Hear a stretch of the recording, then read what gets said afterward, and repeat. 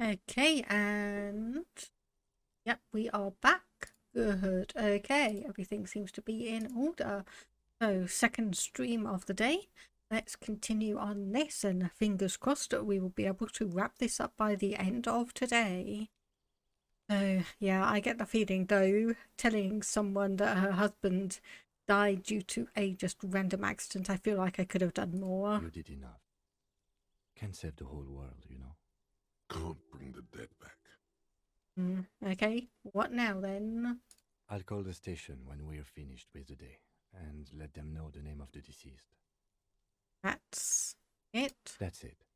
We should get back to our case now that our duty here is done. And what about Billy and her kids? They'll manage.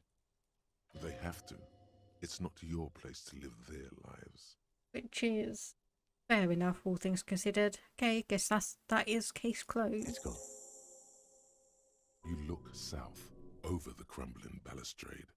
There, 1.2 kilometers away, a piece of broken stone cuts into the sky. A tomb. On it, a mural that used to say, "Tomorrow is just a whisper away."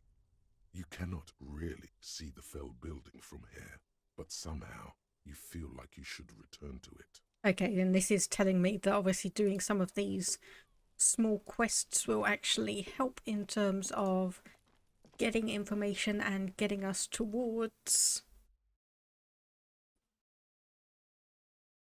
the shivers and being able to apparently pass that check that we need to do. So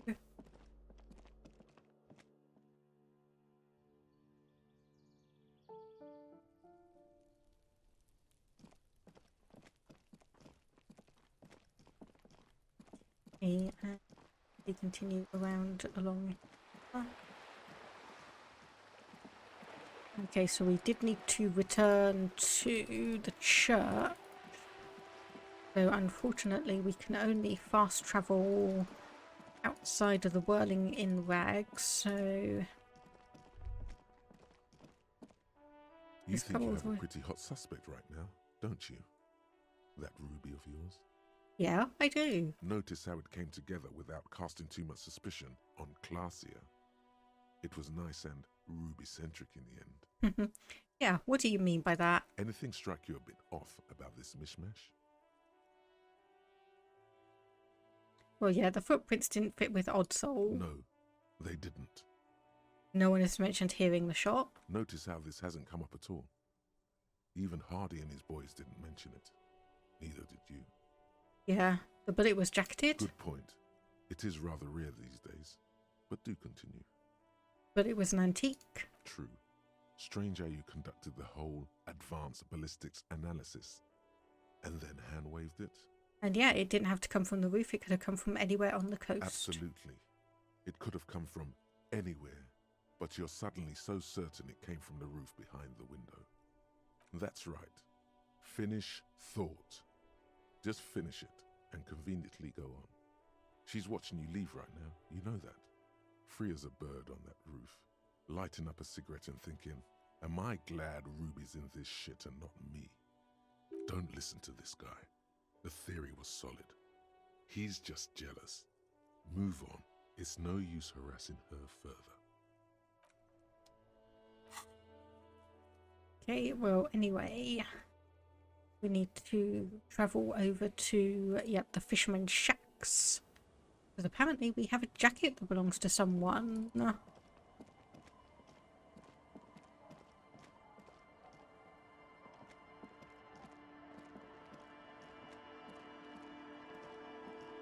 Tequila sunset. Yeah. Have you seen a redhead woman around here lately? Can't really remember seeing any women after losing my keys. Okay, you lost your keys. That is a major thing to miss out. It's a touchy topic. He hasn't got laid in ages. Oh no, wait. He means since he was homeless. He really has no idea who this Ruby is, sire. And yeah, why do you keep losing all your stuff? Good fucking question, Tequila. If I knew the answer, you think I'd be hanging out on a beach in this formerly premium but now extremely dirty two-piece lycra tracksuit? I used to own my reality situation. My business buddies and I had our own creative services agency. I had a nice apartment, an even nicer piece of ass. But somehow it all got away from me. Now I can't hang on to anything. Just last week I stole this nice new jacket, but then I lost it too. The only things I haven't lost are these two drunks. You of all people should empathize with this. Perhaps this lost jacket is something you could help with? Yeah, what is this about a lost jacket?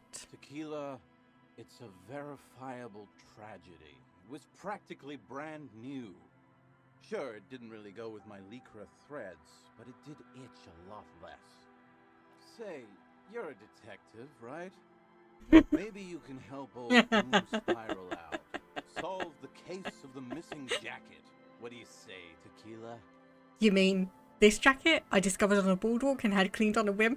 I am so glad the game is actually highlighting the fact that I did this.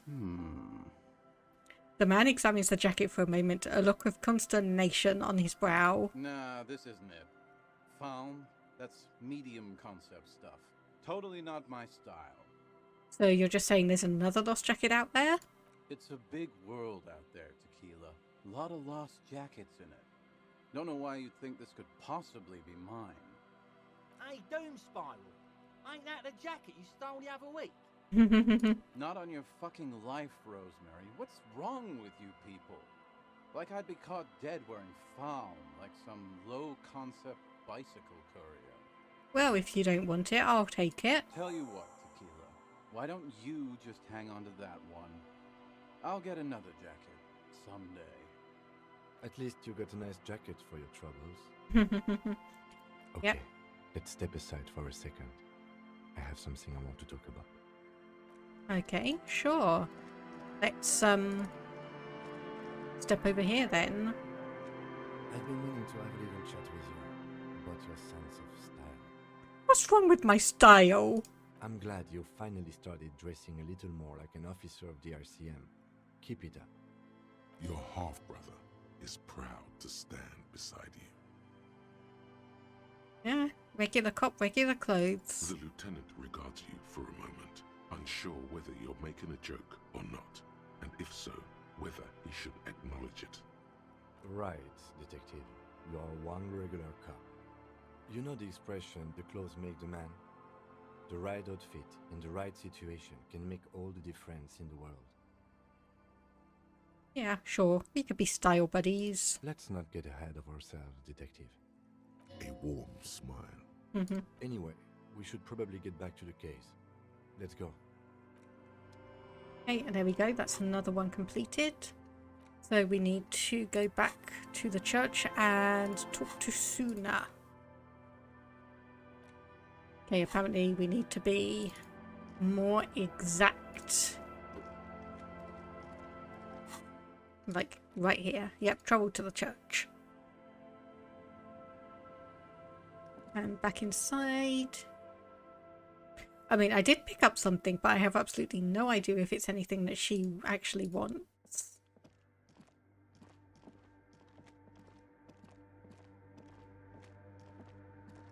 Just go over and talk to her anyway. Yes, what is it? Yeah, about that off-site copy. Yes? I found the ice cream maker, but couldn't get it open. It's completely frozen. This is getting ridiculous. Can't you just defrost it? Or, I don't know. I don't know about the ice cream maker. Just figure something out. There's a solution, but she doesn't want to hand it over to you yet. It's a thing. Something she holds dear. Yeah, why can't you go and get it yourself? The bookstore lady hates me. Says I'm part of the curse. Whatever that means. Are you? Of course not. Anyway, I don't have my keys anymore and she won't let me in. So why does she think you're part of the curse? Because she's from Martinez, and people from Martinez have never ever seen a radio computer. She thinks it emits elemental evil.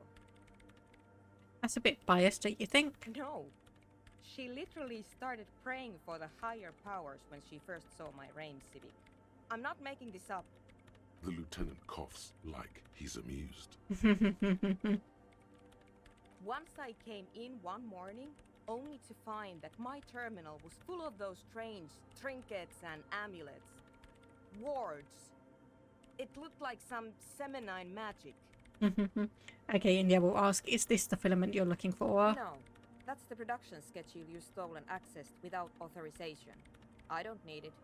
In his defense, it was simply lying in the desk drawer of an abandoned cubicle. Hey there on top, thank you very much for the subscription, 3 months in a row. That means you should have a nice new badge. How are things going with you? I've seen that you've been streaming some new and interesting games. Any you want to particularly talk about?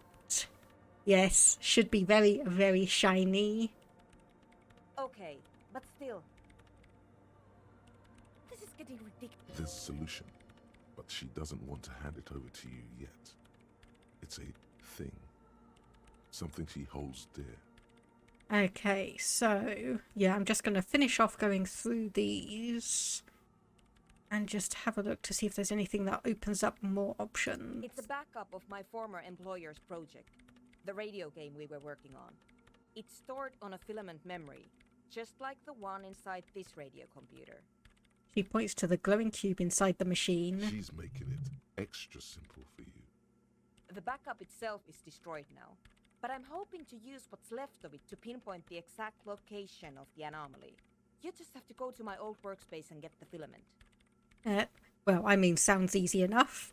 Played some Skyrim VR last night. Found a mod where you can get a ship to sail around. Super buggy and got stuck. Was fun though. I can imagine both the getting stuck and just the general going around and having some fun. Right, okay, so we need to try and get that radio filament.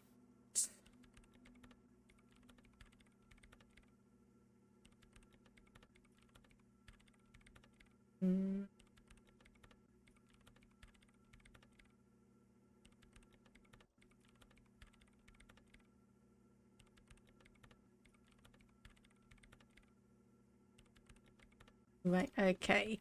So, Thanks. yep. We'll need to head back then. And yes, I can imagine wandering around in VR, especially getting into a boat as well, and just wandering around and having fun. I was like, I'd like to have a VR setup, but it's still in one of those points where it's kind of, I can't really justify it for myself. There's not overly much that I can consider that would be like something that I'd really, really want, but yeah, exploring Skyrim in VR must be really, really fun.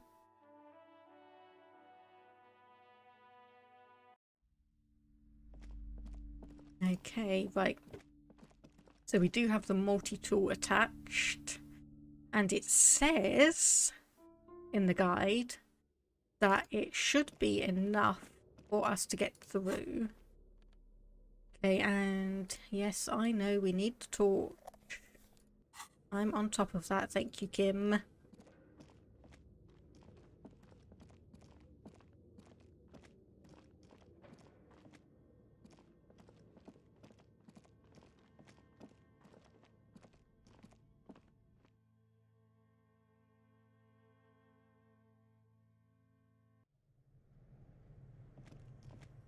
And then we need to go down here for that red ice cream machine. Here we go. This orange machine is dead still. It has a hand-cranked ice cream churner and an electric freezer. The ice around it slowly melting. Okay. Apparently we still need physical instruments. Yeah, I did.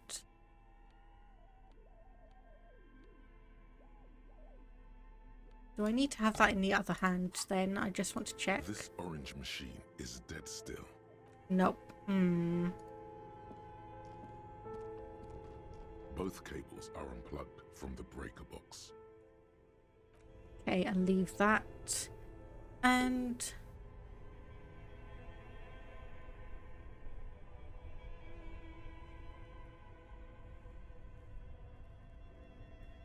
okay, right. This may be a little bit tricky. Because, okay, we're nearly at 100 experience, so we could put another one into physical instrument. We've got one left. Right, okay, so find your heraldic bird. Yeah, so we could actually do that wherever that book was. And here we go, that A one. cockatoo is This book talks about the delicate nature of twos, as well as introducing some of the most popular species among the bird enthusiasts. The funeral cockatoo, the major majestic cockatoo, and the most common bang bang cockatoo. It's colorfully illustrated. Okay, read about the most common one. Despite its banging name, the bang bang cockatoo is actually the shyest of the species. Common in almost all Seminoles forests, as well as zoos and homes all over the world. Its plumage is mainly grey and white. The Seminoles name, Bang Bang, is thought to be of onomatopoeic origins.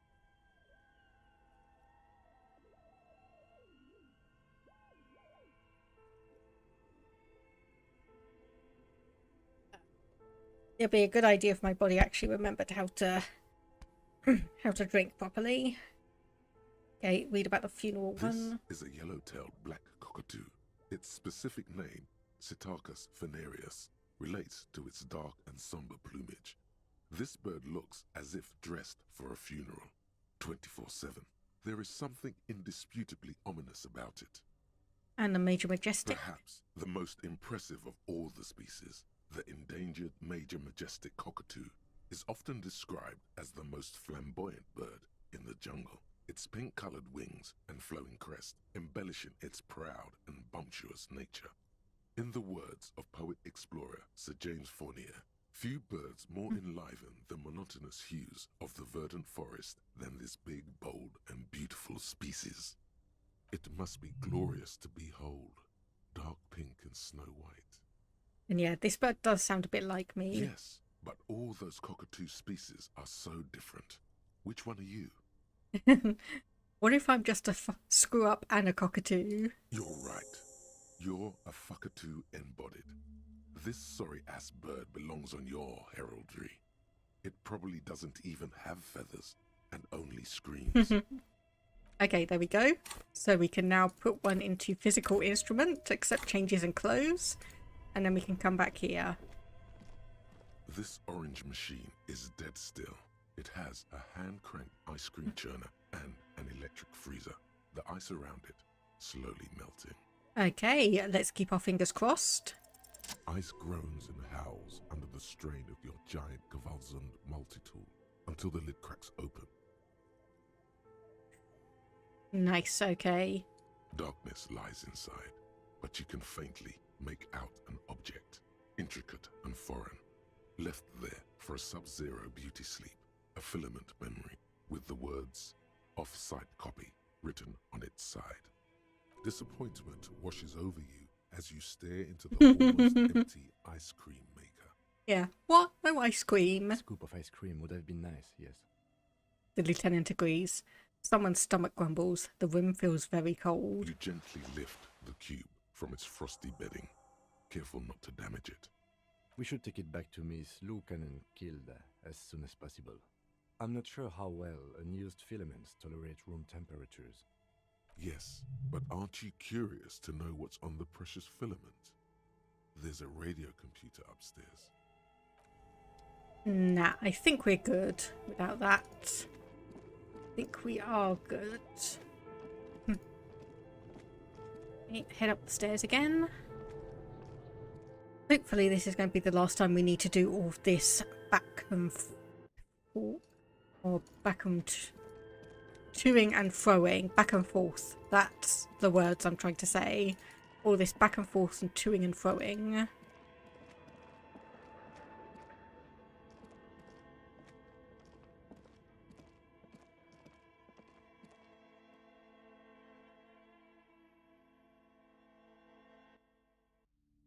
Okay, and obviously put that away. We don't want to be shining that in everyone's face we come across.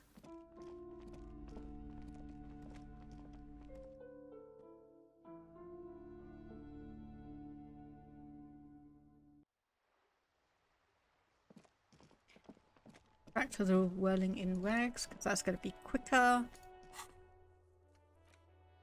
Travel to the church. And hopefully, hopefully, this is going to be the last thing we need to specifically do. Oh, no, no, no, no running. No running in the church. Yes, what is it? Got the off-site copy? Yes. Here you go. Thanks. Looks like it's the one. Yeah, what's going to happen now? Now I'm going to print it out to see what's left of it. Yeah, what are you even hoping to find? I have a theory. Lintel was able to divine the location of the anomaly from this broken copy. I want to repeat their calculation, only this time with better equipment. Watch. What an intricate display of failure. The paper starts filling out with ink, soaking it in a gleaming blackness. Not a single line of data stands out. This is wrong. Machines shouldn't behave like that. Yeah, okay, play it cool. Now what? Sorna doesn't reply, her hands running over the printout. She's looking for something. For her morning star. Eyes scouring the millimeters. Here. I found it. Yeah, where? Hold on. She's behind the keyboard now, typing in some numbers that only she understands. The terminal beeps, and the light inside starts pulsing like a glowing heart. Just give me a second. I'm almost... She clocks up her typing speed. I've never witnessed a programmer work before. done. I've got it. I found the location of the anomaly. There's joy in her voice as she bumps her fist in the air. Yeah, you did it. You found the coordinates. I found the coordinates. She's beaming. You can feel it in your heart. Great job. Oh. Where is it? Where is your 2mm hole in the world? There. In the swallow. She points at the other end of the church where a group of water bowls form a ritualistic arch. Think you can help me again? Sure. I need you to go move those water bowls for me. I need to double check my calculations. You like moving things around. Moving things around is calming. Just walk over to the circle and follow my instructions. Move the third bowl 2 centimeters to the left, and the fourth bowl 5 centimeters to the right. This should do the trick. Thanks. Okay. So we obviously have down here. That is 1.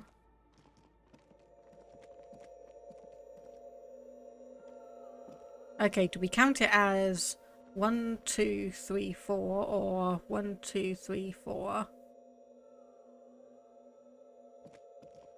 It's awfully silent again, as if someone turned off the entire world outside those walls. Water inside the bowls stands still. Measurements have been marked down around the bowls, each chalk-drawn line representing a centimeter on the floor. Oh boy, this is going to be good.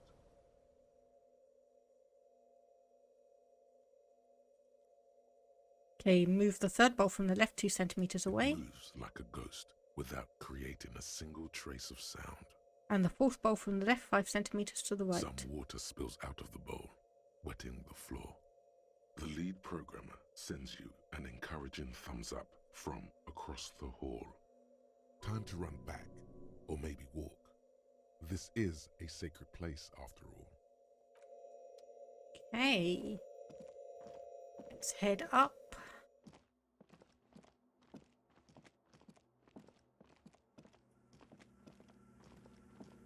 And see what we got. What is it? So move the water bowls. What's next? Great. Everything should be aligned now. Miss Know-It-All is hesitating. Yeah, what's wrong? Yeah. Nothing. Now the only thing left to do is to unmute the headphones.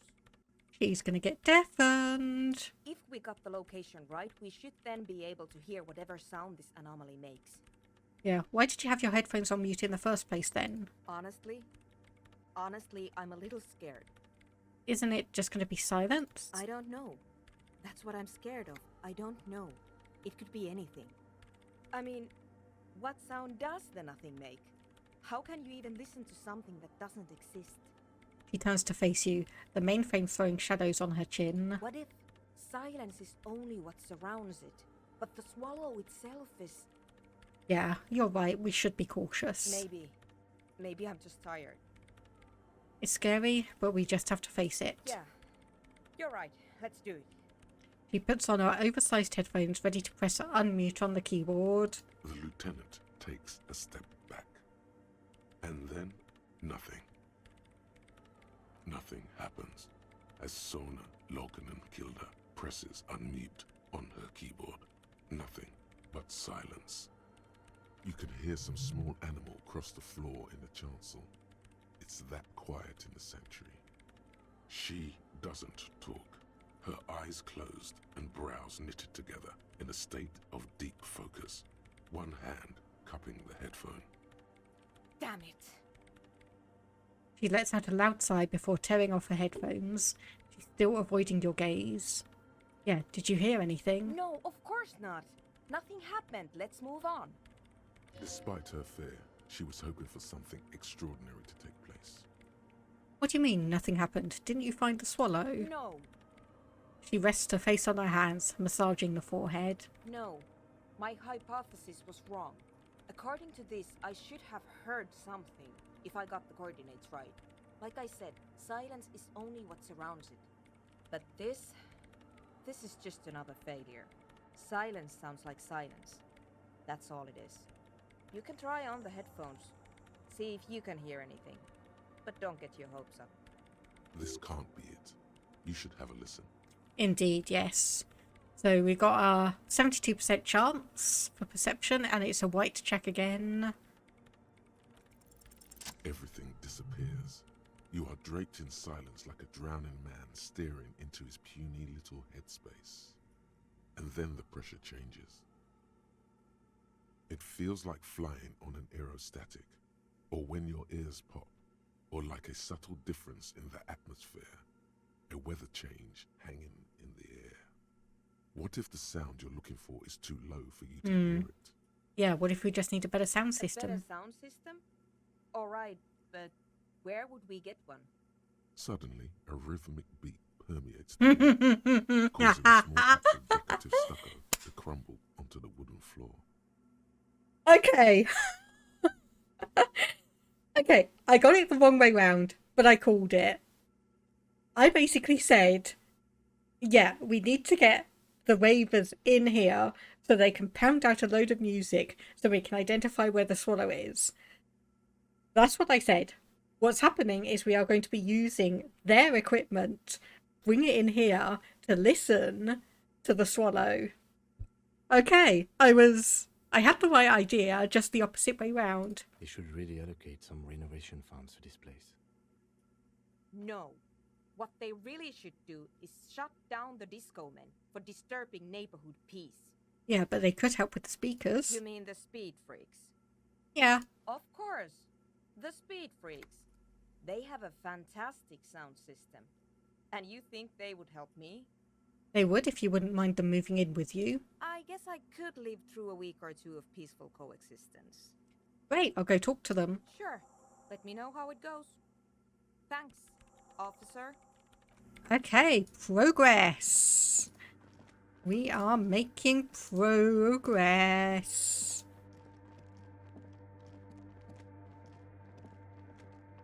So I think this is probably the last thing we need to do before we can go back and check the old billboard. Okay, come on then. Come on. Across the water and into the tent.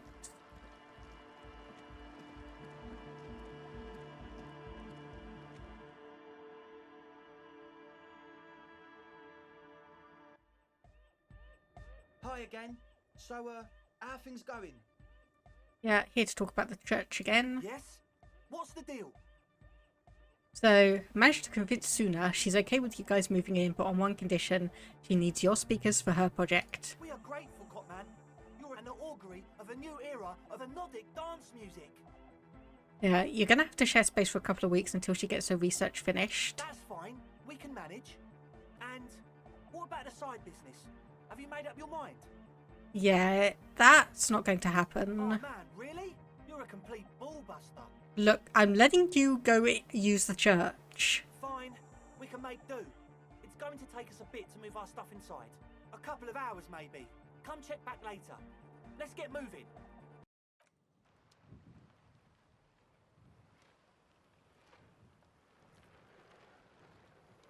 Okay, so everyone... you couldn't clean up your trash, guys? Ugh, seriously. You seriously could not clean up the last little bits of your trash that you left around?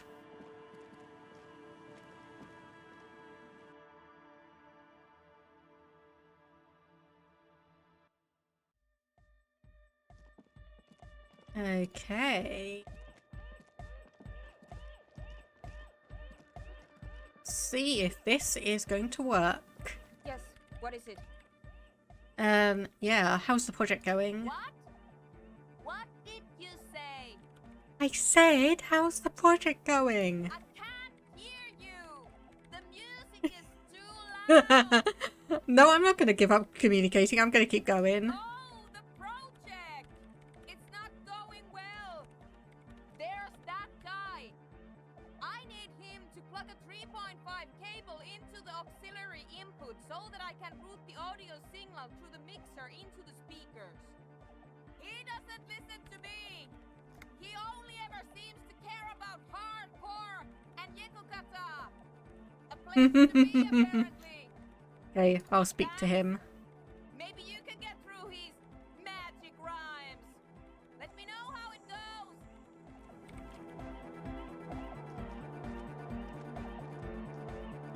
A young man with peroxide blonde hair stands behind a mixer deck, nodding along to the music. He looks at you with a knowing smile and says, Hardcore! Hardcore! Hardcore to the mega! Here comes the night! could there have been a right way out of this garden of forking paths, you think? The young man This is hardcore! It's hardcore! Skibbity, skibberdanger! I am the rearranger! Oh, great. I'm going to have to go through all of these. Hardcore! Hardcore! Yeah! Luckyerski, materialski! Vikla, true, hard, hardcore! Hardcore to the mega! Internally coherent! All car! All right! Yeah! He furrows his brow as his very large head traces the sublime invisible movement of the music in the very real air of the church. Hardcore! Ah! No, but seriously, I'm a little worried it isn't. The question is, what is the question? That would have been good if I had asked you a question. But there was a question? Ugh. Vikla, true, hardcore, hardcore to the internally coherent. All car! All right! He furrows his brow. Hardcore! Is it though? I was just thinking that a moment ago. One mind, one spirit. Vikla, true, hardcore, internally coherent. All car! He furrows his Hard. Is it though? But is it? I mean, really? Question is, what is the question? No, but seriously, I'm a bit worried it isn't. There we go. The skin on your back is crawling. For a second, you can't even hear the music anymore. There is a hawthorn tree on Rue de Saint-Gislain, right next to the canal. Don't be alarmed. Everything is okay. He isn't actually worried. Everything is still super hardcore. What he probably means is, it could be even more so. Yeah, so, okay, we're just going to straight up ask Use him. a mega! Yeah! I can route it through auxiliary! What kind of a cable does she use? 3.5 or 4.5? Yeah, 3.5. Oh, she uses 3.5. Yeah. The auxiliary lining is 4.5 millimeter. These two don't mix. Oh no, we're going to be in this church forever. Don't worry, I have an adapter for it right here. Hang on, this is a 4.5. We're all good, people! With a grin, he sticks the plug into the auxiliary line in. You hear a satisfying click. Whoa, thank God. Adapters noticeably degrade the sound quality. Great! Someone got through to him. Okay, let's get it all set up. Can we turn the music off, please? Everybody! Everybody! Don't panic! I'm going to turn off the on for just a sec for a special scheduled event. The honor will be back, but we're doing something else for one moment. All right, go tell her that Egghead is ready to rave to her tunes, and then I'll turn off the music. All right, here comes the night. Okay, he's growing on me, I admit. He's kind of growing on me. What is it? Okay, talk to the egghead. He plugged in the cable and you can now unmute your speakers. Okay, but think you can ask him to turn the volume down a bit? Just in case. Maximum! Maximum is the only way! I know it is, but could you please turn it down just this instance? Just this one time? Maximum is not the only way, okay? Pump it to the brick! Pump it to the hard master! There's no other way! Glue style! Glue style? Okay. There literally is no other way. The mixing desk is glued to maximum. Oh dear. He pumps it to the hard master. It's hopeless. I think what he's trying to say is that the volume button is stuck on Of maximum. course it is. Yeah! Permanent enlightenment! Ray of sound! Oh dear. Never mind then.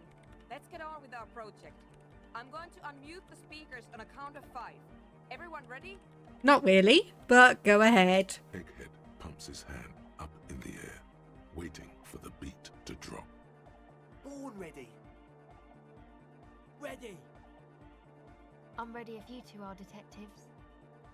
The lieutenant nods stoically. Mm. Not so stoically. His hand moves to the gun holster. What? Maybe you shouldn't do this on maximum volume. No, we should definitely do this. I am going to do this. Ready? Okay, ready, go. 5, 4, 3, 2, I'm waiting to get a major headache with this. 1. Mute disengaged. She lifts her hand from the keyboard. Complete silence fills the room. No wind outside. No waves. No floorboards creaking. Total, continuous silence. This is unnatural. The woman looks around. In the silence, you see dust move on the floorboards. The driver of the speaker vibrates in the air and then stops. Plasterwork begins to crumble down the walls. In the silence, a low hum starts creeping up your spine. It's a song inside you, not in the speakers, not in the room. A great bass sigh in the basement of your mind.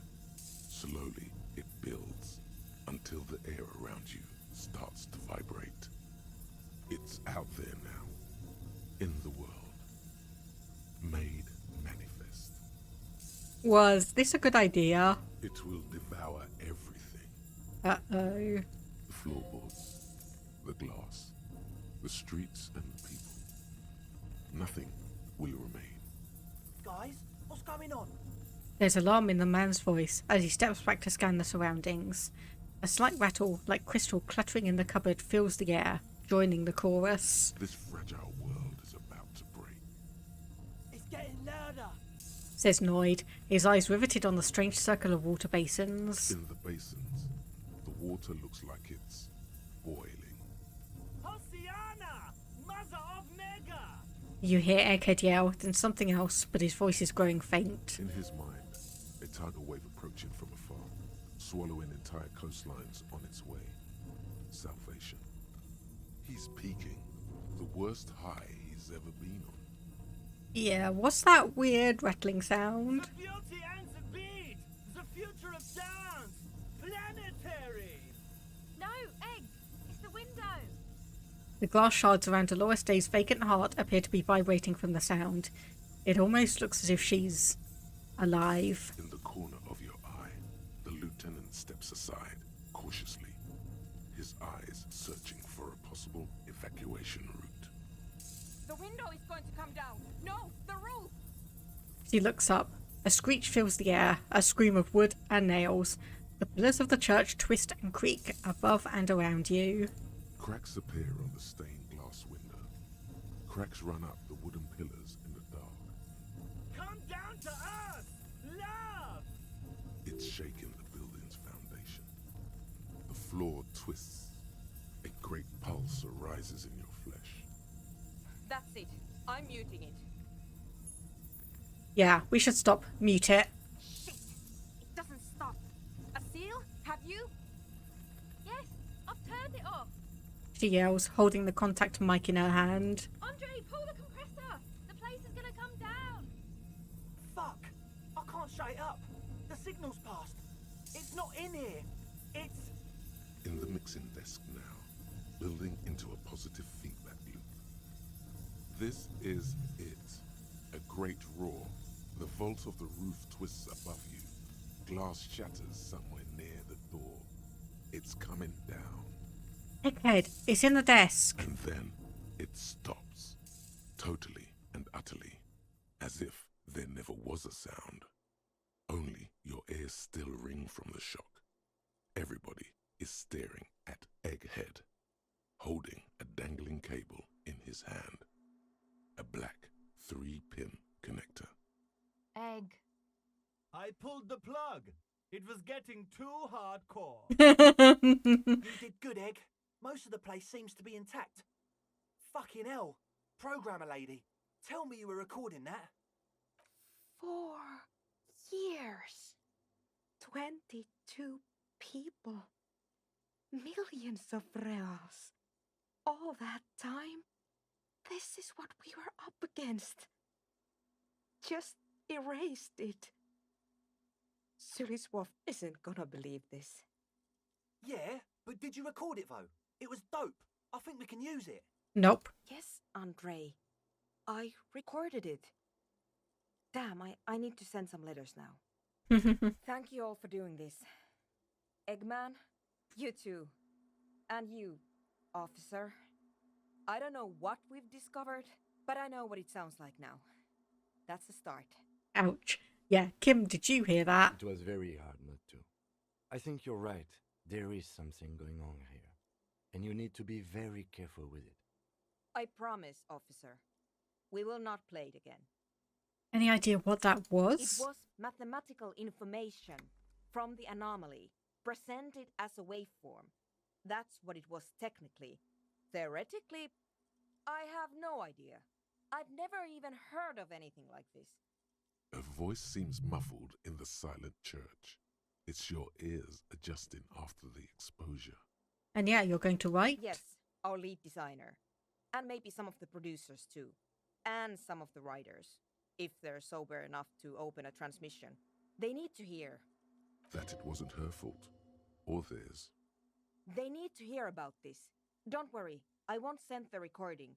Although I doubt they have the speakers to produce the frequency anyway. Hey, and what's going to happen now? Stay here. I'm going to stay here with these lunatics. Send letters, maybe meet Suliswolf. Also devise further measurements. I want you to know that's totally chill with us. I don't care, but thank you anyway. That's the best she can manage for Andre. It's quite a lot in truth. For her, at least. Now, I have a theory to come up with. Some kind of preliminary explanation to all this.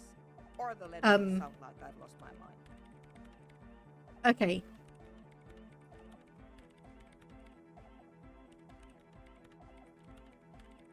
Ah, there we go. Oh my goodness, I thought... Oh, God. Oh, she started saying that and my headphones just stopped for some reason. My headphones just stopped for some reason, so I wasn't quite sure if that was my headphone battery dying or if that was like a genuine in-game thing. Yes, and we have to get back to stabilizing Martinez. Instead of demolishing it with loud bass noise of unknown origins. Some tiny hard thing lets go in your stomach. You're still alive. Okay, yep, we'll ignore that one for the moment. Logic. We could have a small chance, but I'd rather get on with trying to figure out the options for getting the suspects.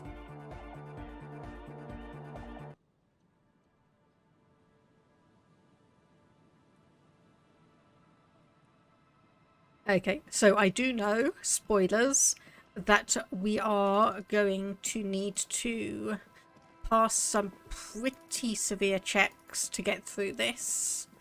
So the advice I've been given is make a hard save.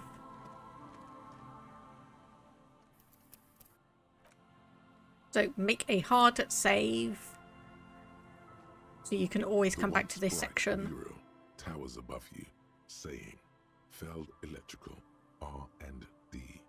Tomorrow is just a whisper away. Okay, right. Let me just have a look. So, okay, we've not found our gun. Found the jacket, yes. Morel and Leonard's side quests, no. Date with Lillian, no. Fully reconstruct the murder, yes. Attempt to open the door to the weapons cache. Doesn't look like that's popped up on us. Help the Raver start a nightclub, which we've just done, and investigate the body. Okay, so 42% chance on the shivers. Right, so clothing.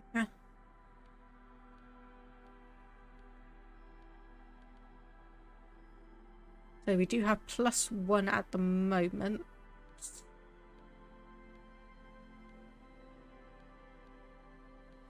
There we go, +2 on shivers.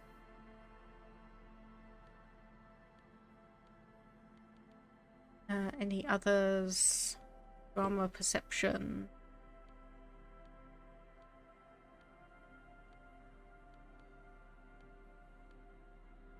Yeah. So +3 to shivers.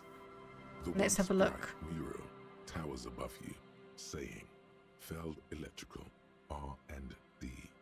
Tomorrow is just a whisper away. Okay, so adding those clothes on, we now have a 72% chance. Suddenly, there's a sigh, carried on the molecules around you, moving, flowing from high pressure to low pressure, like that of a woman emptying her lungs. She wraps the collapsing stone box in front of you in her breath, flowing through it. Where does it go? In through the collapsed roof, flowing down a concrete staircase to the basement, sweeping away footprints in the dust on the stairs, and then the beach below the boardwalk, its winding tunnels, a whisper away. She's down there. Say, I think she's down there, below this building. Okay, why? Oh, we've looked everywhere else. Right. How do we get in there? The doors were on the collapsed side of this building. They're gone, basically. Finally, my time to shine. There's a ladder next to the sign. Perhaps we can climb it. Enter through the roof. Perhaps you can climb them. We are not climbing anything. I'm 43 years old, and I plan to live to see 70. There has to be a way to use brute force. Climbing sounds unsafe. Brute force is safe. Look around and find something to break if the ladder fails. Okay. Right, okay, before I do that, I'm just going to make another hard save. I know it's a little bit paranoid, but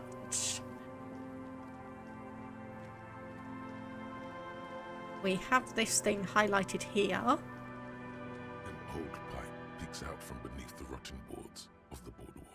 Could this be an alternative path into the Fell building?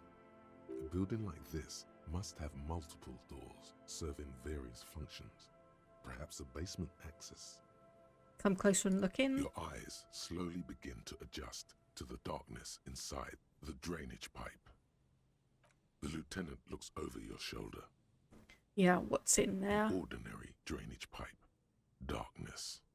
Yeah, what else? As your eyes adjust, you see some trash. Crumpled up newspapers, cigarette butts. Someone has half-heartedly spray-painted skulls on the right side. And nothing. Broken glass from bottles thrown against the walls of the pipe. A syringe. Could we get into the failed building through this pipe? Given that this isn't a martial arts thriller, it's highly unlikely, and not without risk to our health either. However, the pipe suggests there may be an entrance to the basement around. The lieutenant pushes aside the weeds and looks around. It means the pipe must be coming from somewhere in the building. And it's right here, a maintenance door. He points to a rusted metal double door to the right of the pipe, obscured by the weeds. It's jammed shut. The subtle approach isn't going to work on this one. Okay, physical instrument. Okay, time to change clothes again. That is probably what we were just wearing. Though I can't actually quite see that physical instrument. Come on, it must be something. Yeah, white tank top.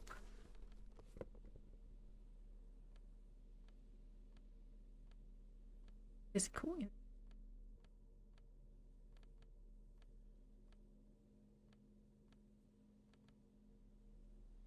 And one of these things doing a -2. There we go. Yeah, we'll put a pain threshold scarf in just in case. Okay, let's try this Behind one again. The pipe, the maintenance door, rusted shut and half sunken in sand. Okay, 72% chance. The metal doors are heavy and the flaking rust hurts your palms. But together with the lieutenant, you manage to slide them open just enough to squeeze in. Good work. Shall we?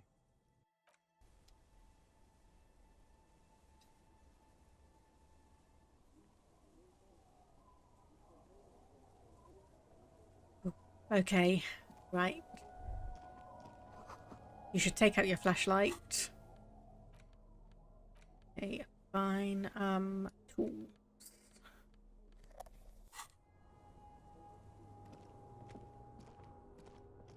Okay, so there's a few things around here. Overturned table in orange mildew. Ew. Collapse nearly sealed the basement. One can barely squeeze by. Antiquated office furniture. Okay, I didn't realise that was going to send me into a new area. Gonna say, can I get back?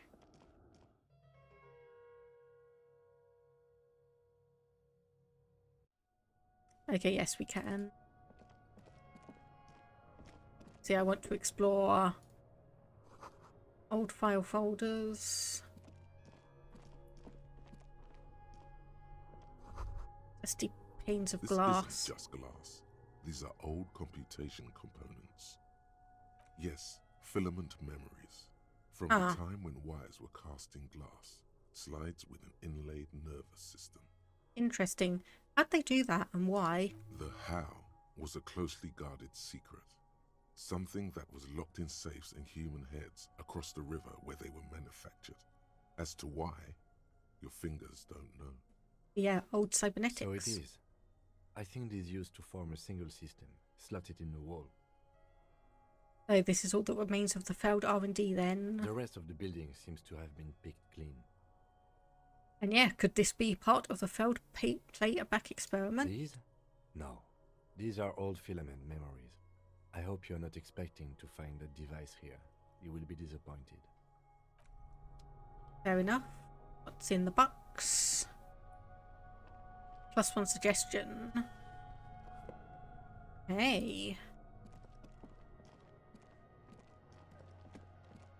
And over here. Crevice in the wall.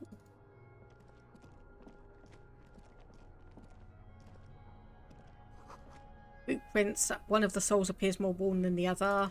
Yep. Yeah, look like we are going in the right place. Tunnel collapsed. Have to find another way around. Something in the air. An unnatural buzzing.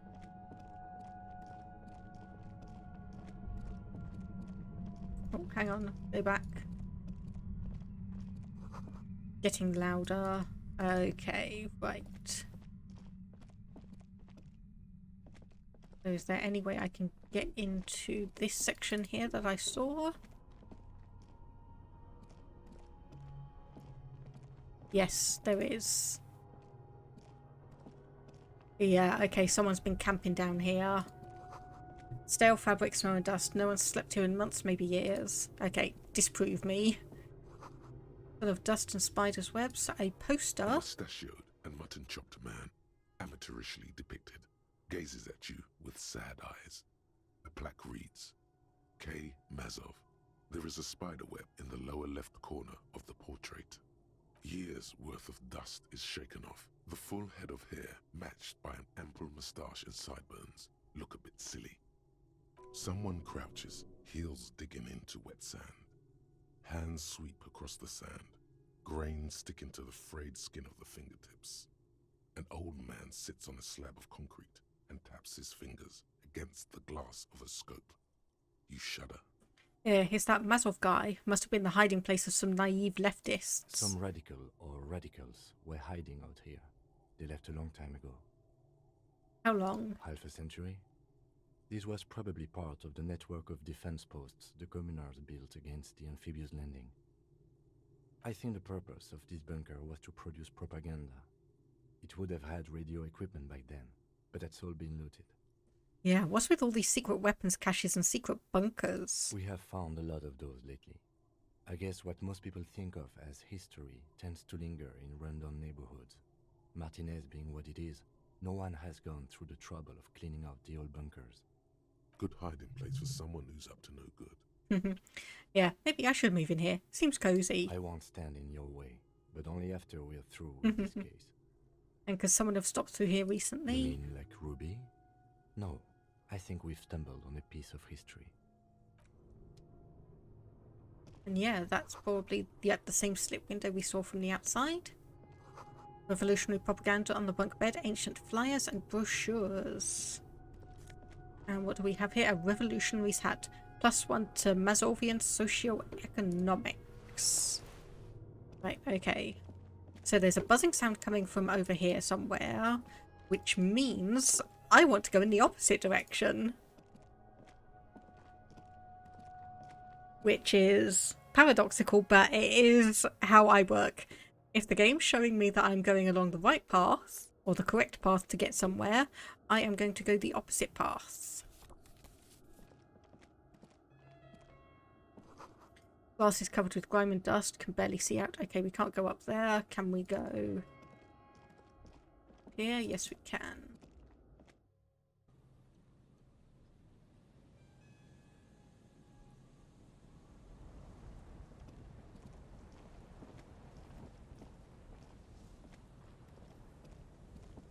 Okay, this looks like just about it then. Central beam support destroyed by artillery fire. Gusts of wind with the height field dizzying. Okay, yep, that's all we can get up here then. That's all we can get up here. Okay, just wanted to make sure. It can't actually get up onto the other roof either. Hello there, I'm not a bot. How are you doing?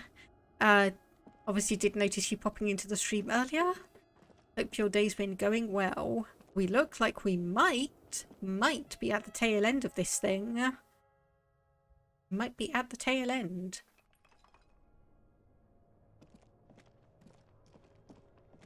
Oh, nope, not in that direction. We want to go this way. Okay, and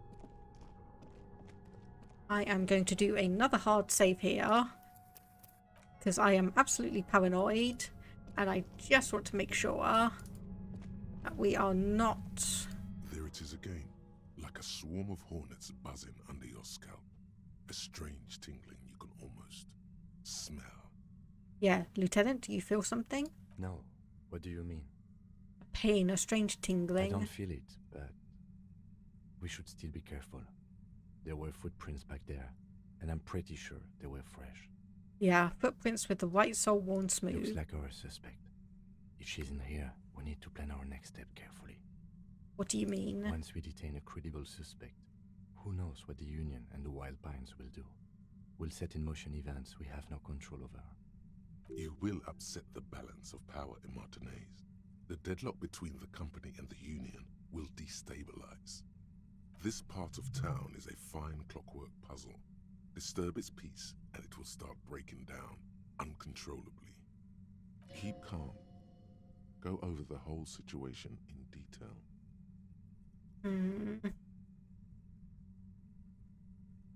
Okay. Well, we met the Union You're leader. right. However corrupt he may be, nothing happens in Martinez without him knowing. We might have to dirty our hands, but... In this case, we can't afford to be squeaky clean. And we know what Joyce knows about the murder. Yes. There won't be time for that once things go down. Matter of fact, I don't think there's time for it now, but... If you must. And we checked the boy with Classier's document. Okay, why not? Whatever goes down might also affect her. The Union is watching her closely now. Not closely enough, you suspect, but still, good idea to visit her once more. And do you think whatever happens will affect our cryptozoologists? You mean Morel? I don't see how cryptozoology and the murder investigation are connected, but the situation in the city will get tense for everyone.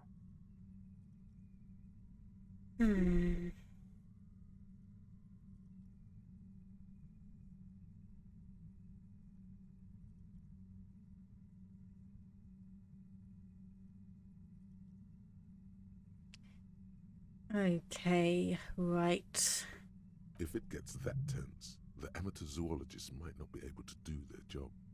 And how bad do you think things could get? Well, we are not responsible for what we can't predict, are we? I don't think the entire city will be razed to the ground. If you can't predict it, there's nothing you could have done. Okay, so yeah, what do you think is waiting for us? I think I see a cavern. Maybe more cellars? I think we've been careful enough. We still have the element of surprise. Okay. Wouldn't be so sure. You haven't exactly been sneaking. Oops. Or maybe not. Either way, once we go deeper, there will be no turning back. Right, okay, maybe I should, like, take the torch off. And... okay, replace it with that one. Okay, despite it saying, like, hey, maybe you should go and re-talk to all these people, I am going to...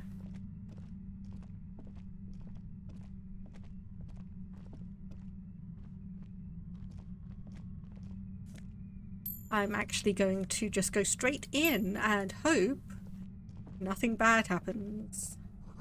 Concrete pipe buried in sand and dust, and we have composure and shivers.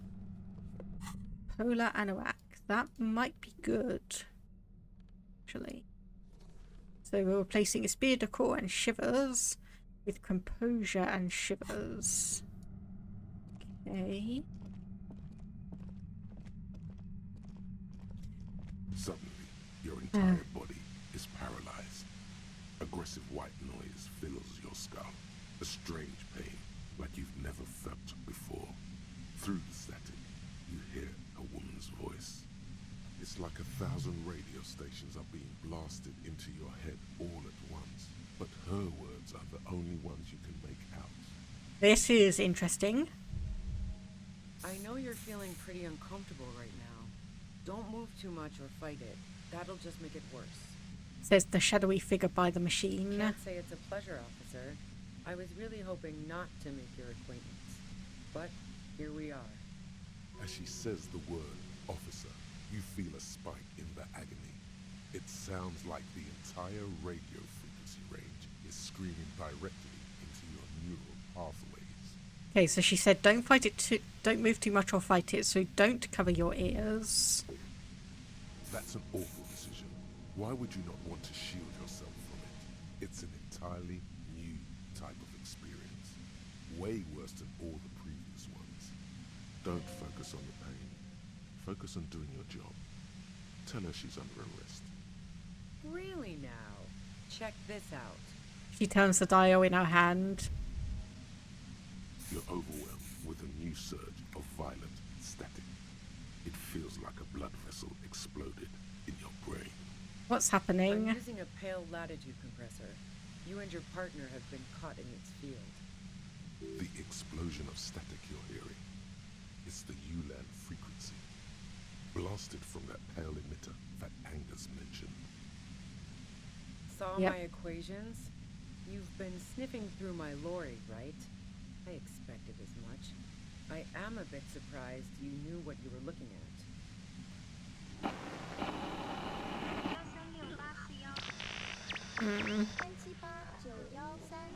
A pale latitude compressor is used to sort of make the pale more manageable. With a lot of these, you can force a radio signal grid on the pale, literally crunch the distance across it. Signals are relayed across a series of repeater stations fixed to buoys.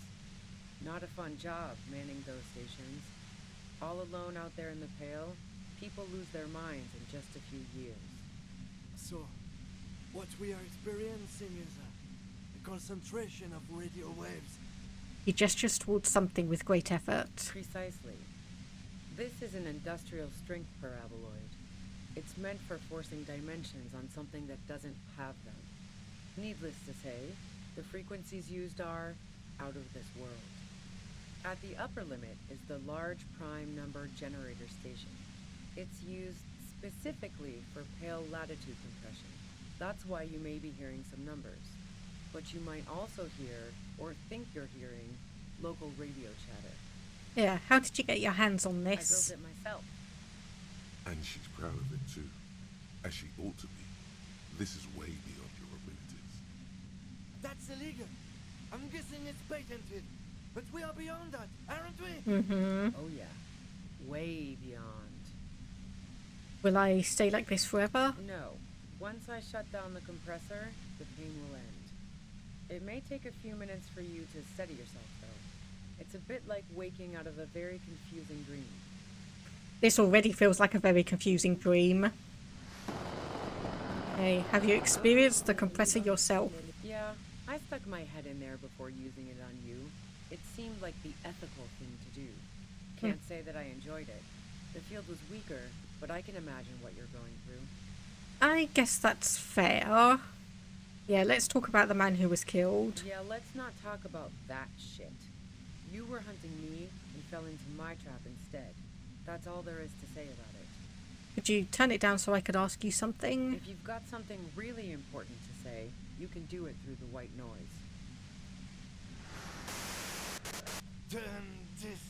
Yeah, I'm skipping through anything that is the compressor because that is just grating on my ears. And if it's grating on mine, I imagine it's grating on a few other people's. God damn it. He regards you and Kim with sudden sympathy. Fine. If you really want to talk, I can dial it down. I've also got a gun, by the way. He steps reluctantly out of the shadows. The pain lessens. The gun she's carrying is a two-barreled front loader, not like the murder weapon. Well, it doesn't feel much better, but you can form sentences now. Thinking doesn't seem to hurt as much. There's only 3 meters between you and the machine.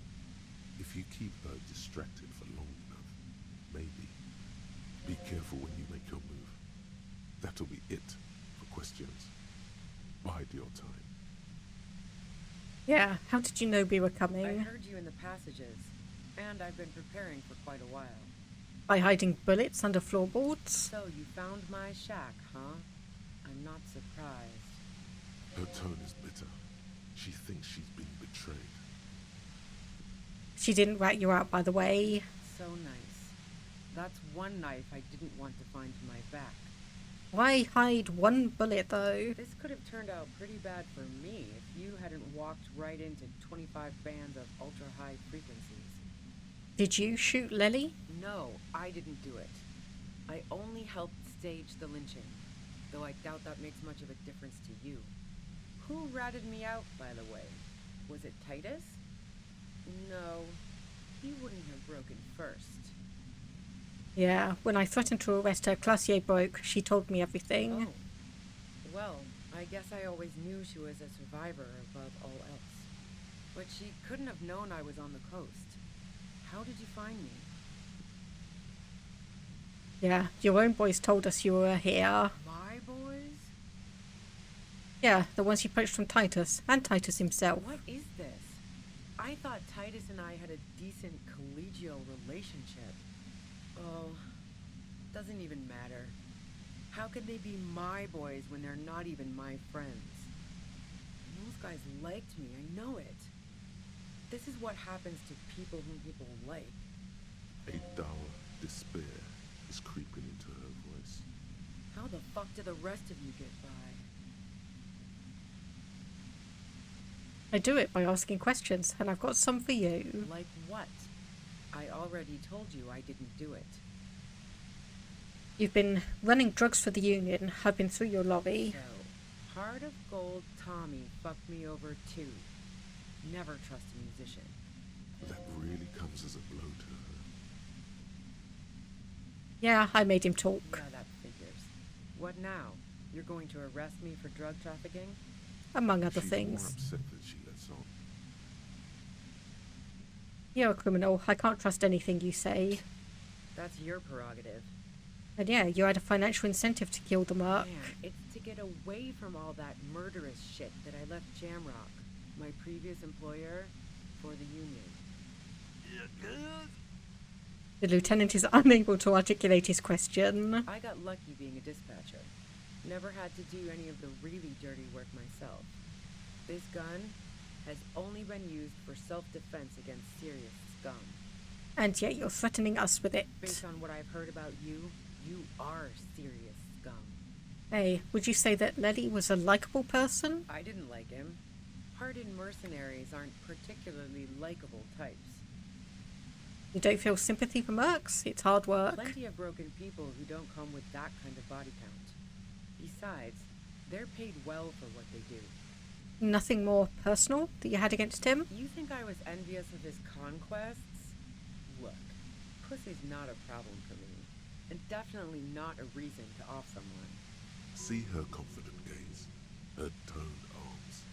Yeah, she wouldn't have had much trouble in the intimacy department. Did you feel protective of the Union? Yeah, sure. And I didn't like Wild Pines sending in those foreign hirelings. Me and a fuck ton of other people around here. She didn't hate him, okay? I'm listening. Did you have an alibi for when Lily was shot? Man, I was with the boys the whole night.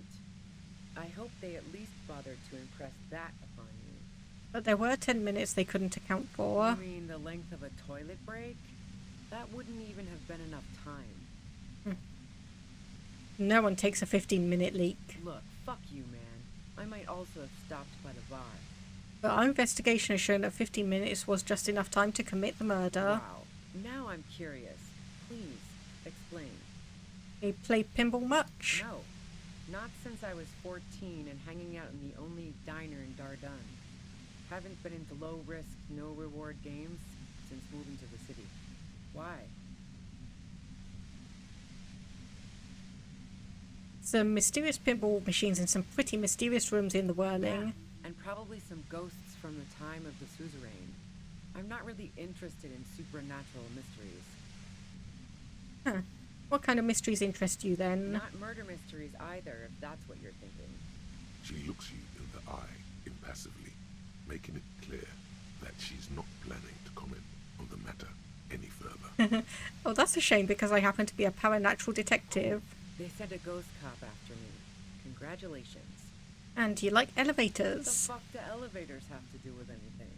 Well, do you or do you not? Not particularly. Not even quaint old rickety I'm not ones. really into old shit for old shit's sake.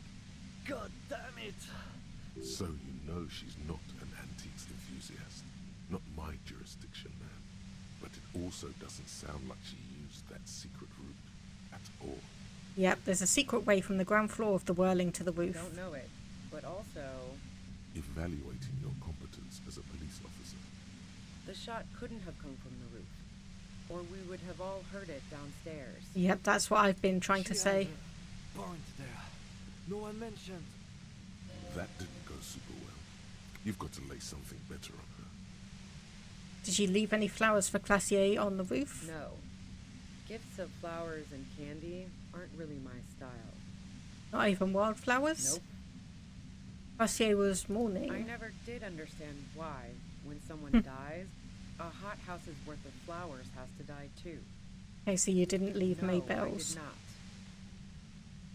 So, yeah, you do have a gun. So, do you... No, where did you get The it? gun store. What gun Triggered store? Happy Jack's. Really? What did you think? That I'm going to squeal on my gun supplier? Sorry, I'm not that kind of gal. I see it's a front loader. Do you have another one somewhere? Sure don't. A breech loader? No. This is such a wipeout. I can't quite tell what kind of gun is it. A knocked away 80 front loader. 2-barreled. Not really what you were looking for, I'm guessing. That isn't it. I don't think you like... I know you don't like old things. Do you happen to sell antique rifles on the side? Never really got into weapons trafficking. Especially not old weapons. They break too often, and you don't want unhappy customers among gun collectors. Okay. Yeah, evidence. So, yeah, you like Classier a lot, I considered her a good friend, yeah. but you wanted to be more than just friends. So that's where you were going with this. Yeah, she said you wanted to run away with her. That's a very sentimental way of putting it. We both had pasts we didn't want to catch up with us, and we enjoyed listening to music together. Why not go on a road trip? So more Thelma and Louise The then. lieutenant watches her expectantly, occasionally shaking from the pain. Okay, fine. I was into her. Clausy was into me too for a time, I know it. We even fooled around once. And yeah, after that I thought maybe we could make a go of it. But you don't overtly seem like Classier's type. She does know how to pick 'em.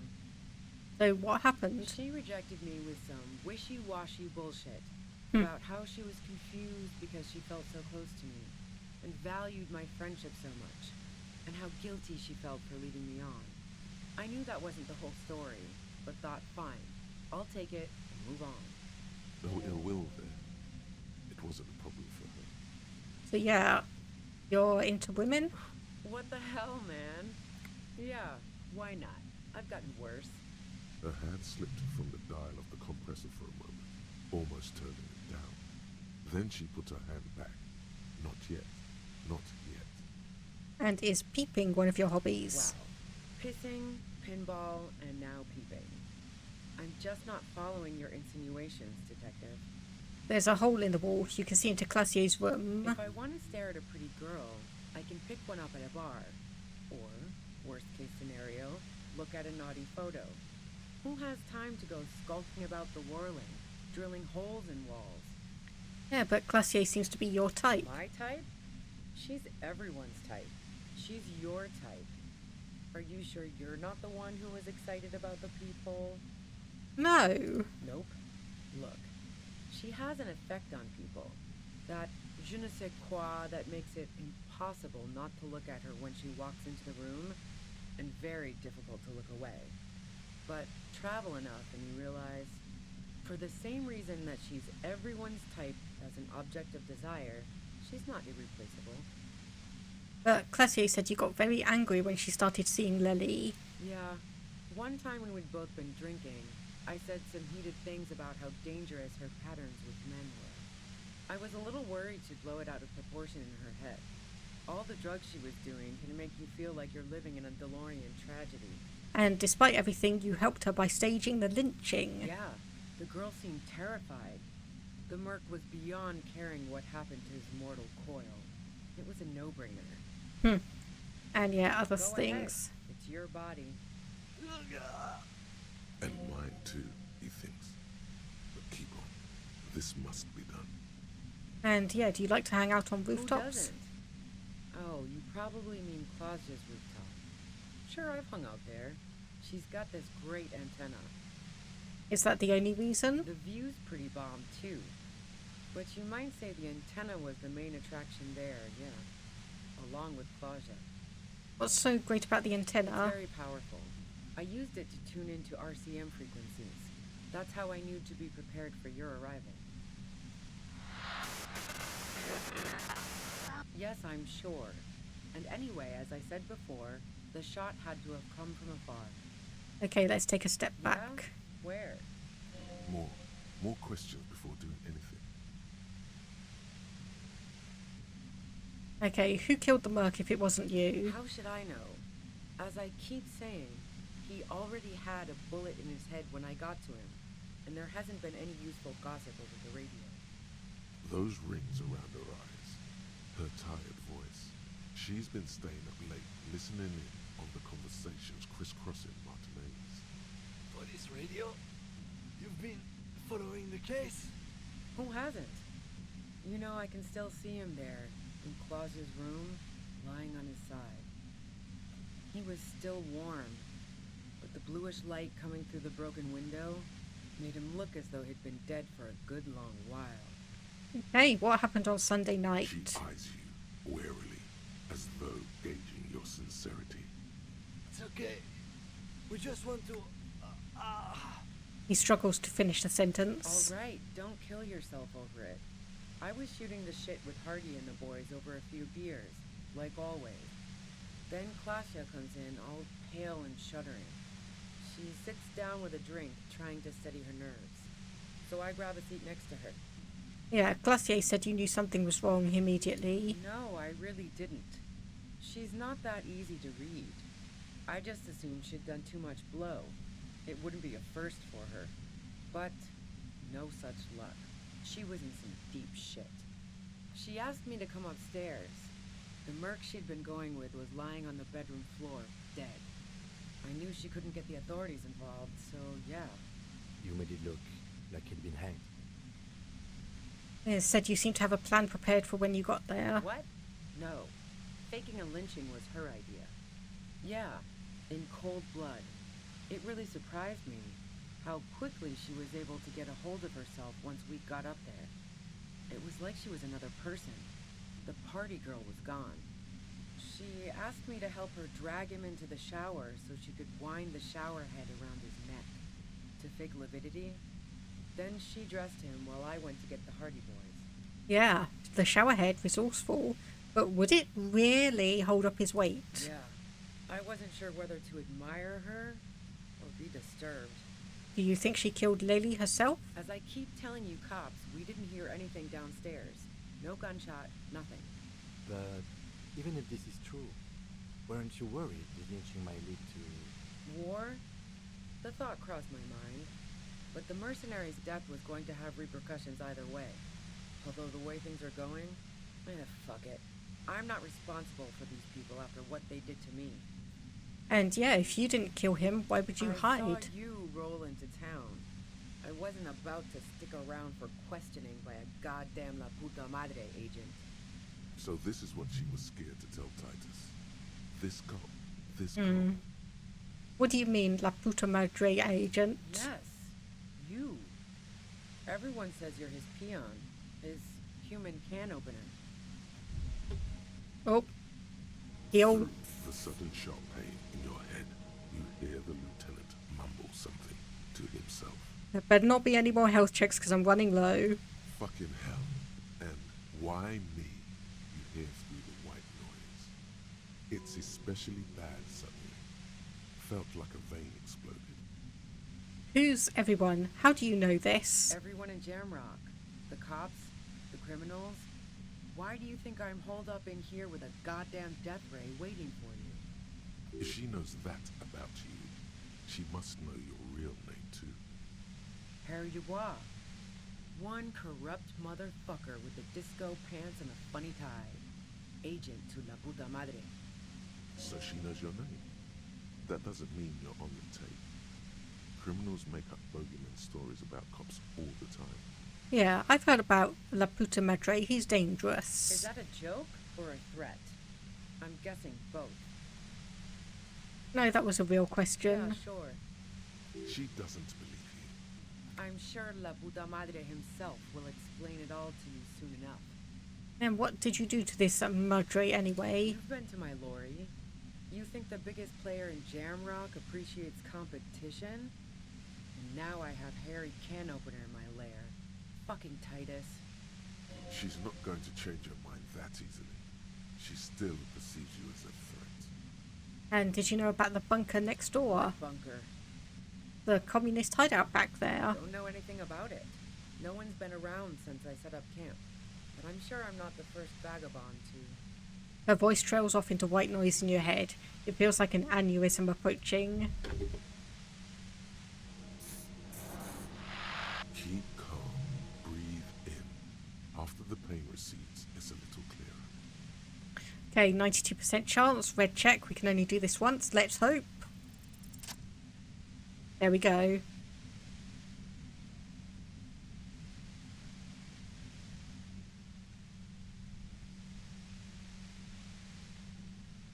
Now see, if that was me there, I would have, while I was trying to do all that stuff. You did it. The compressor lies broken on its side. It's quiet in your head again. It still hurts like hell, but... You're under arrest. She looks at the machine, assessing the damage. Her hand trembles. Oh, fuck it. Oh, shit. You should know the words to say. You've been here yourself. So why is it not coming to you? Because you've misread the situation from the beginning. And now her finger squeezes the trigger. No, wait. Finally, it comes to you. A way to connect with her. That's not going to work. She flashes you an incredulous grin. Then she exhales sharply, shakes her head, and pulls the trigger. You watch as her brains trickle out through her neon hair.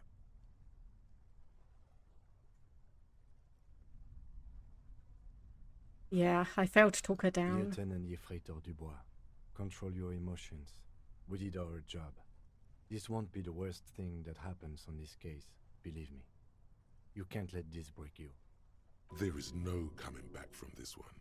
It will stay with you in nightmares. Okay, what do we do now? We clean up. It may take days for processing to pick up her body. We need to move it somewhere. That tent there.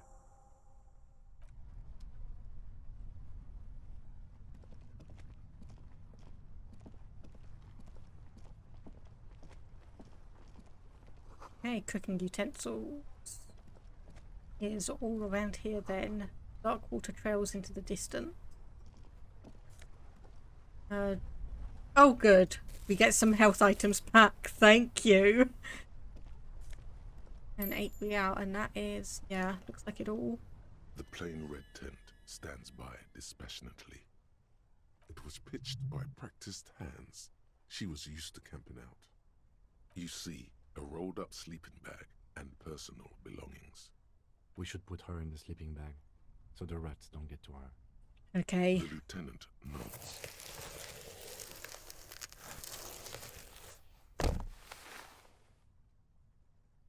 There she lies, cocooned in the sleeping bag, surrounded by empty cigarette packs, books, and half-read magazines. Okay, right. That was not what I was expecting.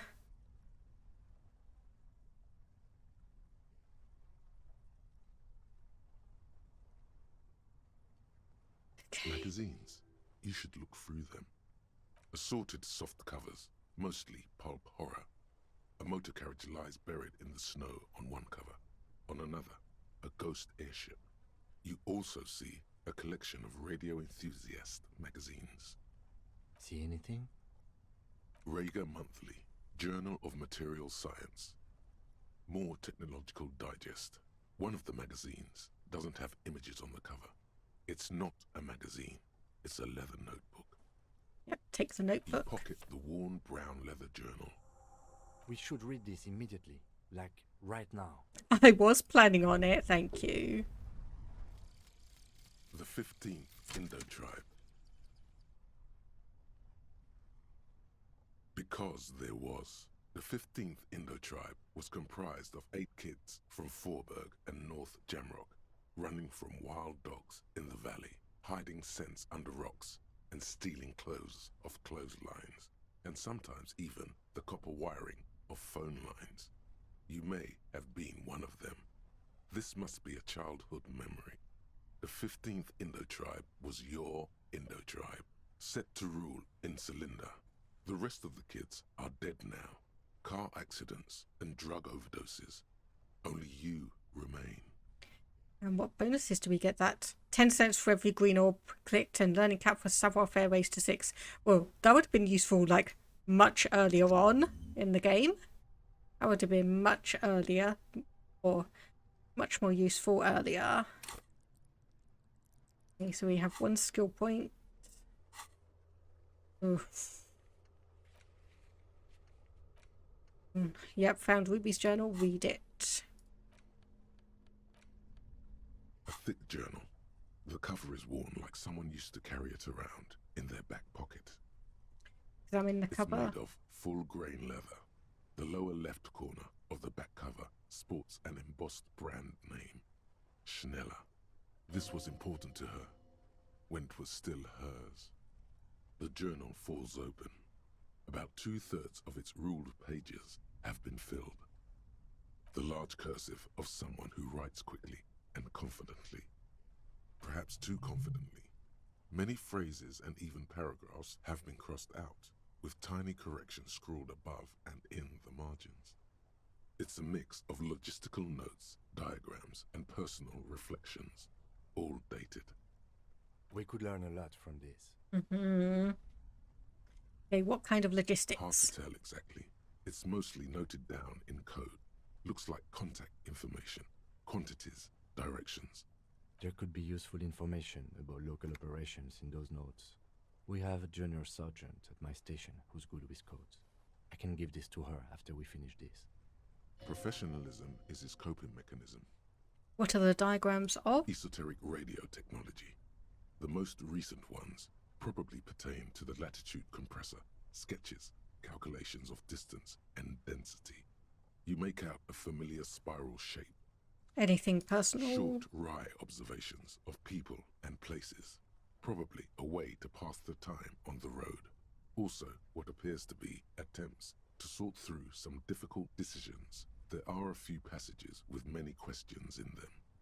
And how far back do the entries go? The first entry is from August 2nd of last year. It reads simply, I know my position is precarious. All I can do is make myself as useful as I can while looking for a way out. Remember, no one is indispensable. Okay, interesting. Anything, or what did she write the day Lily died? Nothing on March 4th. March 5th, though, well, that's bound to come back and bite me in the ass. I'm bad at this. Loyal to a fault. But that's another matter entirely. You have no idea what she means. These are personal notes. Don't expect to understand all of it. Anything about La Puta Madre? That name isn't mentioned as far as you can tell. Small wonder. Would you talk about La Puta Madre in your journal? You do see an M, though. La Puta Madre. M is mentioned on March 9th and March 15th. Great. M's peon is coming to town, no doubt to investigate the lynching. But also, I feel it in my gut to finally put a bullet in my head while I'm napping in my lorry or on a smoke break. Well, I won't stick around just to twist my own neck by constantly looking over my shoulder. Yes. Interesting. Then again, isn't that what I've been doing ever since I got the call? The call? Did M call her personally? Why? Things played out just as she had feared, except you didn't shoot her. Yep. What a coincidence. Can you be sure? What if you are secretly being manipulated by La Puta Madre as you pursue this investigation? What if he wiped your memory on purpose? Ow. On purpose? That's pretty far-fetched. And yeah, read the entry from March 12th. Been holed up here for 3 days now. I'm used to being alone and all, but I don't know when I'll be able to leave. or if I'll be ratted out. They will rat me out, of course. I've made it a point to believe in the best in people, the boys, for example. But experience tells me, did M feel truly betrayed by me? I was feeling threatened. He'd have to know if he threatened people, they'd take measures to protect themselves. Even I know that. Economic measures, first of all. Gotta make a living, right? I can still hear his voice in the receiver. Taste the plastic. The entry ends abruptly. Look at the The cover thick again. journal, bound in brown leather, is full of candor and diagrams. And flick through the pages just to see if there's anything we've missed. Nope. And the most recent entry. The most recent entry is from today. It reads, even when I leave here, if I leave here alive, what's my next move? Staging a lynching is a crime, even if I'm not accused of murder on top of that. Forever on the run. Not really my idea of the open road. Man, I was really looking forward to winning. I don't think she killed the mercenary. It looks like she might have been framed. This whole thing was a detour, and a fatal one, he thinks. Don't get emotional. So she died for nothing. She was in plenty of trouble, even without the murder charge. Still, it's a nasty business. Am I really a La Puta Madre agent? No, I don't think you are. Ask someone in your precinct if you want to be sure. So who do you think killed the merc? Classio was the one who pointed the finger at Ruby. Perhaps she was trying to steer us away from herself, or... But no one heard the shot. maybe she had an accomplice. Either way, we need to keep an eye on her. One thing is for certain.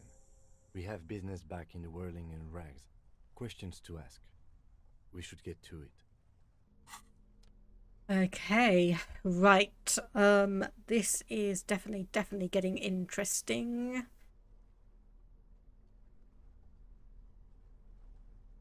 Right. Okay, so... Right.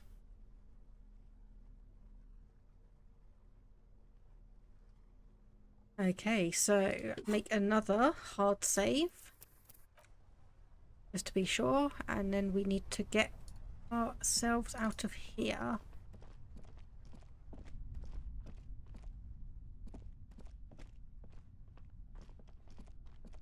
Okay, so that is the way that was blocked. So we need to go up this way and around.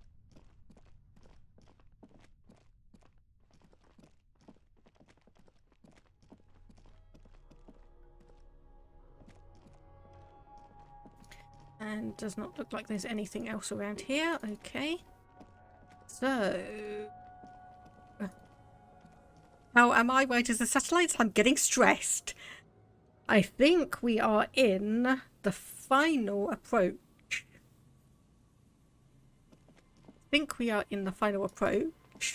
And also I have been given a warning by the spoiler-free walkthrough I've been checking on that has basically told me, it's like, yeah, you're going to be in for a tough time. So, equip any items you think may help in a fight. This includes any gun you may have and any T500 armor the character may have acquired. Unless you are doing a sober run, consider taking any drugs or alcohol to get a boost to your motorics and physique. So, obviously...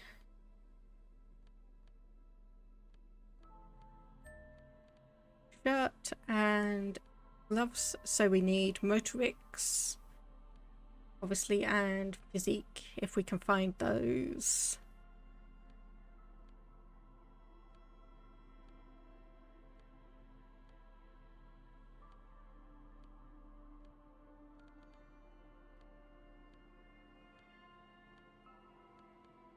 Okay, I'm gonna change it out for perception. Who gave the warning? It is a spoiler-free walkthrough I'm keeping an eye on. So it's not saying, like, specifically what's going to be going on. It just gives me, just a bit of advice, basically going is like, yeah, you may want to consider this thing. Okay, items. So, +1 physique. Select.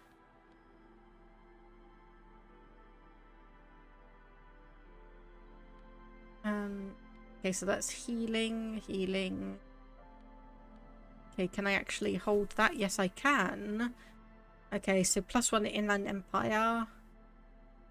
+1 empathy, but -2 authority. So are any of these... Yeah, that's -1 empathy. So actually, no, I won't equip that. Right, okay. Return to the whirling in rags.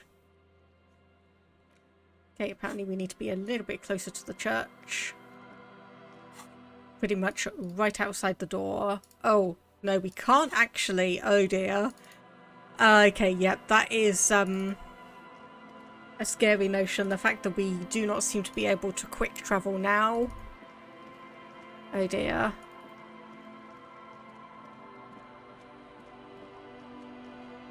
Right, oh boy.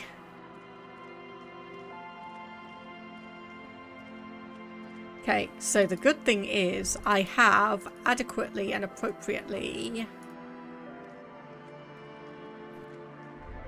Oh, there's actually some money here.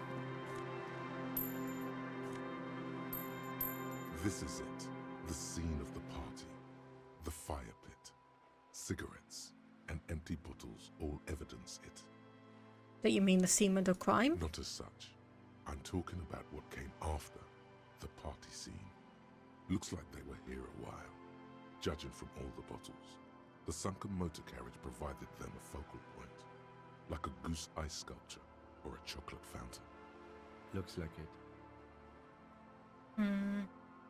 This was some kind of theatre to them. A circus production by a great Hey, clown. let's keep moving, detective. Right, okay, I am hoping that I've not missed anything major or important. Hang on, up there is where we want to go. Hopefully.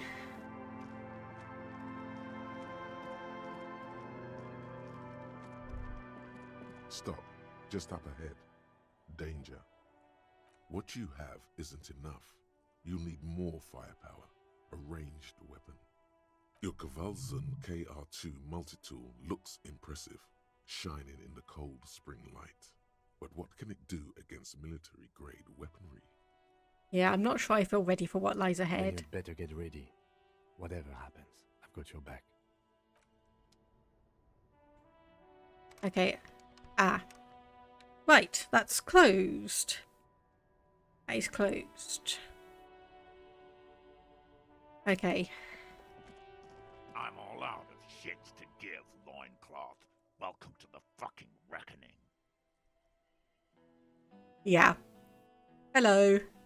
Put your damn gun down. People are gonna get hurt. We need to talk this through. All right? Shut up. You're not gonna talk yourself out of this, loincloth shit fuck. This is the scab leader. His chest rises and falls under the ceramic breastplate.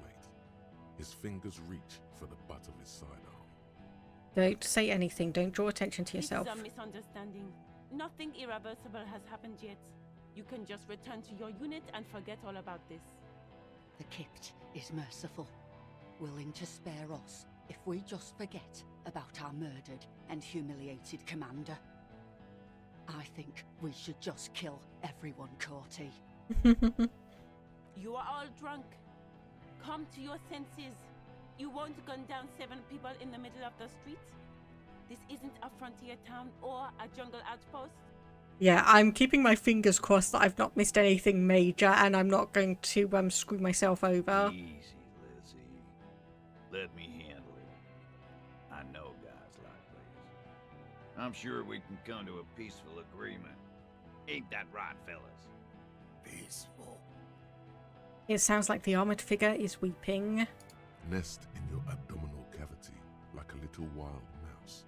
The masked man's words are barely intelligible, but you can hear them.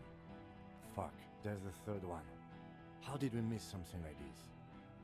This third one, he is the most dangerous of them all.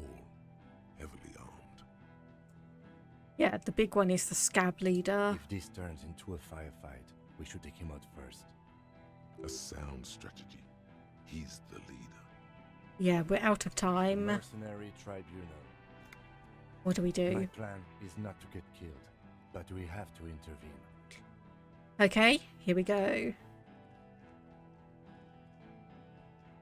Get lost, comedian. You cops had your chance. Now it's fucking time for some justice. He licks his lips, waving his gun at the crowd. Losing his balance for a moment, he staggers backwards. Fuck! Yeah, I can see you're drunk. Ah, yeah. Welcome to the fucking party. You're probably gonna get killed too. I don't give a shit if you're cops. No one is going to kill anyone. Let's just put the guns down and talk like civilized human beings. With a wordless gurgle, the killer loads his long rifle. The leader gives a small nod to the helmeted man. You feel your fists contract as you stand there between these men, all carrying real weapons. You really should have a gun in your hand by now. Or something dangerous. This feels scary. I'm barely keeping you together here. The more you talk, the harder it will get, I'm afraid.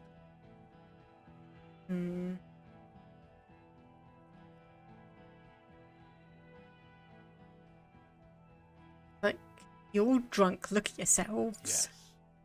So what? Now, your judgment's impaired. You'll regret this. Yeah. I'm clear as day. Fucking government-ordained super soldier. Enough already! What is this? We didn't come here to fucking chat! Interrupt me again and I will execute you on the spot, Lance Corporal. Okay, 42% chance, got them arguing. International something. International law. Don't say it. Say it. But now you stood there scratching your ass for 1.5 seconds. You think this helps things? Easy now. Easy. Just tell them these men didn't do it. There's a peaceful way out. Yeah. Yeah? Who did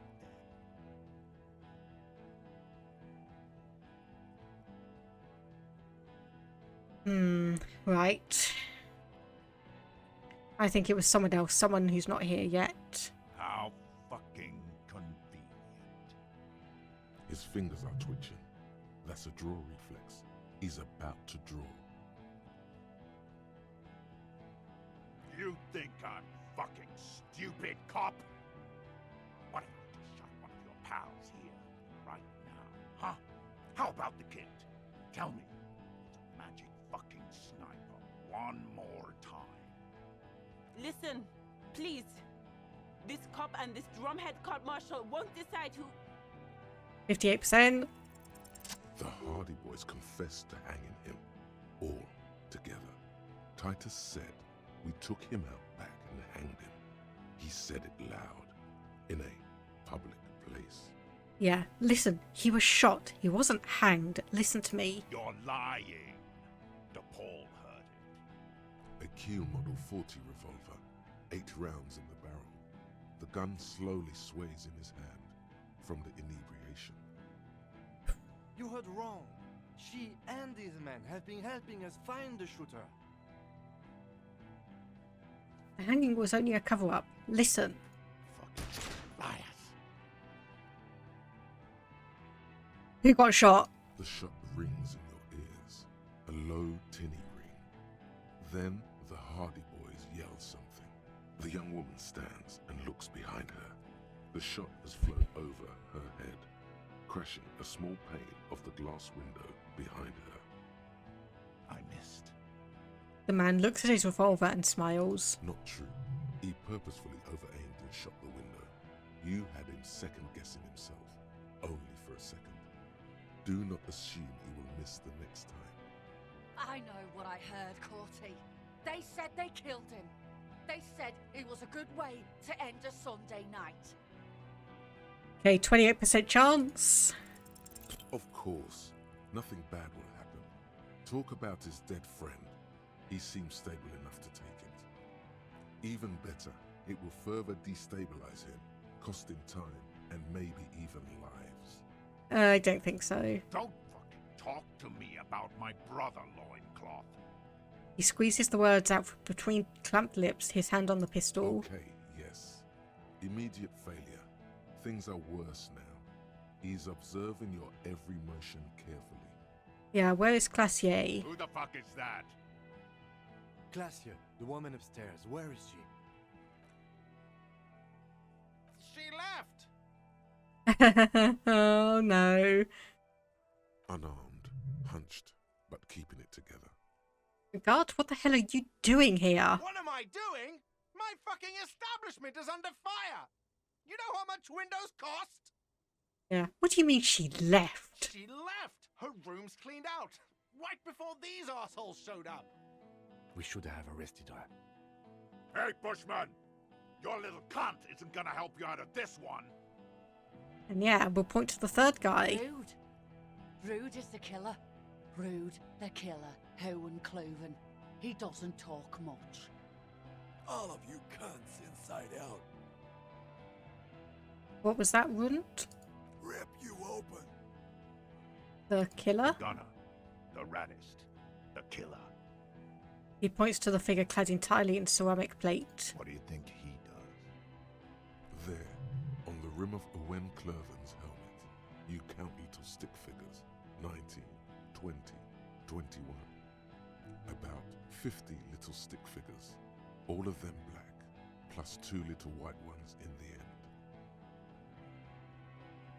Yeah, you think you're real tough. This killing is meaningless. What are we waiting for? Let's blow that pig fucking mouth off his face.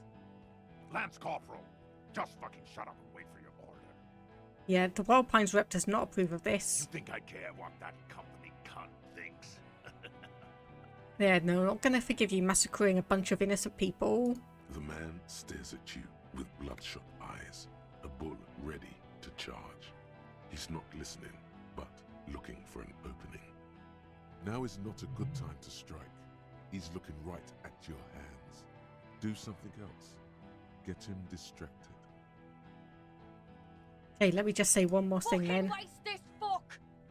Yeah, why did I not find my lost gun? What's that, loincloth? I can't hear you. Sounds like you got your mouth full of dick. Rude. Kill me and you'll never find out who killed your brother. I've been withholding information. Rude. Kill him.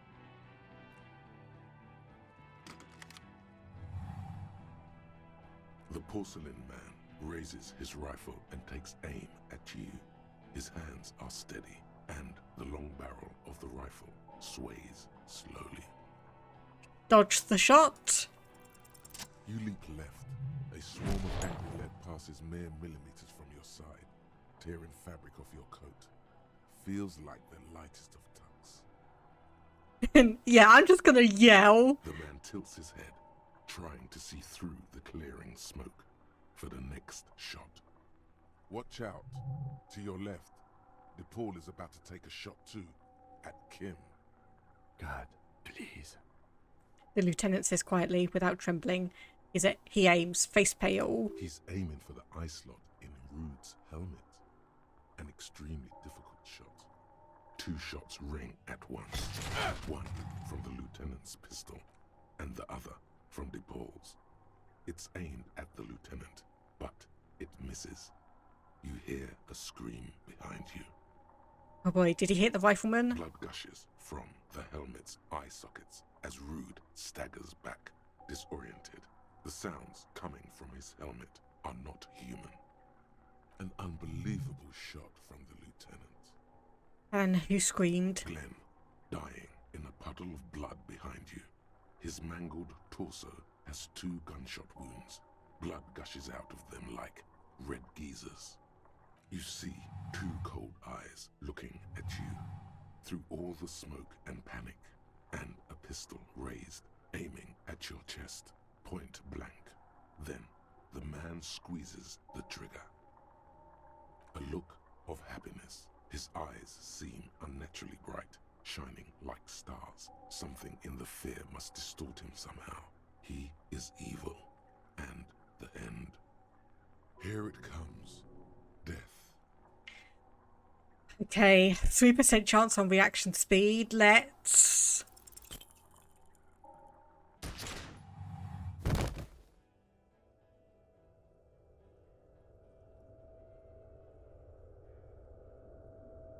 You can't. There is no time. Something inside your pelvis explodes.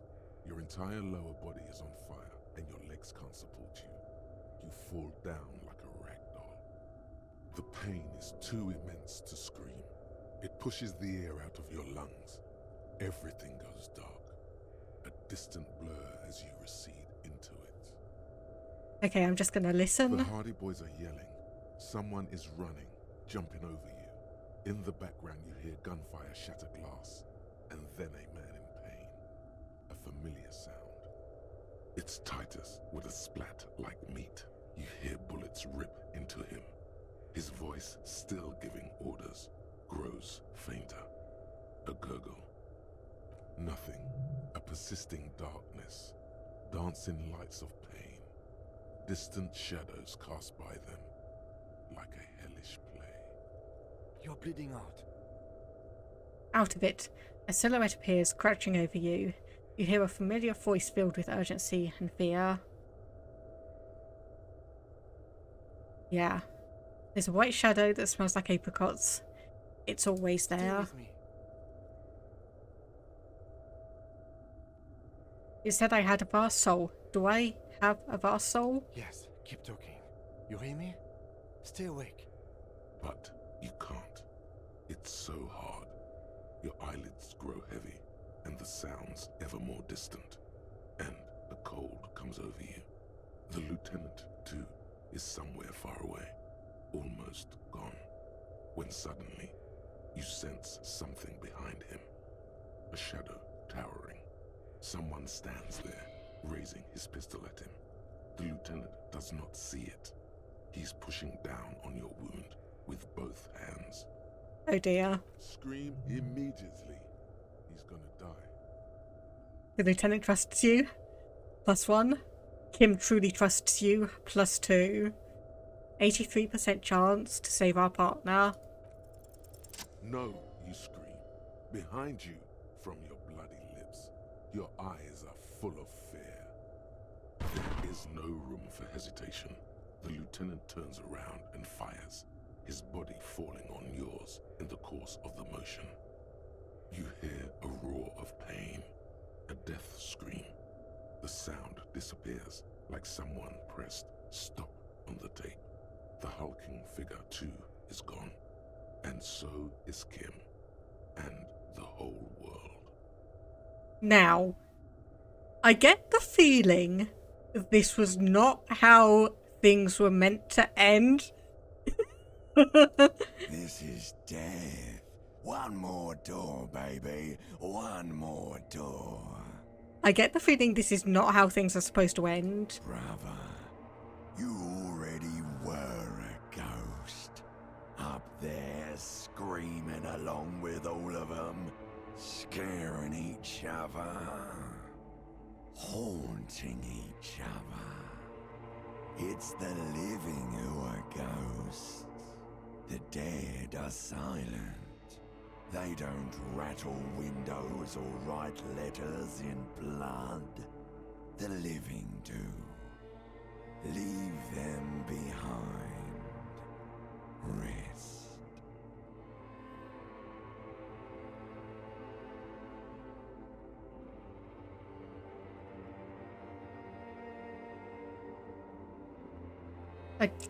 There we go. Got my sound back. Of course. I know you do. Everybody leaves when they get the chance. Go on, keep falling. Deeper. Take the door. He's not taking it. His body is not taking it. Oh God, no. He's not disintegrating. He's swelling up instead. Over the hours. Hurting. Moaning and rotting and being disinfected and smelling of drugs and feeling saliva in his mouth, drifting in painkillers, thrashing in his own sleep. He can't go. Not before the case is solved. There is a radio in the distance. A radio of the world. Playing sounds. Good morning, Elysium. Soon we will return to the world. Hours turn to days. Soon we will get up again and go through it again. Finally, we know what the infernal engine was outside. The clarion call. It was him. He is the infernal engine. He never stops. He only gets worse.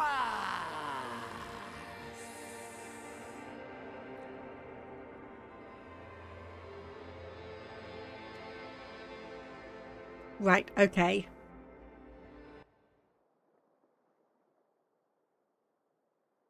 You see the lieutenant's familiar shape in the orange jacket. It turns double, then triple, from the pain.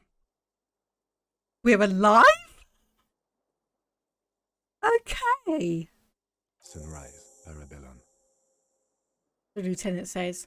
He's in the middle of a freshly cleaned room with the fan above his head like a halo. His face is covered in bruises. What did you say? Sunrise? Sunrise, Parabellum. Sunrise, prepare for war. It's an old revolutionary saying. Is it war today? The gates of the harbor are boarded up. The streets are a little more empty. Apocalyptic violence is yet to erupt, I am relieved to say. He looks out the window. I think we may have held it off, for now. Barely. Ouch. That's right. Ouch, indeed. It's Ouch. not ouch time yet. You just got the Dramamine pill an hour ago. Wait until it wears off. Yeah, the room, it's clean. Mr. Gart cleaned it. It took him an entire day. How long have I been out? 2 days, in and out. You've been up enough to take Dramamine and curse. And drink water. What happened? What happened? We tried to take the diplomatic route and hoped they wouldn't attack first. They did. The major gave the command. And then? As retaliation, their rifleman tried shooting you. He missed, or you dodged. I dodged. Then I shot and wounded him, while Glenn took a bullet in the spine. It was meant for me. Glenn did not survive. Titus, Fat Angus, and Theo charged. Angus and Theo died before they made it to intensive care. Titus died in the hospital. Yesterday. Alain and the young musician, I forget his name, they are all that's left. Oof. Titus is dead? Yes. You were bleeding out.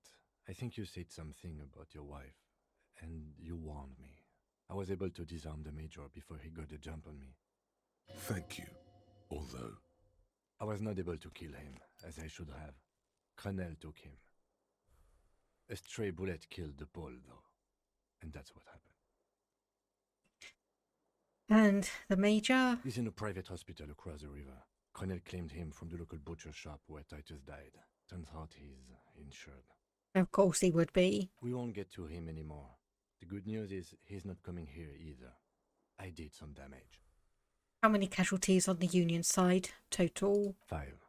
Glenn, Theo, Shanky, Angus, the fat one. He took a lot of bullets. And Titus. Yeah, Titus is dead. Yes. And that's a total shit show. Yes, officer. 7 people are dead. It's not a success. +1. Ruby. But what's done is done. The violence is cordoned off. The Hornets did not get into the beehive. The worst scenario has not materialized. Yet. And we are still alive. Both of us. And yeah, the jacket, Kim, you took it off? Yes. The joke wasn't funny anymore. I took it off. The close proximity of death must have made the lieutenant contemplate his life choices. He's done with the jacket. Okay, well, how badly am I hurt? Reasonably bad. You were shot in the left quadriceps. That's your thigh. The outer side, thankfully, no major arteries were nicked. The bullet was removed and a bacterial infection treated with mercurochrome. Can I walk. We will see. You won't be able to dance much, that's for sure. You should be able to live with limping around, though. And are you hurt? Not very. I have a concussion from the Major beating me with the butt of his gun. I try to not move too much. Things would be worse if you didn't warn me. Thank you. I did not see him coming. Stupid of me. Has anyone from my station been to see me? No. A man and a woman sit in the front seat of an armored motor carriage. The woman is driving. The man lights a cigarette. Jean-Vic Mayer is his name. The asphalt vanishes under the wheels of the machine. Ahead, harbor cranes rise to the sky. Back to that shithole, he says. Isn't that strange? I called your station after the fight. The injury was logged in. They told me they've sent officers to join you on the site. And yet you haven't seen any. I'm sure they're worried about you. So, if not my station, who treated me? I did. Yeah, okay, thank you. No need. Alright, let's try getting up.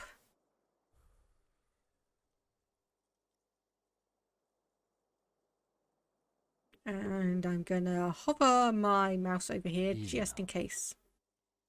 The lieutenant turns double again before your eyes, an orange hue of pain. Your balance is way off. You feel like you're about to fall over on that thing. How are you? My disco days are done. Your disco days should have been done quite a while back, Lieutenant Freighter. Maybe I'll finally get that promotion then. What happens now? I honestly don't know. You don't know? We can't talk to Everard. The harbor is in lockdown. Everyone in there is outside our grasp now. And Joyce has left too. Joyce is gone? Yes, she left yesterday morning. To meet the board of Wild Pines, or that is what I've heard. There's a pin somewhere in the machine that keeps Connell from sending in a death squad. Maybe it's her. Maybe she kept her hand. Either way, Ruby's gone. And Classio too. We really should have arrested her, you know? So, do we know who did it then? Who killed the hanged man? I don't know. I think the theory you presented, it's someone else, outside our circle of suspects, was right. It better be. Everyone within the circle is either dead or gone. Honestly, I think our investigation has not produced a single credible suspect.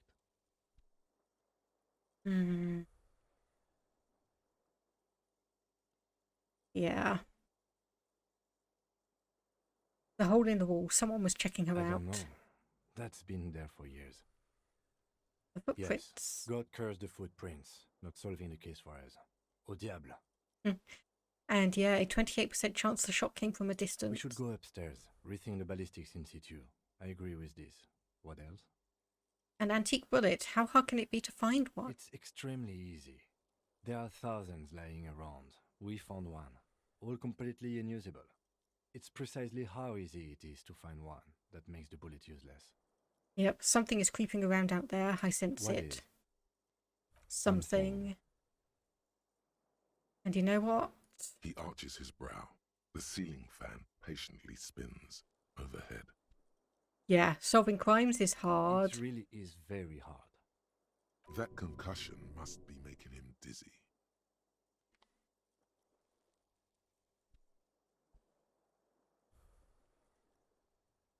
And yeah, you're not ready to give up, are you? No.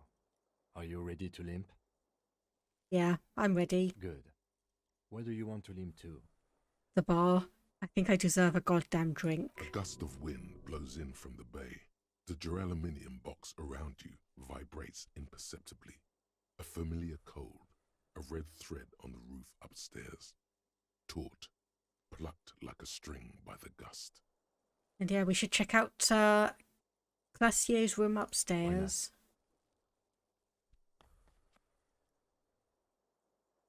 Another look at the window, perhaps?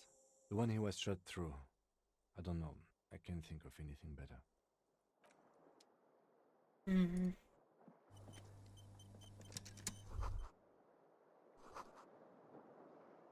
All right.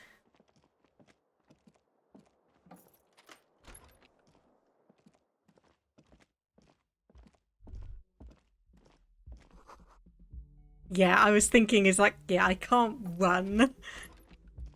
Or rather, I shouldn't be running. Left something on the table. Next to the stack of bills, you see a note. A few lines jotted down in large, uneven handwriting, just as the writer was about to rush out the door.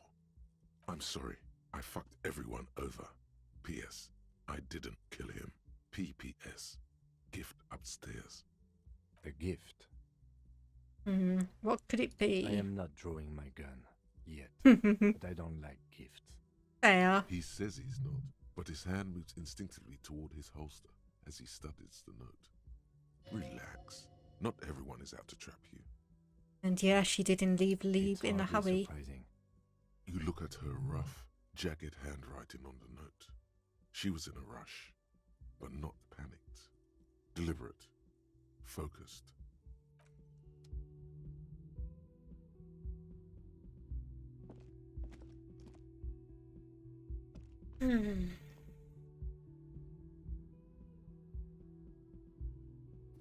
Okay, and what do we have upstairs then? Red thread leads out of the room and onto the roof. Let's have a look at the window once more. You see the same two neon-lit shapes, a man and a woman, only now a red thread bisects the room, pointing from the antenna outside to the cupboard on the wall. This is ballistics. She's left a trajectory for us. A ray of backward motion explodes from his mouth to the roof outside, A prime, to then widen into a radius of locations in Martinez, B prime, B double prime, and B triple prime. So where does the thread It lead? suggests the bullet came from the extreme upper quadrant of possible angles, from a point beyond the roof, B triple prime, the island in the bay. So is she trying to tell us the shot came from the islet? Unless she thinks the perpetrator was standing on the ring antenna. That is where the thread seems to point. And how did she know how to do this? She was there that night. She would have known precisely where the bullet hole was in the glass. And if you didn't warn him, afterwards you could get Kuno as a partner. Okay. She had a long time to think about it after, standing on that roof, staring at the glass. It also looks like there may be more to her skill set than we know. The question is, should we trust her? And yeah, I think this is her way of saying she's sorry. I find that hard to believe. But at this point, what difference does it make? And yep, this is also a location we've yet to rule out. So it is. For a second he seems tired. Maybe we need to go to the island. Okay, let's go. Let's go. Okay, let's go to the fucking island. How do we get there? Joyce Messier had a sloop, but she's gone. Lillian, the net picker, she was towing her boat, wasn't she? Ah, yes, of course. The village. Let's go. Okay, this better be the last thing we need to do. This better be the last thing we need to do. And yes, I was spoiled on the fact that you could get Kuno as your detective partner. I just didn't necessarily want to bias it one way or the other. Nope, shouldn't be running. Should not be running.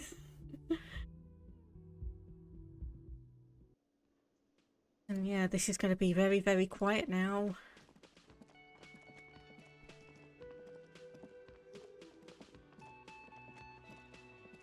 Yeah, I knew you could get Kuno as your partner at the end of the game. I just didn't know how. So I didn't want to, oh dear.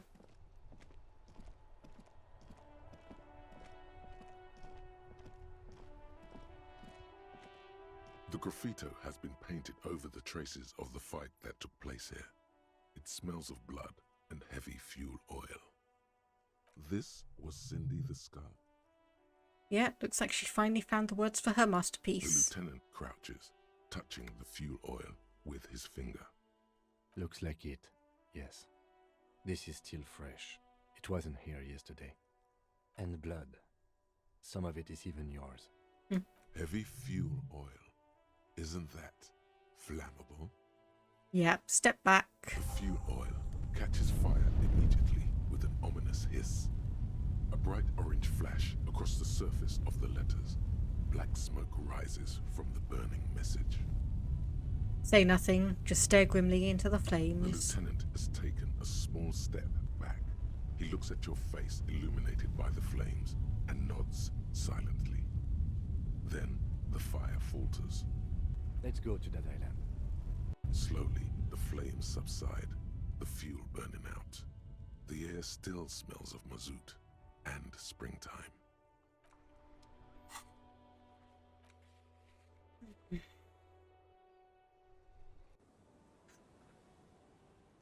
And yes, like I'm saying, this better be the last thing, because I admit I'm starting to get a bit of ending fatigue. Officer, what happened? You're limping. Why are you limping? You look terrible. Just some people hurt me, and yep, no problem, Riders of Satellites, thanks for popping by. Hopefully I should be wrapping this up soon. Is this from the shooting in town? We heard gunshots. Not that we don't hear gunshots all the time, but they were closer than usual. There was an exchange of fire on Rue de Saint-Guylaine. It's nothing to be worried about, madame.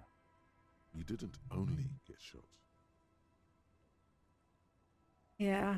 No, we'll just say I've got a question for you. Of Ollie, course. oi. Can I No help you with sneaking something? off the dinner plate. That won't be a Ollie, problem. Ollie. It's wind still and the tide just Ugh. died. We've got 2 days of relative sunshine ahead. Okay. Sorry, my cat just decided to walk all over my keyboard. And I have no idea what he's done. Okay, can we borrow your If boat? you promise to bring it back, and no scraping the hull. I just got it nice and yellow. And no drinking on the boat. And no joyriding either. Yes, ma'am. Of course, ma'am. It's only for a day or two. Official police business. Aye. The crow's feet disappear from the corners of her eyes as she smiles at you. There we go. And, yep, thank you. We'll use your skiff to get there. Please be conservative with the fuel, will you? Just filled her up, but it's a small tank. Okay, yep. Oh, no, stop running, jeez.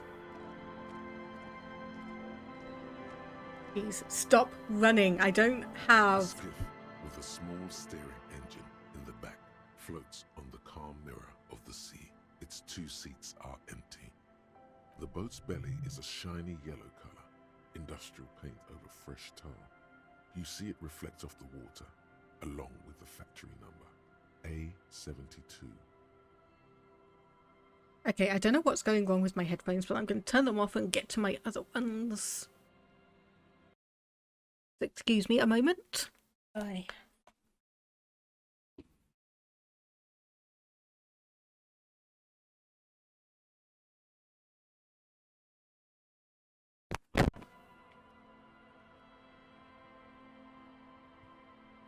Once you get in, that's it.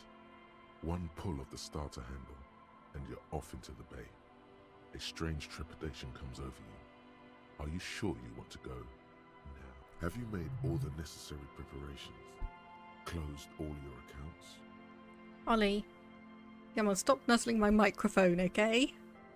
Stop nuzzling my microphone. Remember what the netpicker said. It's a small tank. You won't be going back and forth on this. Okay, I'm just going to say I'm not ready yet, just so I can once again do another hard save.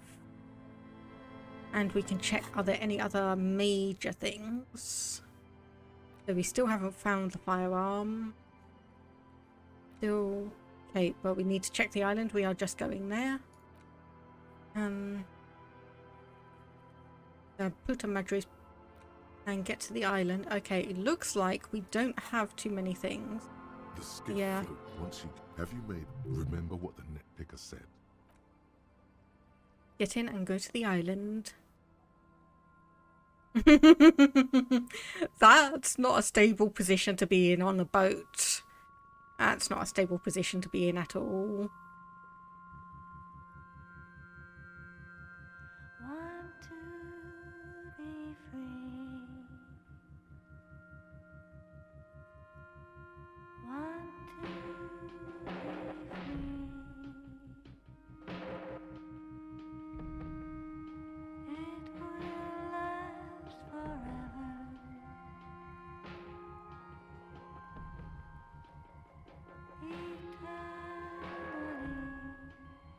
Mm. Want to be free.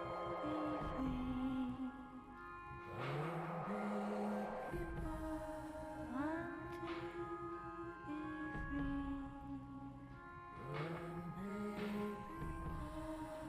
It will last forever.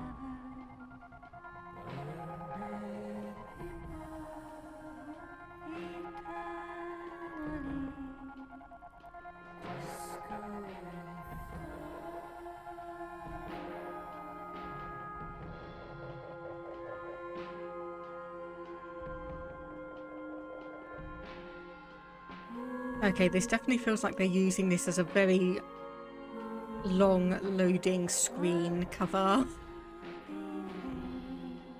And also the song is making me a little bit anxious. Just a little bit anxious.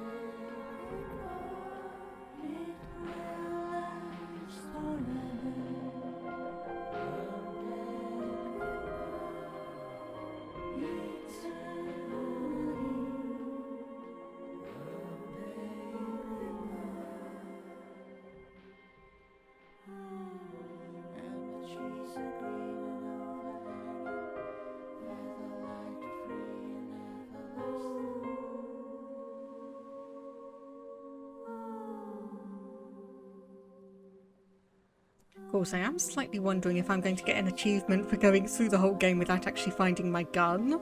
That would be an interesting... Nope. Ah. All sorts of numbers there are. Back. And yeah, this definitely looks like it's got more than enough height to be a sniper's nest.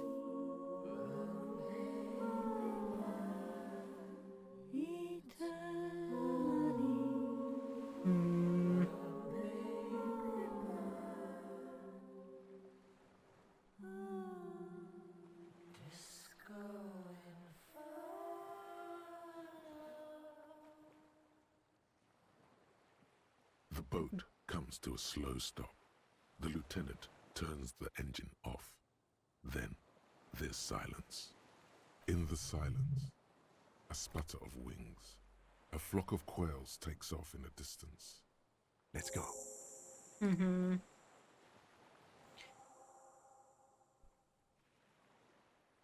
Hey. Makeshift bridge. Bombs were powerful enough to break the foundation. Rusted chain. The chain trails off into the ocean, connecting the island to the supply depot on the coast. Ah, yes. So it seems. What do you think it was used for then? For bringing munitions to the island, maybe? And supplies? You could also lock the bay when you raise the chain. As a defensive measure, lock it off that side of the bay. Yeah, lock it off from whom? From enemies. Enemies of the commune of Revachol. This sea fort was a revolutionary fortification, I believe.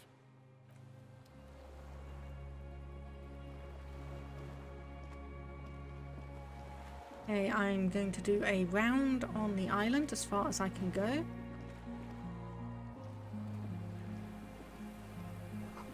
Tires are falling apart, at least 50 years old. Okay, that actually looks like as far as I can get on the island then. Okay, so we'll go and head up.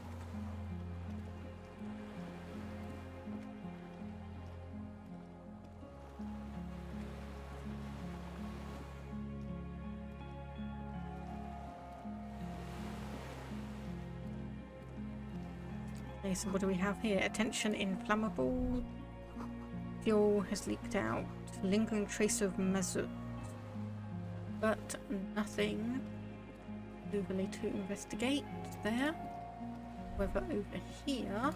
The dry grass crackles under your feet as you stop. Far away, birds' wings touch the still surface of the sea. The flock of quail departs, now more than 100 meters away, 102, 105. On the islet, there is almost no wind, just the light movement of air through the reeds. Bulrushes swaying on the waterline, long dried leaves chafing against each other, like a silent orchestra tuning. at the beginning of some major work, of great importance to the few who attend. To the A west. silent hiss, sea air moving through the needles of a pine tree. To the east. The faraway roar of the city, distant like today's dream. Before it, the sound of sand. The low tide filtered through its grains, a bird tending to its feathers. Ahead. A low hum. The air slowly moves through a concrete box, through its ancient slits and cracks, resonating, hollow. A big building. Beyond that, further north. Air flows out of a pillbox window. There is very little there. The air cossets flowers on the meadow. Absolute silence. Reeds motionless. Bulrushes motionless. And below the silence. A jitter. A sound impatient to happen, but not yet in this world. Yes? Have you noticed how quiet it is? I have. Is that why we're stopping? Yeah, I have to listen to one more thing. The lieutenant nods in silence. A jitter. A sound impatient to happen, but not yet in this world.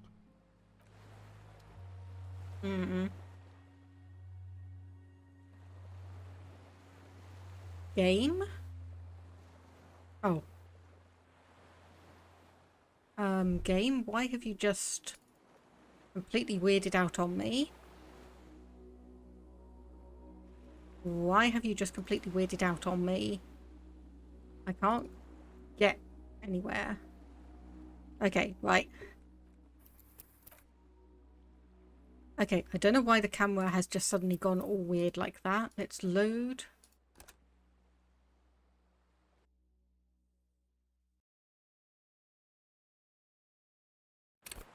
Ah, there we go. That's better.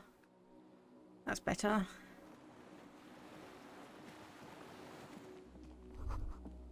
ICM. ICM? This feels familiar somehow. Indeed. Insul Indian Citizens Militia. It's the official name of the Communards Army. The black and white army of the revolution. Sounds an awful lot like RCM. It does. Why? The RCM may descend from the ICM. May? It's impossible to say.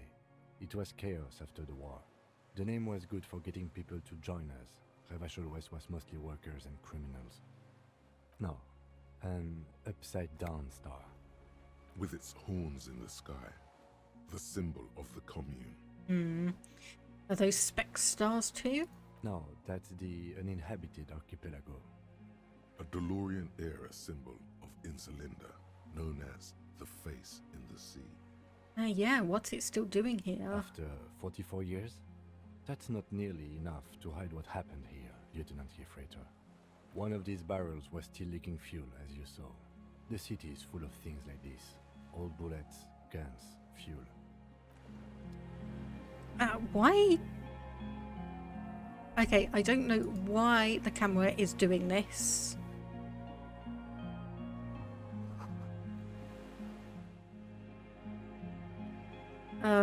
Jeez. Come on, we are almost at the end. Please behave. Please behave. Hey, Blue Cornflower. Yeah, I've already tried to do that. This is the second time. Unfortunately, I don't know why it's being a bit fussy. It almost seems like it wants me to see something over here, but there's nothing I can. Okay, yeah, we can't go through that then, so it must be we go through here and then we come out down here. Well, I was going to say actually we'll just check on that thing before we head in, but never mind.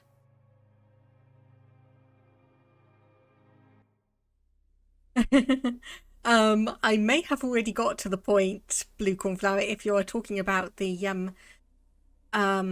standoff. If you're talking about the standoff that occurs in front of the Whirling in Rags, I've already done that. And we should sleep in this bunker. Old cylindrical generator is nested above the ammo lift, with makeshift electrical wiring running out of its side and across the floor. The cables disappear into the wall to your right. Talking about something coming, The okay. puts his hand on the metal barrel, checking for warmth. It's cold now, but someone has been maintaining it. The wiring has been repaired. Hey, where do they lead? Downstairs, somewhere? Yeah, what kind of generator is this? Liquid carbon. I would imagine it takes mazout. He points to the open fuel cap on the side of the dynamo. The kind that's favored by vagrants and fuel thieves. It's been a long winter, long and cold. If anyone stayed here, they'd need a generator. A hollow ring, the canister is empty. Dust falls from the generator and down into the ammo lift. Yeah, and what does this mean? I don't know. I'm not a philosopher. I mean, why is it here? Should take a nap in the bunker. You're sad you didn't do so in your playthroughs. Okay, I'll keep that in mind. Someone with basic electrical skills has restored it in order to keep the room warm. The wind outside picks up suddenly, with a faint howl. Inside, it's warm. The lieutenant assists you, holding the canister up to the fuel tank as you tilt. Dark brown, viscous fluid pours out, and the room fills with a chemical smell. There's a red starter switch on the side of the cylinder and a start rope on the other side. The lieutenant flicks the switch.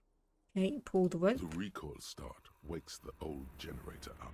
The machine sputters like an old warhorse before settling down to a rattle. That should do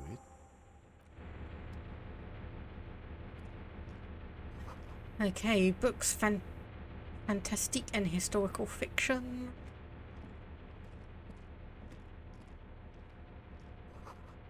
Dishes stained with salt and fire. Okay. Candles on a broken rangefinder. Moth-bitten bedsheet keeping the wind out. Is this a scarf? Army surplus. Interesting. Books and magazines lie scattered on the floor and on a makeshift cupboard. They are not particularly well organized. Most are soft covers, serialized fantastique and detective stories from the 20s and 30s. This disparate digest includes the classic Animal Adventures. Among what is mostly commercial fiction and serialized stories, you find a magazine cathodique for electrical engineering. Then it's back to pulp. Light erotica, an international thriller about circuit benders. Someone's made themselves a home. Ollie, you're in the way of my monitor. Oh, my kitty's being a rascal. Hey, does anything stand out as unusual? So, conceptualization. So, let's see, what do we have for conceptualization then? A white satin shirt. And a lounge jacket.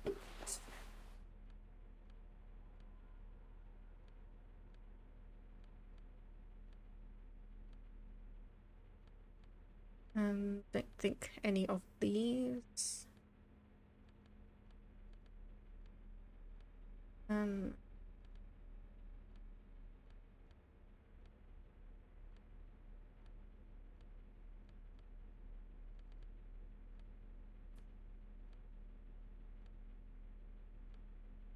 Nope, none of those. So conceptualization, we've got a +2 on. Okay, so let's try that again. Soft covers, serialized fantastique, and not that you can tell. This is a digest of someone who's dead bored. Most of it is for entertainment purposes. Fittingly right next to the radiola on the floor. Nothing out of the ordinary? Maybe it's a little old-fashioned. There's a nude mag. More than that, you can't say. The print in some of these is pretty small, though. This person has good eyesight. Yeah, the person who probably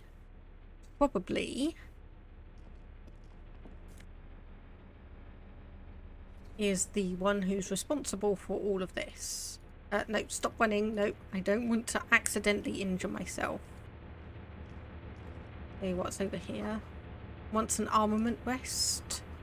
And, okay, the stairs have collapsed there, so we can't go down that way. But we can go down this way.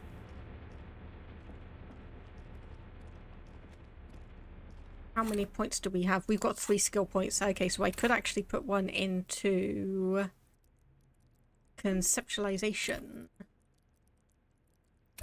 Level up. Yeah.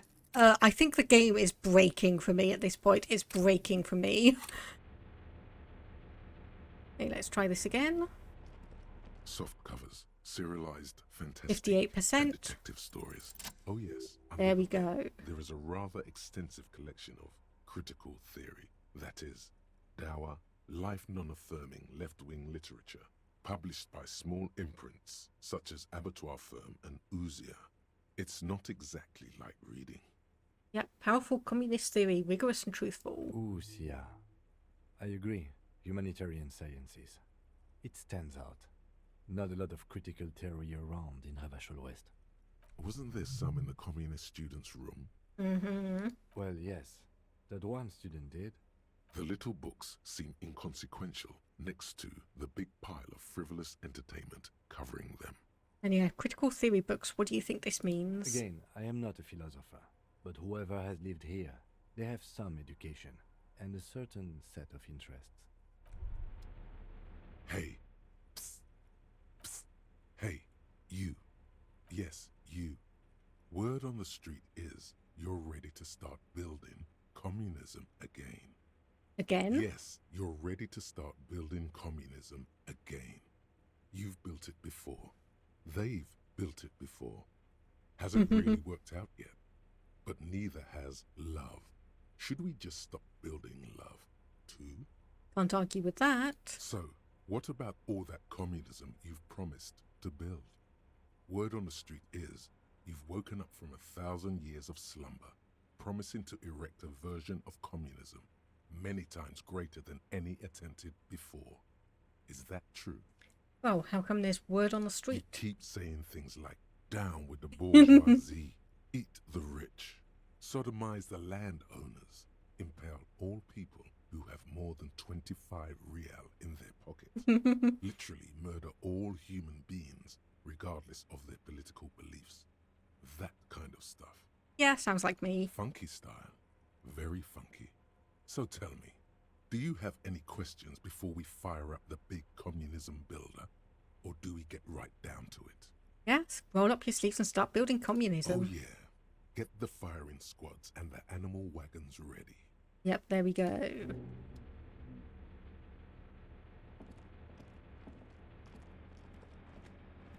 Okay, so we can see one of these is operating fine, one of them is broken, and there's an elevator here. Okay, magnesium and... ooh, interesting. Okay, so what's behind this door? You see a small metal door nested inside a larger one. A heavy steel blast door. There is a conventional keyhole above the handle. Not yet. I will go back and investigate that right now. There's a greasy old spring mattress in the corner, resting on piles of soft cover books. White linen and a pillow are visible under a worn-out caracol blanket. Someone has been squatting here. The linen is fresh, recently washed. How recently? A flash of pain interrupts you, making you wince instead of letting the words out. You know, officer, you can rest here if you are feeling tired. I will keep watch. You could use some rest for what's ahead. By the way, Blue Cornflower, if this is a jump scare or anything like that, I'm going to blame you forever. Just saying. Okay, and yeah, maybe a little shut-eye just an hour. You face the concrete wall.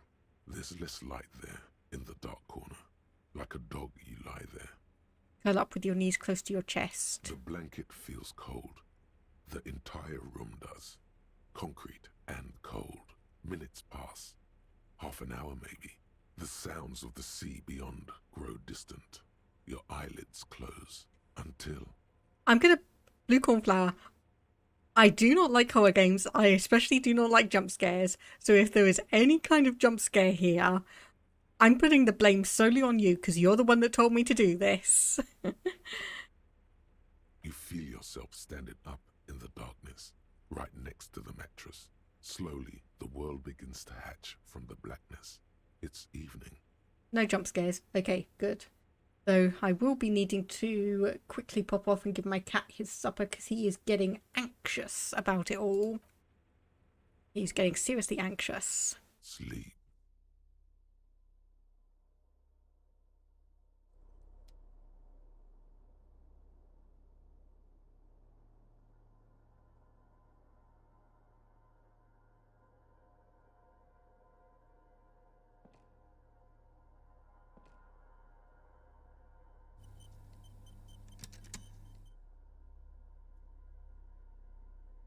Right,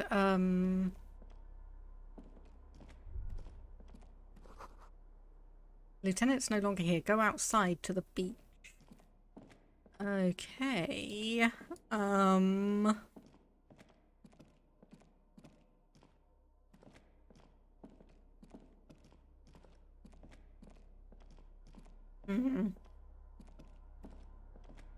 I notice I have no UI whatsoever.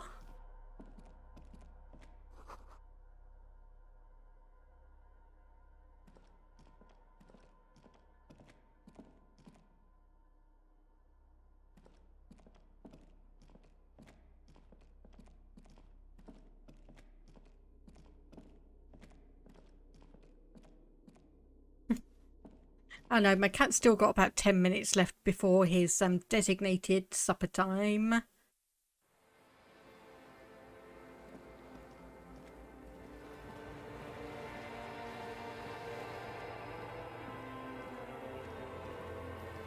Is this the way I'm supposed to be going, or...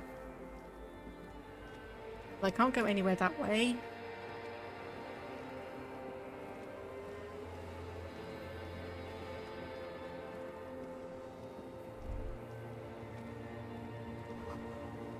Go down to the chain.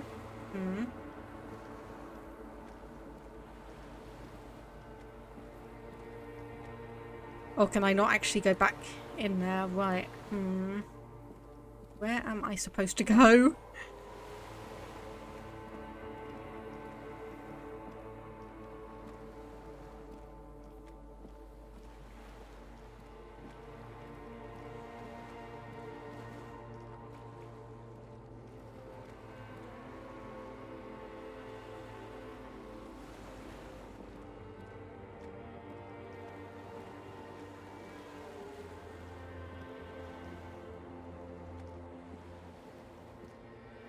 Okay, nothing there. Oh wait, hang on, there's the chain. Okay. Just needed to do a bit of exploration to find it all. Needed to do some exploration.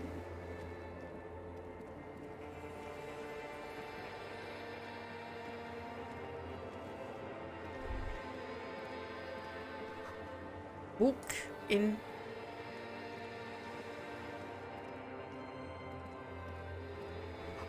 You see her footprints on the water. Okay, further.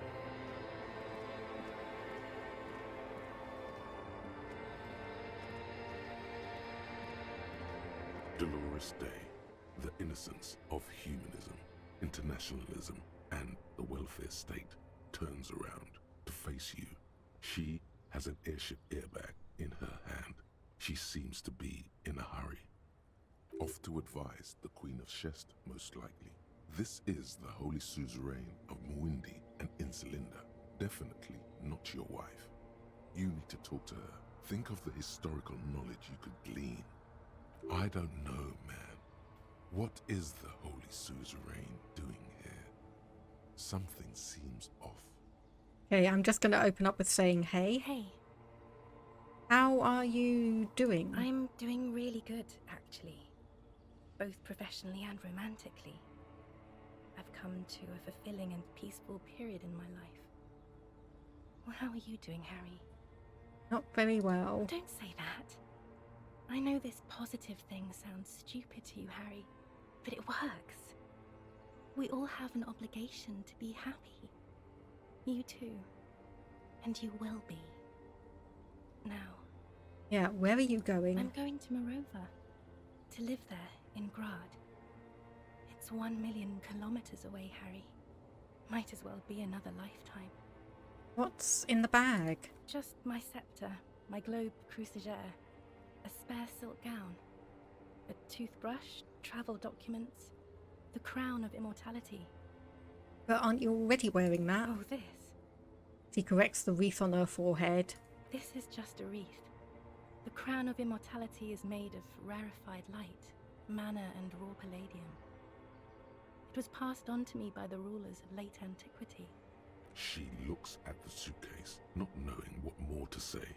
Then, over her shoulder. Anyway. Something is off. I'm sorry. I was heading to the aerodrome. I just don't have time to... She stops mid-sentence, glances to her right, then looks at her bag. She means she doesn't have time to tend to your emotions. She sighs and looks over her shoulder. Yeah, can you stay for a moment? No, Harry. No. I don't want a massive, epic showdown. I want to go to the aerodrome. I have tickets for the 10:20 flight to Morova. Really, we don't have anything to talk about anymore. Every combination of words has been played out. The atoms don't form us anymore. Us. Our love. Our unborn daughters. It's all gone. I have to go to the aerodrome. I have to leave Revachol and you. And you have to be alone. In hell. Forever. That's just the way it is. Oh God, whatever you do, don't try to kiss her yet. Not after that. You're still reeling. You'll fall over if you try now.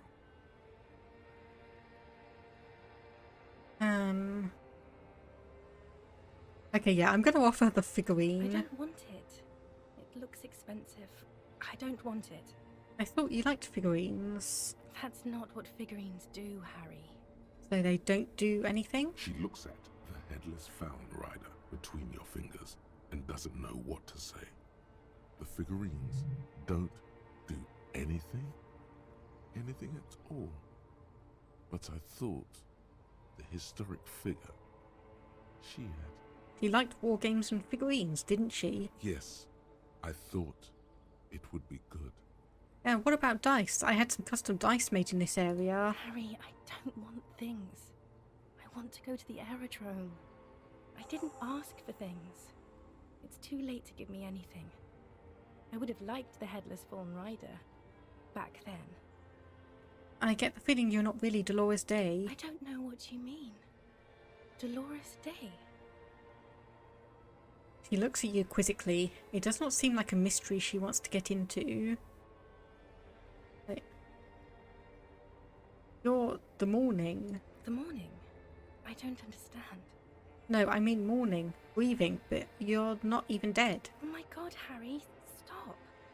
I don't want to hear anything about the morning. Mourning someone who's still alive. Any of that.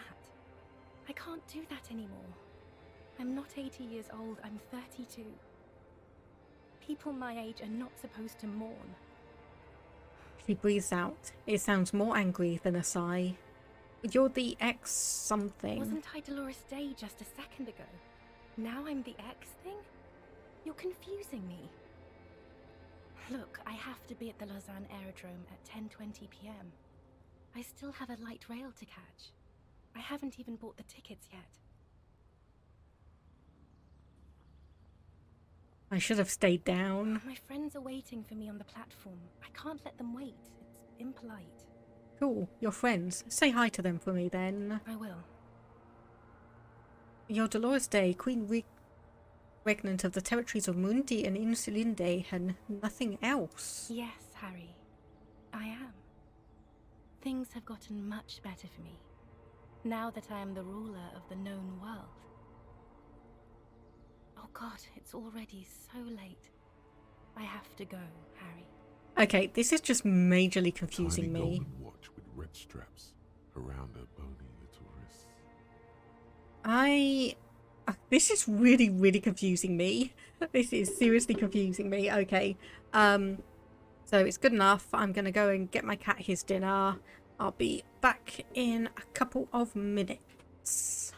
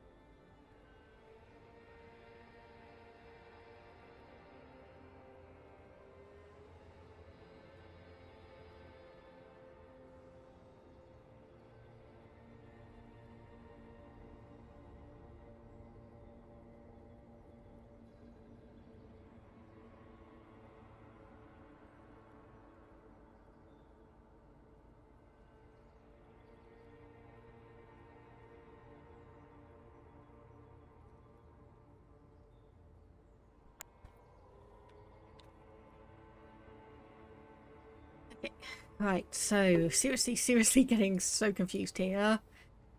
Okay, that's not a very good way for things to be. It's not. But But what? Tell me there's something good. I don't know why I said but. There is no but. That's it? That's it, yes. We've talked about it a million times. You will get over it, just like I did. People do. Things will get good for you again. No, I'm not getting over it at all. It just takes some time. For you, I think it will take something like 20 years, maybe? It was hard for me too, you know? I used to think I couldn't live without you. She looks you straight in the eye. Her iris is a light blue, flecked with green. But I can. 20 years? That's so much time. Yes. It only took me 1 year, maybe 2. Phew. Have I read the apricot scented note? I think I have. Yeah, this is the X combined with Dolores Ray. So you felt that way once, that you cannot live without me? Yes. But that time is gone now. So very gone. It doesn't have to be like this. Maybe we could try again? No, Harry. We can't. Why? We already tried again, and it didn't work. Is that how it is now? We should just try all good things twice, and then give up. By that logic, not you too. What went wrong when we tried again? I can do better. I don't know. Please. Why? Why can't we be together? Harry, we can't be together because you're insane. She avoids turning them to you. Insane? How? They're turning moist now. Her eyes. She slowly shakes her head and tries to get hold of herself, brushing her hands in her gown. Yeah, what do you mean by insane? You know what I mean. No, I'm a cop. It's not easy work. A cop? You've worked there for so long you can't even talk like a normal person anymore. It's always lists with you. Questions. Questions? Did someone say questions? They're not lists. They're This is trees. another one, isn't it? We're in a tree right now.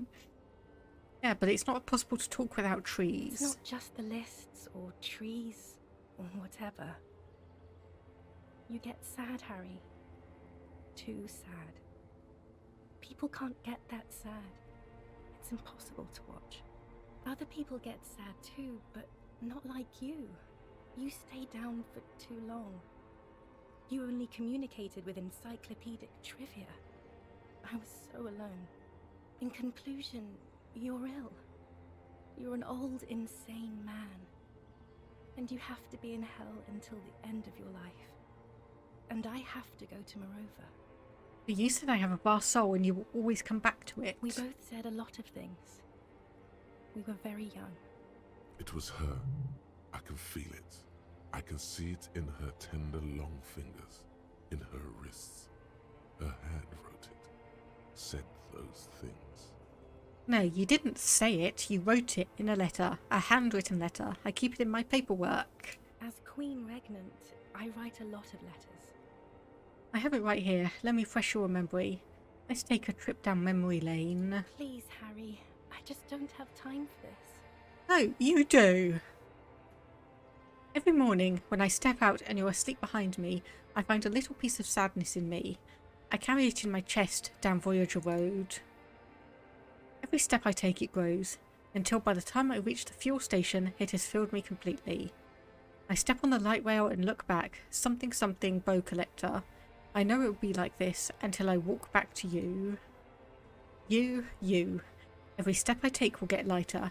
It almost makes me run. Sometimes I do. I can't believe I met you. I can't believe the happiness I feel with you. You have a vast, vast soul, and I will always, always, always come back to it. Okay, stop. Yes. Are you happy now? No. Then why are you doing this? And there's more XXX. Very well. I wrote it. It was morning. You slept. There was hoarfrost on the ground when I left. On Voyager Road. It was autumn. The first autumn. But Harry, please understand. It was 1,000,000 years ago. No. It was 100 million years ago. I was someone else then. Filled to the brim with love for you. Hanging on your every word. Oh, Harry, you were the coolest. But I am no longer that person. This has taken her place. It will devour you. Harry, I will eat your mind. The light of the video rental shines through her dress now. A DeLorean figure, cut in black, moves below. It's still her. Her legs, her breasts, her hips. I was cool? The coolest. With your leather jacket and your boot-cut pants. Smoking in the bus stop. I wanted you to be the rest of my life that day. And you were. Some of it, at least. You were my first. My first kiss. My first time to have sex. The first and worst time I fell in love. I will always have that with me. It's a fact. But that is all it is. It's like a ticket stub, Harry. It doesn't do anything anymore. A ticket stub? Yes, let's talk about that too. Let's bring it up, the zoo. In Le Jardin, the day we went east of the river, to the aquarium first, I was sad about my mother. I don't even know why. The shimmer of the fish tank on my face. The octopuses. It was just a day then, but to think. Were we there now, you could touch my hair. Kiss me. Talk to me about anything. Go virtually anywhere in the world. Not like now. Now our interactions are limited to pain and regret. Where? Voyager Road. Where is that? It's here. We are on Voyager Road. At the end of it, 300 meters from the stop. We used to come here to rent videos. And the house. There. You could not pay the electrical bill. It became a lightless tomb. The years you spent training for the militia, my parents' money, it was not good. Surely the alcohol didn't help either. Were we drinking? Everyone has a little glass of wine every now and then. I certainly do. It's a Queen Regnant thing. I don't think it was the alcohol. It was inevitability. And yeah, can't you turn back to the person you were? And my crown of immortality. No. You scared her out of me. With your crying, the awful time we wound up having. And the cheap rental flats you could afford. Can't you see? I can never think you're cool again. I can only think that way about new people. So what now? Is there really anything left? If not, we can always repeat one of the things we have already talked about. Talk about it again. If you do not feel like doing that, you should let me go to the aerodrome. Don't let her. Don't let her go there. You should redo the topics. Go over everything. The things you didn't say before, too. Make it go on and on.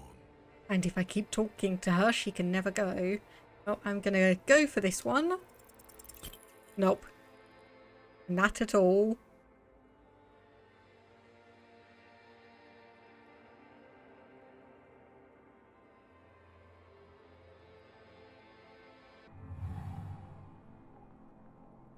Your feet still tremble from the steps you took, as if over an enormous distance, standing against her. Her body close to you, radiating more. With your eyes closed, you move your lips on her mouth. And she shoves me away. She is not kissing you back. This was not about failure or success. This was always going to be horror. I should not have suggested it. And you should not have listened to me. The moment is ending. She is going to move her face away from yours.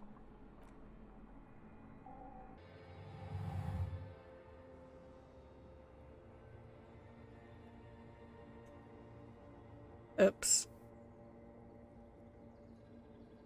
Trying hard not to look at you. When she withdrew and you held on to her hand, she tried not to look at your face and see the expression there.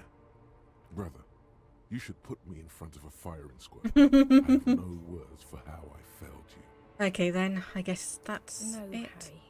Not yet. There is one more thing you have to see.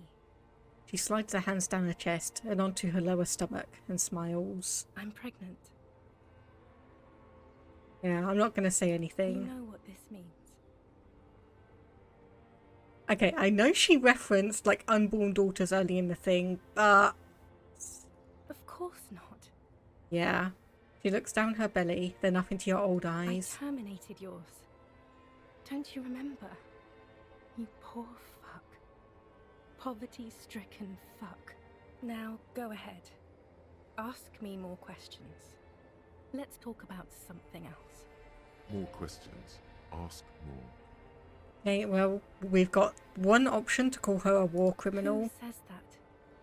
I have ruled with kindness, grace, and temperance. It's perfectly normal to have an army of humanity.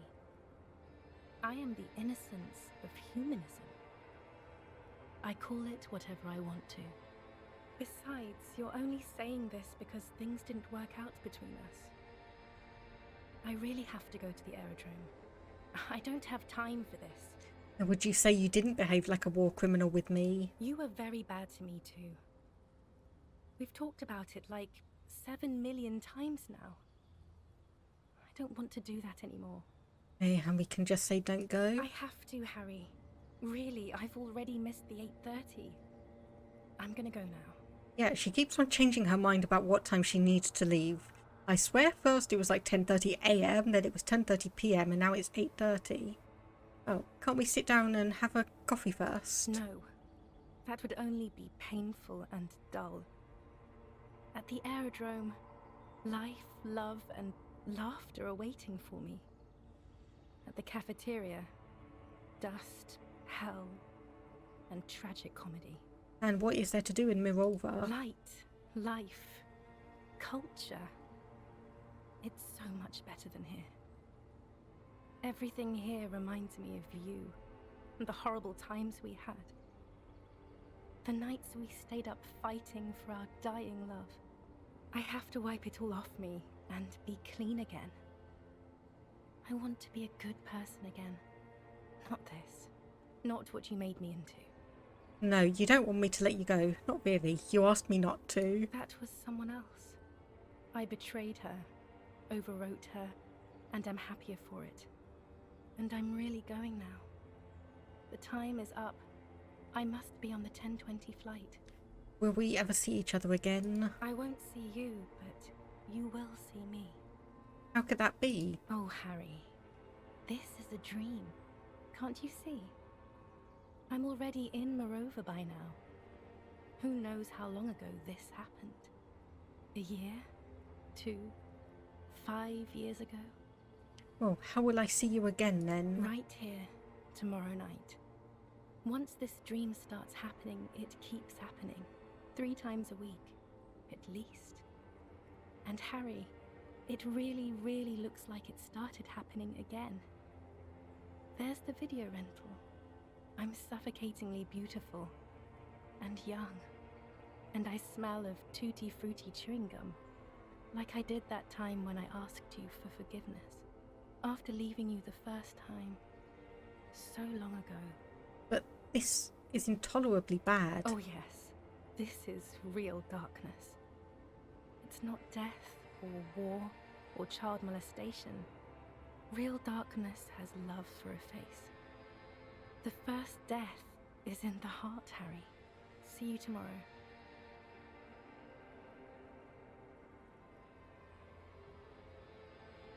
Okay, I am completely befuddled by all of that, but Blue Cornflower, yes, I can see why you recommended that I take a nap in the artillery section. Yeah, what a dream. Hey, we all good now? You're up quick. How was your sleep?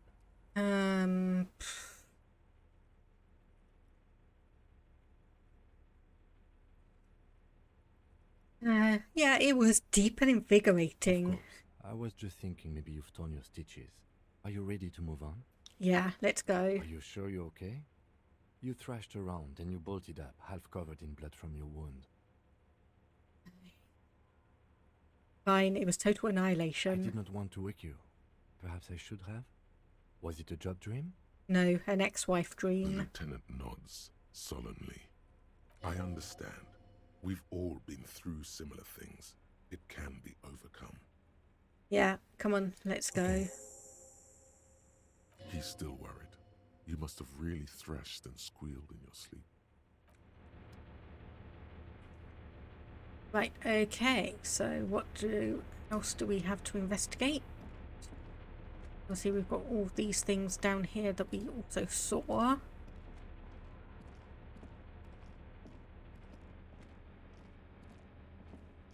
Let's have a look. Green paint flecks off the monoblock aluminium cabinet. There are rows of switches on the front panel, a frequency band, and even a keyboard. The keys rattle like teeth. This keyboard hasn't been functional in decades. What is this? The console of an antique computation device. The generator upstairs, with wires coming out. They terminate here. Could this open the blast door? I think, yes. Let's see. That one. The emergency open. The blast door opens with a series of clicks. A shaft of light appears, then widens as the light shines in.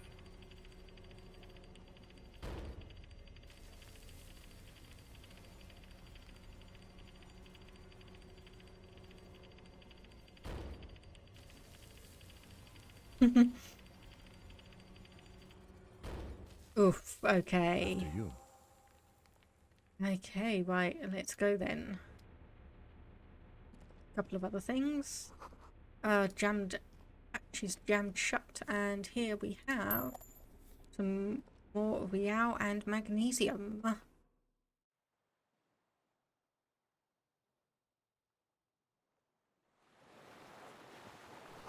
Okay, a firing slit. Obviously there was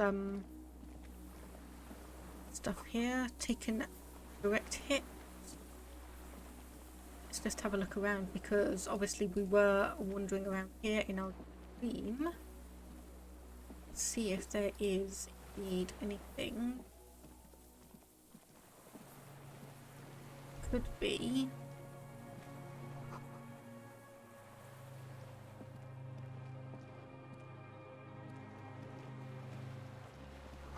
Inside of the fortress. And here. Just wanting to be as thorough as I can. A artillery map. Old medicine cabinet. Ooh, look at that. +3 healing. There's a rain-soaked mattress on a concrete slab, only half covered by the crumbling roof.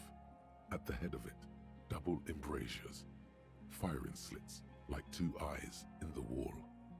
B triple prime. This looks like a good place to shoot from. Indeed it does. A single-person mattress, modern, civilian use. Brand name, Marjorie. There's a fuel stain on the cover, along with cigarette burns. And an empty can of beans on the ground next to it, filled to the brim with cigarette butts. The silhouette of a tobacco picker adorns the paper filter. The brand, Tio Mortieri. Like the ones we found at Land's End. I may have been wrong when I said it wasn't important. This means the same person could have visited both locations. I didn't see any signs of smoking inside, though. If people live there, they keep it tidy. This here may also be a smoking spot.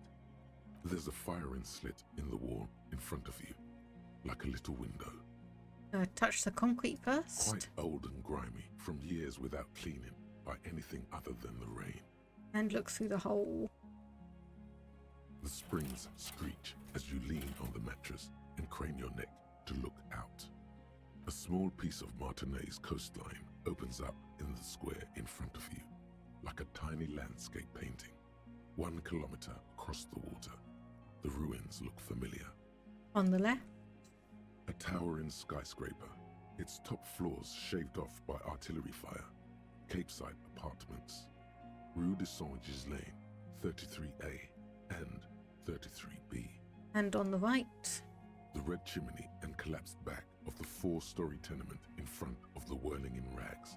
Rue de Saint-Ghislain, 10. The doomed commercial area. And between the two. The box-shaped silhouette of the whirling in rags. Its sloped roof, a tiny fleck of light catches your eye on the rooftop. Sunlight reflecting off the upstairs window of Clausia's room. There it is. Do you have a line of sight to the window? I do. More than that. With a pair of binoculars, I will be able to see inside the room. A pair of binoculars? Or a scope of a rifle? You'd be prone, lying on a mattress, barrel resting on the embrasure. A perfect sniper's nest. Cheek against the cheek rest, hand on the hair trigger, on a calm day like this. Yep, I could make the shot. Good. I think we have it, Detective. The origin of the shot. This is the sniper's nest. Affirmative. Finally. In our defense, nothing pointed here. Many leads pointed elsewhere. 6 people are dead. We could have prevented it. Don't beat yourself up, officer. We did not put guns in their hands or get them drunk. He looks north over the fortification, then adds. The lieutenant pauses. Regret comes over him. We will make up for it. Here. I feel it. Could the shooter still be here? Where? Oh, on this island. He does not answer, just nods. With his back hunched, he looks around once more and says, We should move now.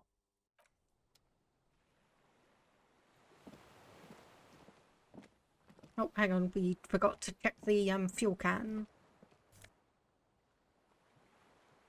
Another fuel canister. Why do I keep running? Don't need to do that. Well, I probably shouldn't, rather, considering I was in the shootout. Our thigh has been majorly damaged, and odds are we are not going to be at 100% ever again. So what's this here? Winch is broken. Okay, and it doesn't look like we can get out anywhere else. A strange feeling looking at the water. Maybe you should just wander off into the sea. Leave it all and walk in.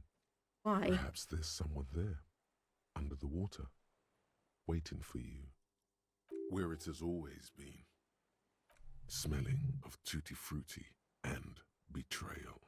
Yeah, but it's cold. Yes, cold and still. But love is warm, like the inside of her mouth. No. Yes, yes, yes, yes. In the still mirror of the bay, you see Martinez, reflected. Tall edifices of ruins reach into the water, like shimmering towers. And the shacks too.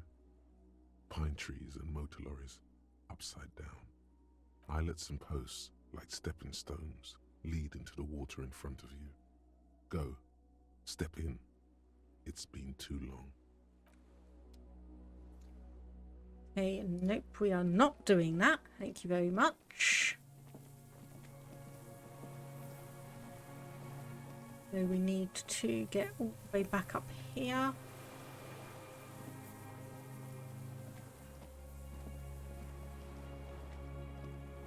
Yeah, I basically have no idea how much longer this is going to be.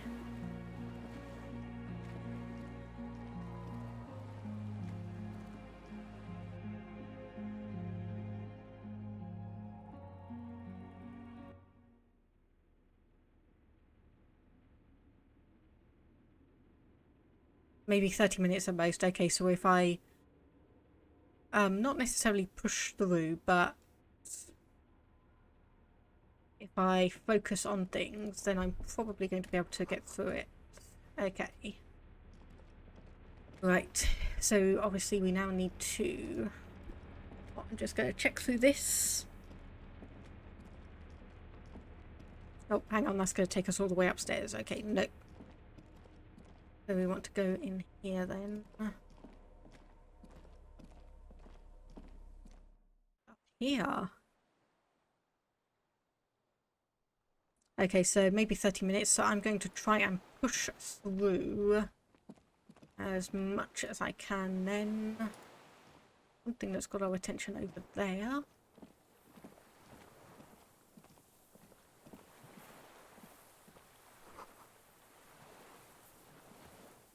I can run around, it doesn't affect me. Okay, good. I was just wondering about that.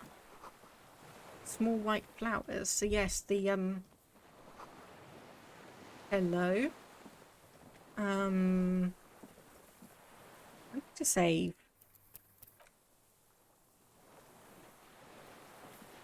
An old man wearing tracksuit trousers leans on the frame stock of his rifle. He gathers a big ball of spit in his mouth, then spits it out into the extinguished fire before him. He raises his black eyes, hooded by creased eyelids, to meet yours, unclouded by cataracts. His eyesight is sharp. Yeah, nice gun you've got there. It's not nice. It's a piece of shit. But it gets the job done. Is that a Bell McGray? It's a Triangong 446. A Samuran rifle. How did you get hold of one? It was sent to us by our brothers in the Xinyao commune. Military aid. It has stayed true to him. He can still make it sing. And yeah, you've retained your eyesight. My eyesight? Yes. Helps me see all the shit. And were you the one that closed the blast door? I did. And you opened it. How?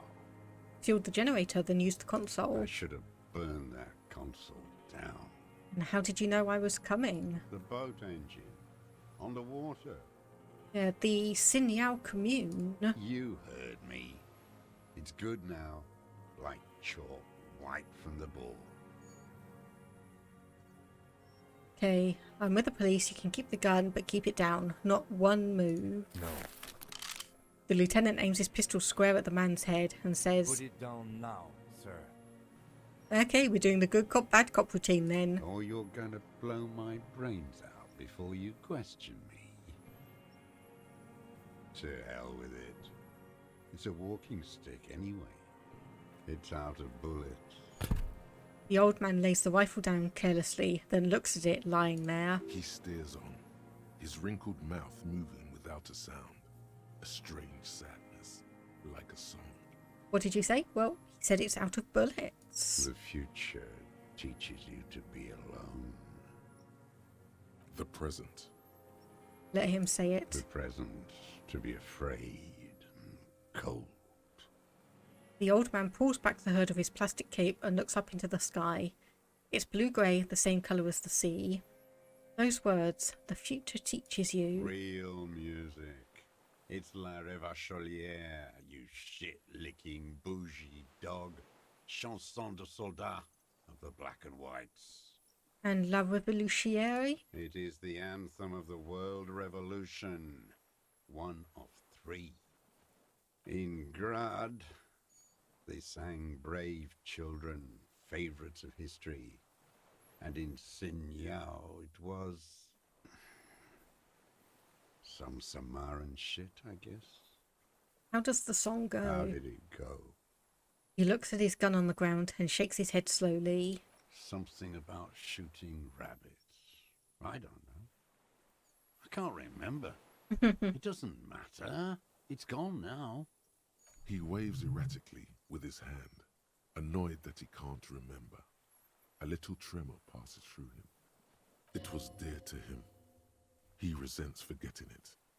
Yeah, okay, so getting to the details, who are you specifically? My name is Josef Lilianovich Dross, Political Commissar of the 114th Anti-Aircraft Division of the 4th Army of the Commune of Revachol. I am a deserter, a partisan, and a prisoner of war. This is my term of surrender. His eyes turn to the weeds again, dead and dull. The commune of Revachol? Do you mean the ICM? You're a holdover from the... From the revolution, yes. From the Insular Indian Citizens Militia, the army of the revolution. I was recruited in Jamrock in 07, trained in the École de Contrôle Orient, and consigned to emergency defense duties in 08. I left my unit on the eve of the landing. When I returned here on May 14th, the commune had fallen. Still armed and ideologically trained, I wrote a criticism of myself and resumed partisan duties. 51 minus 8 equals 43. Yeah, you've been on the island for 43 years. No. I've been on other islands too. Still, you've been isolated, or you've isolated yourself for 43 years. I was in Resurrection until they turned it into a spa in 18. Then I was on E48, a nameless sound, until the sea washed over it. Then I came back here. That was 22 years ago. And again, you've been hiding for 43 years. 43 years and 10 months. That's absurd. It's not how a human being should live. But I had to.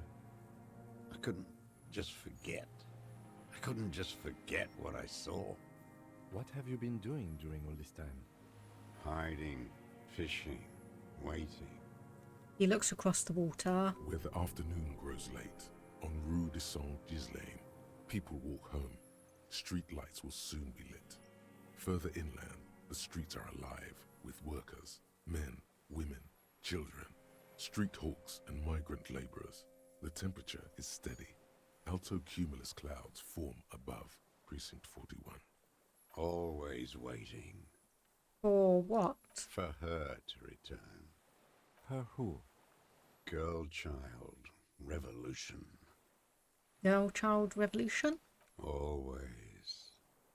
And nothing in history is guaranteed, but revolution is still a possibility. No.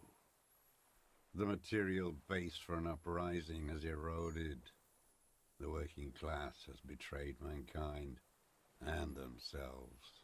The historic opportunity for a revolution has passed. It will not come back anymore, however hard I try, whatever I do. So that's why he's the deserter. No, I'm not going to say it. What can I do? And yeah, how have you survived all this time? How does anyone survive? I steal. Now hold on there. What do you steal? Supplies, vegetables. I collect rainwater. It's the life of a dog, not a human being. How is your health, Mr. Dross? I've been throwing up blood since winter. Red, like beetroot. Been passing it in stool, too. He does seem frail. Gaunt for his age. More like 75 than 65. Trouble putting on weight could mean cancer. The RCM can provide medical services. You need to be looked over. He's going to refuse. I need to die. You don't have medical facilities. You have guns. That's all they give you. Toy guns. We have Dramamine and other opioid-based painkillers. You must be in pain. I have been running out of that stuff. This is serious. You need to be looked over, and we can do it. There's nothing to look over. The triage is in, and it's black. Administer morphine. Moribund. Okay, so he is very, very much aware that effectively he is a dead man walking. He's very much aware that he's a dead man walking.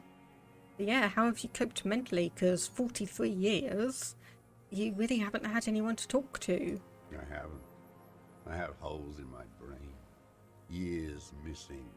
Others filled with pain only. A decade of... His eyes roll into his skull and back. I don't even know what. Inferno? And you notice the lieutenant is about to say something. I would imagine it gets tremendously difficult, mentally, to live in isolation. Traitors. It's better alone. I watch the people of this city turn the lights back on, more and more each year. Ruins, glimmering in the dark, like a fucking merry-go-round. It's disgusting. He looks down at his shoes, his face parched from the sun and the wind. There's a wince of pain in there somewhere. Are they not heartbroken? How could they have moved on? How have you concealed yourself all these years? It was hard in the tens. I didn't have partisan training. They were searching for stragglers, those bloodhounds. Floodlights on the water at night. There were posters, campaigns. We communards still hoped, and they needed to snuff that hope out. The East capitulated. Martinez and Coal City were turned to dust. But Jamrock, Forburg, even Coron, and Boogie Street, of course. Those fucking kips had Marsov coursing through their veins. And others too. Some cordons of Revachol was still fighting. There were cells. I tried to contact them. Soon they all went silent. The frequency's dead. And how did you get between here and the mainland? At night, I used a dinghy. I only went after dark then. When I got to the city, I stayed underground. Patrols, you lot, the commons too. They'd started snitching. In the city, you move underground? From bunker to bunker. Not anymore. No one cares now. I don't even have to hide. They think I'm another antisocial vagrant. I could walk straight into that town if I wanted. I just... Yeah, why don't you walk there? I don't want to. They're all traitors. Pigs, rabbits, and dogs. Men without ideals are only animals. He does not want to see life moving on. People forgetting, drinking, laughing. There's a small bunker under the failed building. Have you stayed there? The propaganda bunker. I used to, but not anymore. Propaganda bunker? They stored leaflets there. Broadcasting equipment, too. Made broadcasts, I think. Propaganda officers. I buried them with their leaflets. They killed themselves. 2 young boys. Killed themselves? A lot of our boys did. I spent some winters there. Never liked it. Kept thinking of them. No need to go underground anymore. It's better in the ruins, on the ground. And a weapons cache under St. Gillian 22B. Have you been there? So you finally found it. There must have been a small squadron's worth of arms in there. Elmer Graves, right? Yeah, but damaged beyond use. I know. So you've been there? If you need to go soon, can click through the dialogue without waiting for them to fully read it. I know, but it does clash when obviously they have all the voiced lines and I'm going through it before they finished. I don't like doing that because it just clashes with my ears. And honestly, I don't overly need to go soon. I have the week off without responsibility, so it doesn't matter if I get to bed a bit late today. I just obviously would like to work through and finish this up, just to get it cleared out for the new month. But yeah, so you've been to the basement weapons cache. Sleeping. Some nights. Ammo scrounging on others. Those McGraves were shit, even before they corroded. Some had bullets in the chamber, however. You feel the dots connecting. Little dots on the map he's walked across. Yeah, do you smoke Tio Mortiri cigarettes? I do.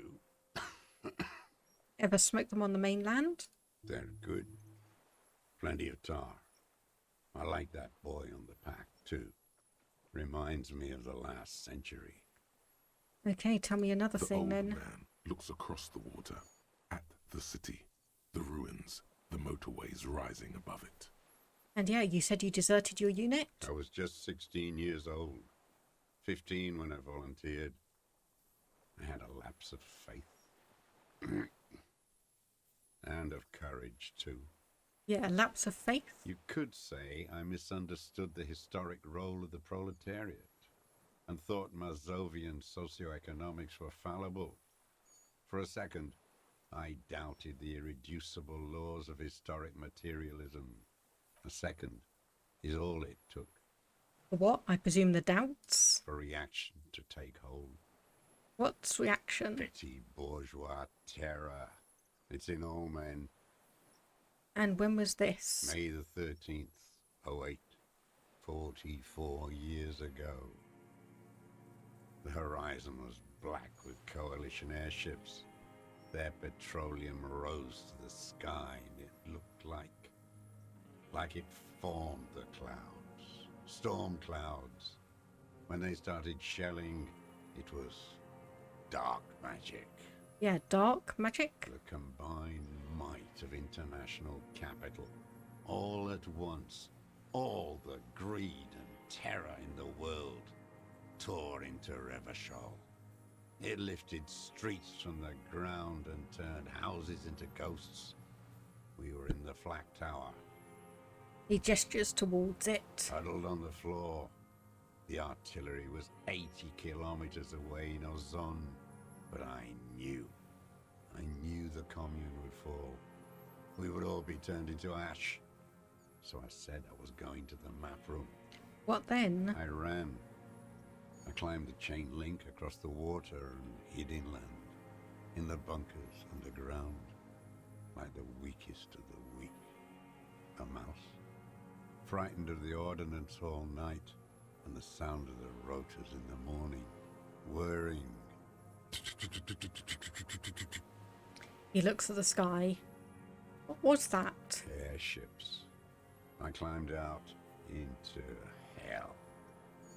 The landing was complete. The chain was submerged. I had to swim back. The fortress was half submerged too, shattered. They'd all drowned in the lower levels or got torn to shreds above. The anti-aircraft gun had malfunctioned. So had I. I left them without ideological direction. It was real. I'd seen it. I'd seen it in reality. Seen what? The mask of humanity fall from capital. It has to take it off to kill everyone, everything you love. All the hope and tenderness in the world. It has to take it off just for 1 second to do the deed. And then you see it, as it strangles and beats your friends to death. The sweetest, most courageous people in the world. You see the fear and power in its eyes. Then you know. Then you know what? That the bourgeois are not human. Hey, say nothing, let him finish. I had to. I had to fight it. I had to never stop. The old man falls silent. His black eyes keep piercing your skin as he looks to some great distance behind you, shaking his head slowly, retreating from it. Yeah, what is this place? It's not an island, Dwat. It's a defensive fortification of the commune of Revachol.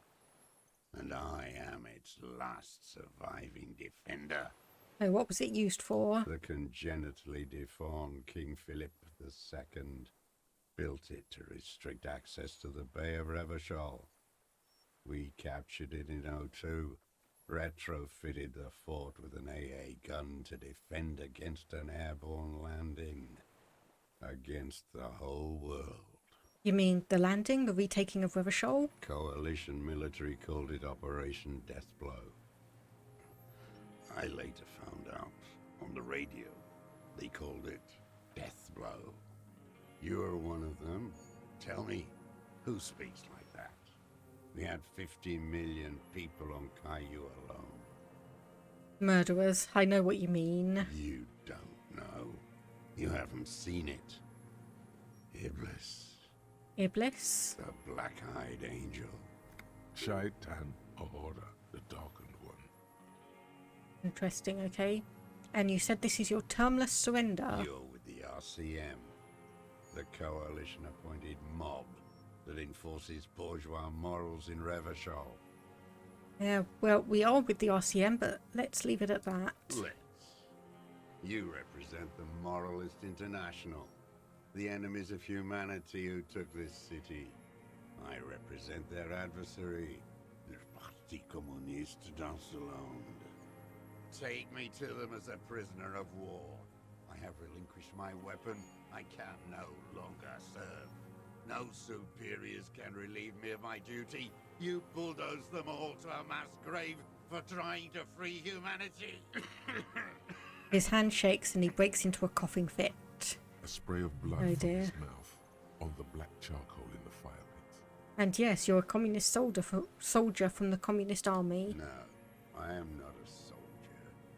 I am an ideological officer. I belong to the party, not the army. But you did say you were trained and assigned to the Defense Corps. Trained in historical materialism, then assigned as a political commissar by the party. These things used to mean something. And what does a political commissar do? The old man does not answer. He tilts his silver head and looks at the reeds. You see a small tremor pass through his legs. His job was to assure the army answers to civilian control and follows the ideology of the commune. Scientific communism. A commissaire politique is a night philosopher of the revolution, a future human. Awakened from shutdown by the promise of ideology. And yeah, that means you're a trained communist, right? He nods slowly. Then another tremor. And yeah, point to yourself, I'm also a communist. No, you're not. You're a liberast. A liberast? A liberal and a pederast. It's what most liberals are. No, I'm not a liberal. I just told you I'm a communist. Detective, we have not come here to discuss ideology. He then turns to the old man. We have come to ask questions regarding a murder investigation. The old man spits into the fire pit. He does not say anything more. A jitter passes his lower body. So I have another serious question for you. There's nothing serious in this world. It's a farce. What have you been using the gun for? I've used it for killing people. Killing people? It's a gun. That's what they're for. You want a moralist euphemism? Defending your family and your property. I haven't done that. I've used it to kill people. Interesting. During or after the war? Probably after, considering what he's told us. There is no after the war.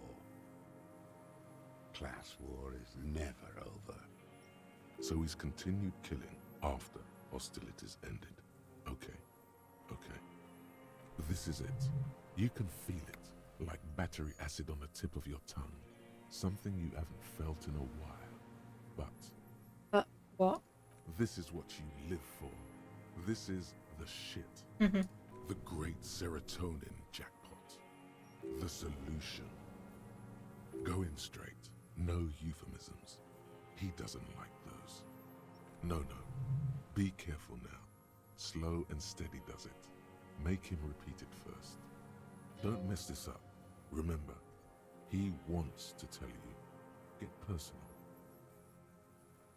So you're saying you killed people after active fighting stopped? What did I just say? He keeps shaking his head erratically suddenly. He brushes something out of his eye. What did I just tell you? Don't drop the ball now. I know you want to tell me. Have you killed anyone with that gun in the last week or two? I don't want to tell you anything, you grotesque murderer. And why did you think that was a good idea? Don't listen to me. I'm wrong all the time. Okay, did you use that gun to shoot and kill a colonel of the security contractor Crenell?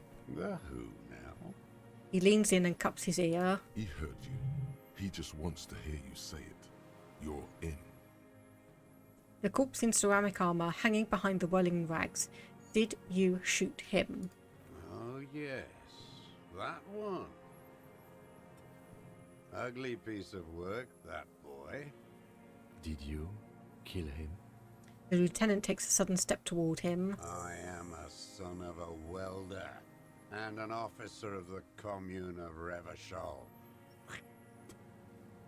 I do not collaborate with murderers and pederasts of the liberal regime.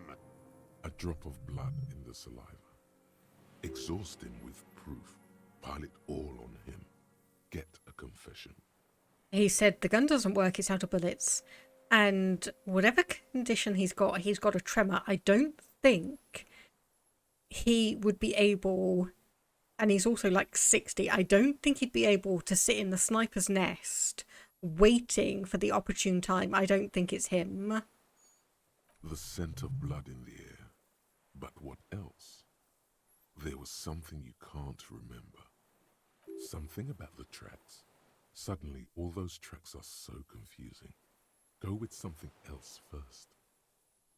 Okay, we've done the ballistics. The shot came from this island. I saw you poking around there, looking for evidence. You're damn diligent when it comes to dead fascies. Did you like the view? You had direct visibility. There are embrasures in the concrete, specifically meant for a top follower to use. And you had a long-range rifle in your possession. The lieutenant softens his voice. You've been here a long time, Mr. Dras. Too long. You clearly need medical aid. I'm ready to die. I've done my part. He's practically admitting to it. Just one thing. The rifle does not have a scope. Yeah, it's the best uninterrupted line of sight into that window in all of Martinez. Because it's a sniper's nest, you stupid fuck. Radio Gosh is right. You have worms in your brain. Okay, well, you're a communist. I talked to the dead man. He told me communism killed him. Stupid twat.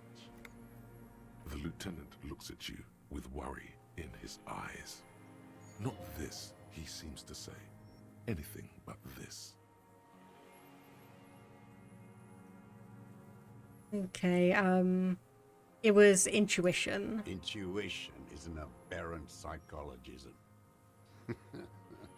It reeks of crypto-fascism. The parasite class use intuition to justify their rank in life. It's all just palmistry and magic, Earl creatures. Your brain is rotting from the radio waves. He looks at the air, then turns to the lieutenant. He does not answer the provocation. It does not look like he thinks this approach worked. But still, somehow you knew it was a communist. How? Perhaps you suspected it before you took the case. The vision was you remembering that. But this did nothing. Was it supposed to? Oh, look deeper. The inland sea is dark, vast, and on the surface, meaningless. Is this the miracle? No, the miracle is still waiting. This is the darkness. But aren't I way out in the west? You are. Soon it will happen. Okay. Standing there, slack-jawed, brain festering.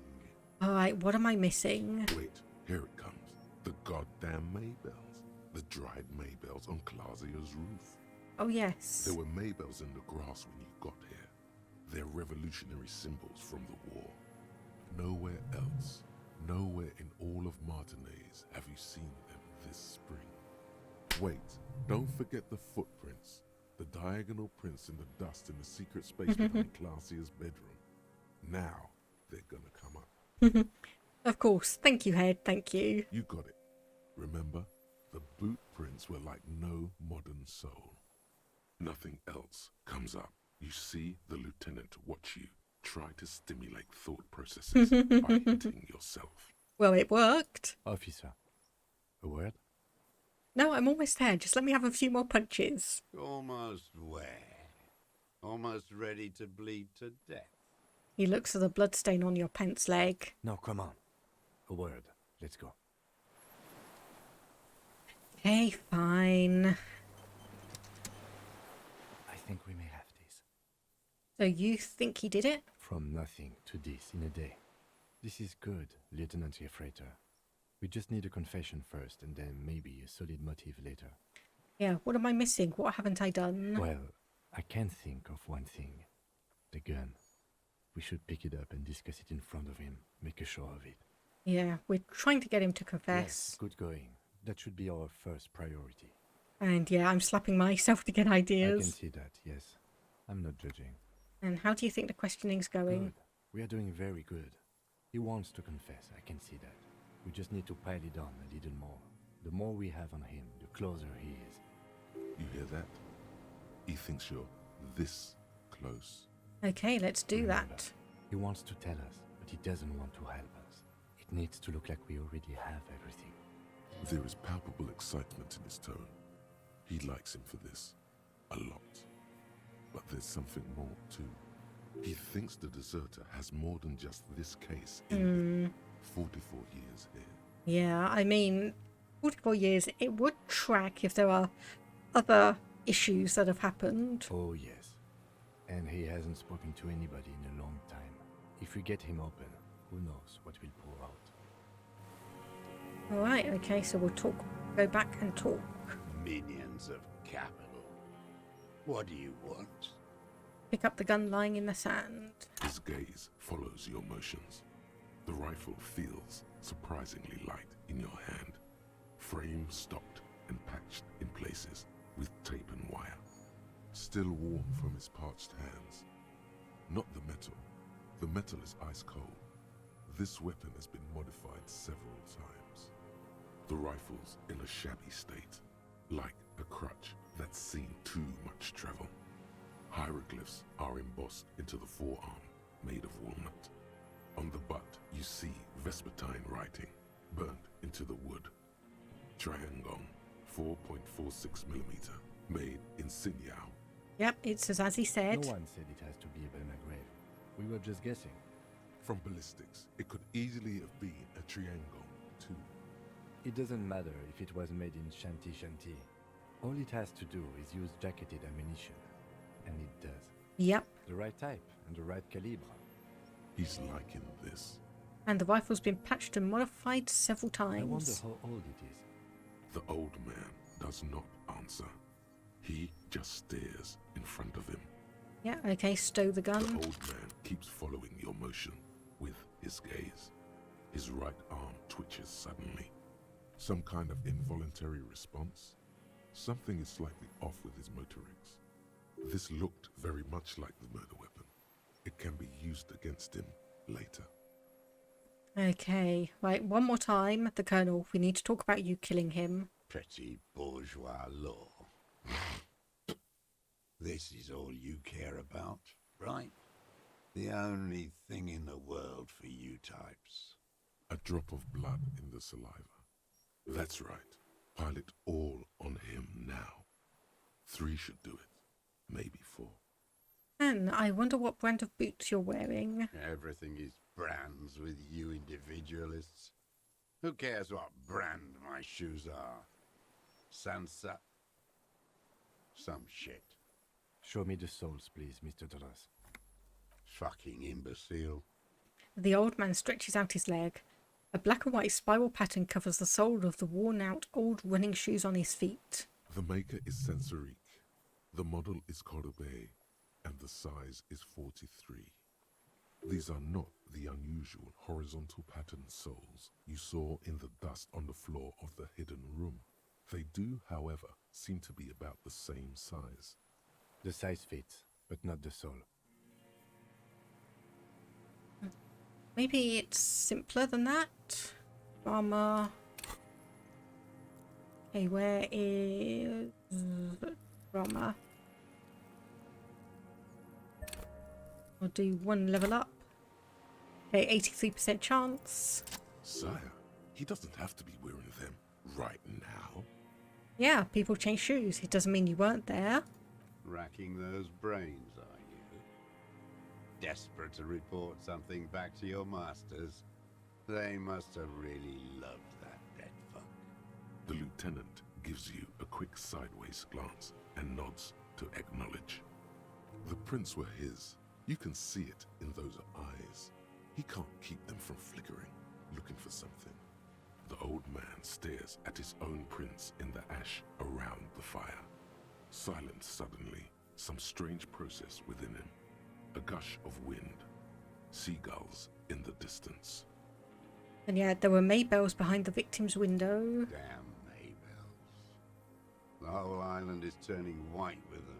But only the He island. seems tender suddenly. Nostalgic even. A strange mood swing.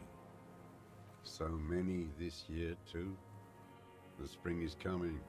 No, it's already here. Wash the filth away. And yeah, I haven't seen these flowers anywhere else in Martinaise, only here. They blossom on the islets before.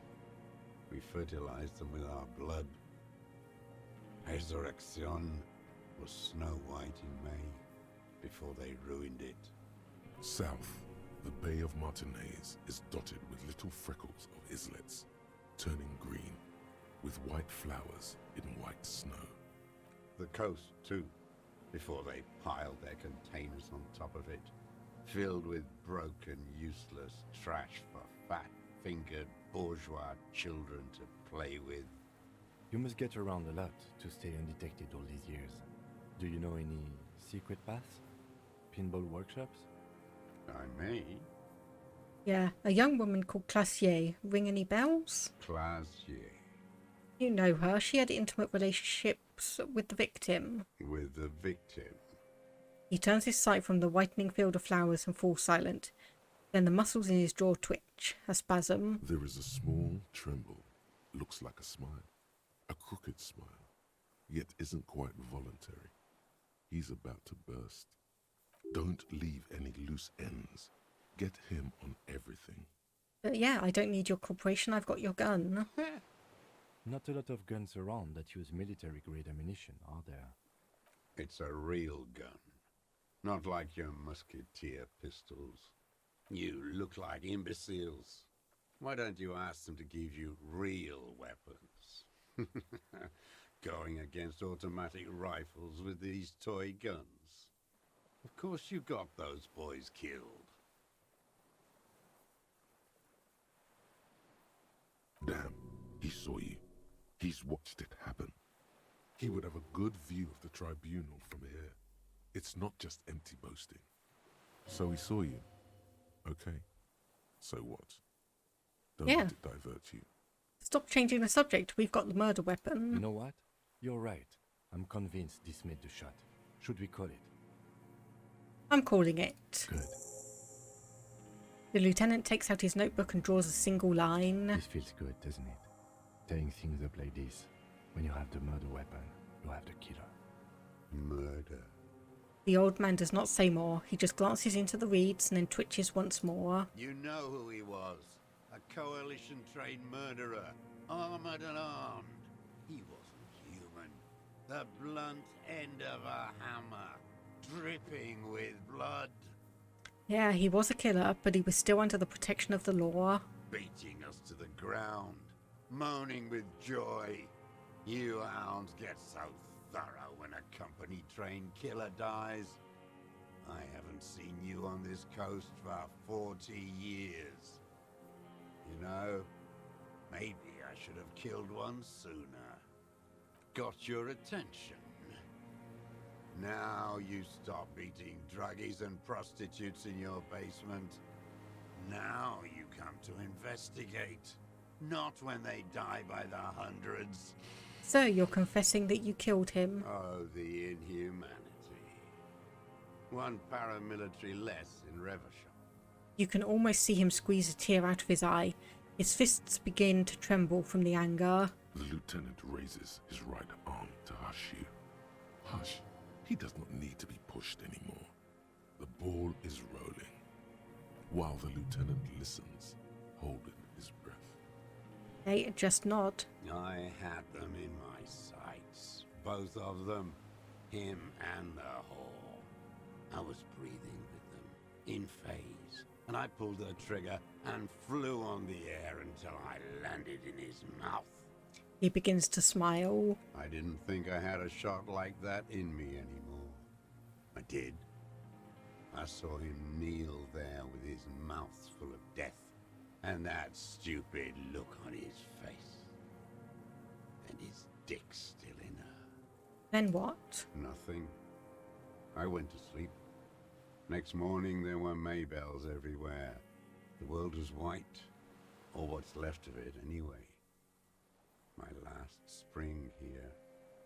I knew the fascists would come to avenge their own. And so they did. Mr. Dross, are you aware you're confessing to murder? Yes. Oh. And you were looking at them, the victim and a young woman, having sex, through the scope of your rifle that night, before you shot him? The old man nods. Why? Because that's what they were doing.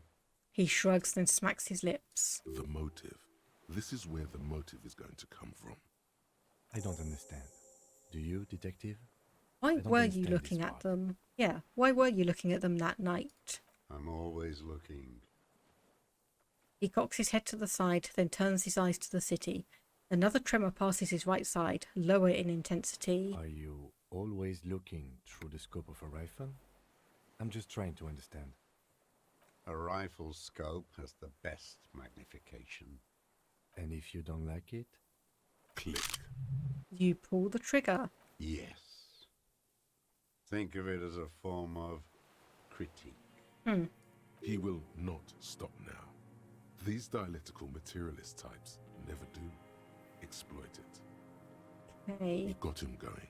Connect every little piece now. Wrap this up like a gift. So, been looking at anything else you haven't liked? Tragic comedy. Druggies, prostitutes, and rentiers. A strange little engine seems to fire up in him again. It straightens his back. The familiar put-put-put of hatred. More specifically? Specifically, the whole city is a charnel house. Stripped clean and draped in neon. But Martinez is the worst. How come? Because of the racists. Everyone is a racist in Martinez. It's their favorite thing to do in the whole world. Listening to race-themed radio shows. In the ruins, in their lorries. Pumped full of steroids and radio Revachol 92. Race this, race that. It's all sanctioned by that Social Democratic Union and the farce of a Social Democrat who runs it. Mr. Clare? Yes, the fly larva in his container. He let some nihilistic advertising yuppies erect a statue of Philippe III, a syphilitic murderer, on the town square, to spit on the working class. Not since the serfs of ancient Pericarnassus has history produced a more inert social class than the Martinez proletariat. The rest of Revachol at least pretends to rebuild. These people still live in ruins. In tents, like animals, like those boom morons on the ice. A pity they didn't drown in that tent of theirs. The worst of them is the blood-drenched Sucrion on her yacht, licking her lips. The old whore's gone now. Her gun-toting porcelain men are dead. So, actually, no. The worst is that old cock parading around in his uniform, throwing balls all day.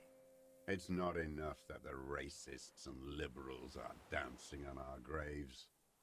The old loyalist ghouls still parade the ruins too.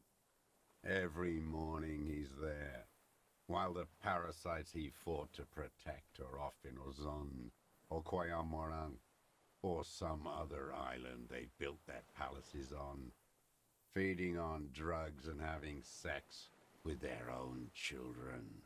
Okay. Blue Cornflower, yes, I did get them to move into the church. We did have an interesting resolution to that.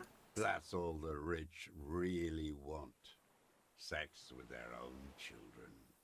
Throughout history, even the royal bloodline of the suzerain, it's all just an excuse for them to have sordid sex.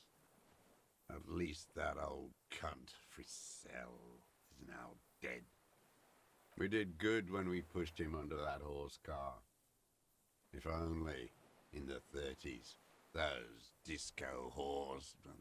No, sadly I did not get to have Harry or Kim dance. It's like I do have a task in my thing. It's like visit the nightclub after the ravers have moved in. So, but the thing is, I did all of that, and then I did all of the process for the investigation. And because I got shot, I lost 2 days, and I've not been able to get back there. The disco whores are too much. Hatred shuts down his brain's language center, leaving only a nonsensical sputter. There was something about the statue and nihilistic advertising agency people. Might be worth investigating. Yeah, so you mentioned the Union is a social democrat, and Mr. Clare a farce of one. Another hideous disappointment. Unions are the real enemy. The true enemy of the proletariat. Placating the masses. Who's a disappointment? Everett Clare? That deformed toad? I wouldn't expect him to wipe his own ass. I mean, the brains of the operation. The smart one. Edgar. You mean Edgar? He talks a big game about uprising and social base. They must have sent the smart one to some university in Le Jardin, where it's alienation this and hegemony that. Hey, so you've talked to Edgar. First against the wall with him. He stopped poking at the ash now, just shakes his head. The Clares wouldn't miss a man hidden in their own backyard. Not all this time. Nothing happens in Martinez without them knowing. Of course. Maybe the Clears asked him to. Yes, have you approached them? I haven't approached anyone. I hid. It was Edgar who came to me. How did he know you were here? He didn't just stumble in like an oaf. He figured it out. Some kids told him about a monster on the island. I told you, he has brains.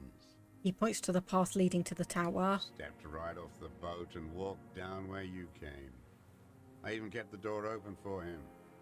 Thought he was a man of the left. Wouldn't rat me out. I was right about one of those things. So when was this? 20 years ago. Wow. Neither of them could walk now, could they? They were less fat then. Interesting. That's around the time the Clares came to power. And what did you talk about? Edgar did the talking. Paid his respects like I were a fossil in a uniform. Offered platitudes about the struggle. Flaunted his pink degree. Even quoted Marzoff. Never trust a social democrat who quotes Marzoff. Oh, and charity too. They love their charity. Offered me blankets and social housing. I still have the gas cooker he brought. And he just let you be here? Let me be here? The ZOC is an unlawful successor of the Commune of Revachol. We took this fortification from the Loyalists. Even the Clares understand this. Okay, so did you kill the criminal mercenary for the Clares then to incite a riot? I'm not doing anything for that swine again. Again? What have you done for Edgar before?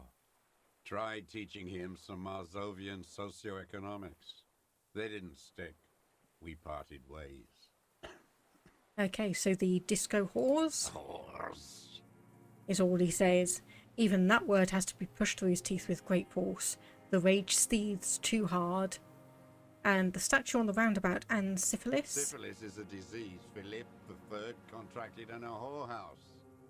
The statue is an abomination.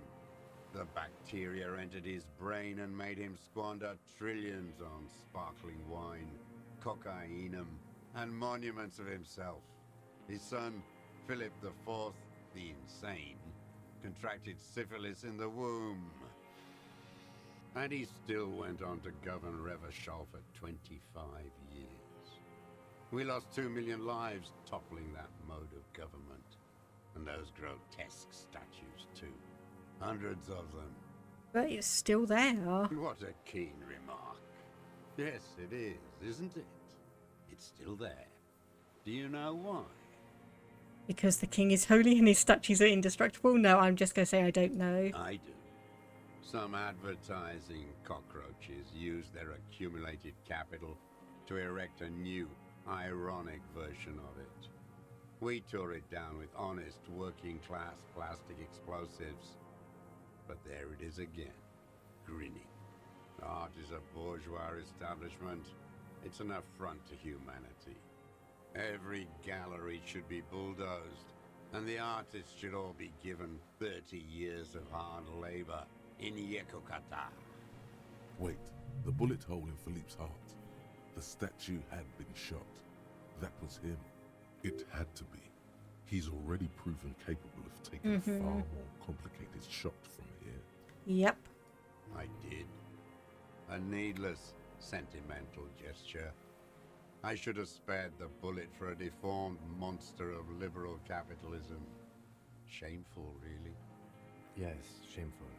So many others to punish over the years. Isn't that right, detective? Mm-hmm. Okay then, tell me, Mr. Joy. The fat union man let them put it there. Corrupt as he is. Okay, so... Probably got a fat check for it too. Shared with the law. Okay, so logic. We've got loads more points. If I can find... There it is, it's up there. I'm going to chuck 2 points in that. 72% chance. The connection comes to you like a splash of cold water. Dark, cold water. 20 years ago when you met Edgar, the Clares didn't run the union yet, did they? He acknowledges it. Here we go. A twist behind the dark bend. Who did? That bourgeois cow. Tiffin Holly was her name. Licked the rich man's hand every time he came to town.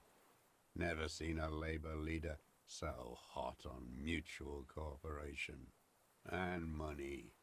She liked that too. That Holly was a real bridge builder and a deal maker. And also a woman. She was. And she was real soft on those money men. Had a Barbara Muskova bag over her shoulder that she liked to bring to work. And then she just disappeared. Called in, they say. On the eve of battle. Ran away. Vanished like a piss stain. No, that's not quite it, is it? Did she? They say her daughter called in, not her personally. But that wasn't really her daughter, was it? No, I guess it was not. Edgar had someone make the call. Why is that? She couldn't make the call herself. On perhaps by chance of being dead? Here it is, the bend in the river. Because she was dead. The cow caught a bullet in her right lung. Fell into the canal grasping her tit and drowned. Or bled? Hard to say. It was a sloppy job. And a moving target. She was going home, waddling, dressed in yellow, drunk like she often was. The ruins are black around her, and she had a yellow leather bag under her arm. She tried to cross the canal, heading home to Grand Couronne or Betancourt, someplace like that, where they build those new bâtiments for the people who flourish in the hell around her, and the ruins. And you were the one who shot her. Someone shot her. Or maybe the cow just fell. My memory is full of holes. All I know is nothing changed. Not in the material base, not in the hegemony. There was no uprising. Just words. The Union fizzled, sogged. Nothing came of it. Nothing. Edgar didn't keep his part of the deal. Mm-hmm. If you were to testify to this, give the RCM something on Edgar, you could walk. We would strike everything you've done and process you as a POW. You were in a war. You were on assignment. We could even extradite you to the Samaran People's Republic. A degenerate worker state. Go shit. No, thank you. I'm a Revacholian. My days are short. I will rot away here, in a moral intern cell. I will not testify to anything. But you did do it. I saw it happen, and I liked it. That's all I have to say. I didn't live and fight for 40 years to end up as a collaborationist. I've heard it on Channel 8, 40 AM, Radio Revachol, late night. Everyone is a blobber in this world. Everyone betrays everyone. They're all already locked up for betrayal. The best ones, the ones with heart, were slaughtered, trampled. The same old freezing hatred. There is plenty here to work with once he's in custody, and the lieutenant knows it. He gives you a little nod to proceed. Hey, I'm glad we talked about this now. Glad. It's all gone. Okay, composure, assess the body language. For a 60-year-old man with stomach trouble, who spent his entire life alone on an uninhabited island, he seems surprisingly fit. That's it. He's prone to erratic hand gestures and clearly malnourished. But that's it. You can see no more by looking at his slouched frame. The moment passes, and you say, Okay, composure. Yep, we can get a couple more in that one. Okay, so what specifically did you not like about what you saw the night of the murder? Them. Fucking. I didn't like that. Jealous? Jealousy is a reactionary concept. I didn't like the Reaver enjoying himself. Drugged out, soothed in the arms of a young woman. I wanted him to die so he could not enjoy life anymore. for him to stop reacting to stimuli, to be broken off from the world, cordoned into darkness. And I wanted to see his head explode. That too. She should know better than to hold a child murderer between her thighs. I knew he'd be there for one more second, writhing. That's all it takes for the bullet to reach his head. Now that I think of it, I wasn't aiming for his mouth. I wanted his brains to spill out on her. But you can't have everything. This man has seen past her. Like you did. The caliber of bullet he used does not do that kind of damage. How long have you been watching her? Since she came to Martinez. I saw her sneaking in the reeds early in the morning, behind the Fell building. It was dark, still winter. She didn't have her skimpy outfit on then, just a spot in the night, moving. Past the Fell building on the coast? What was she doing there? Hiding something in the water.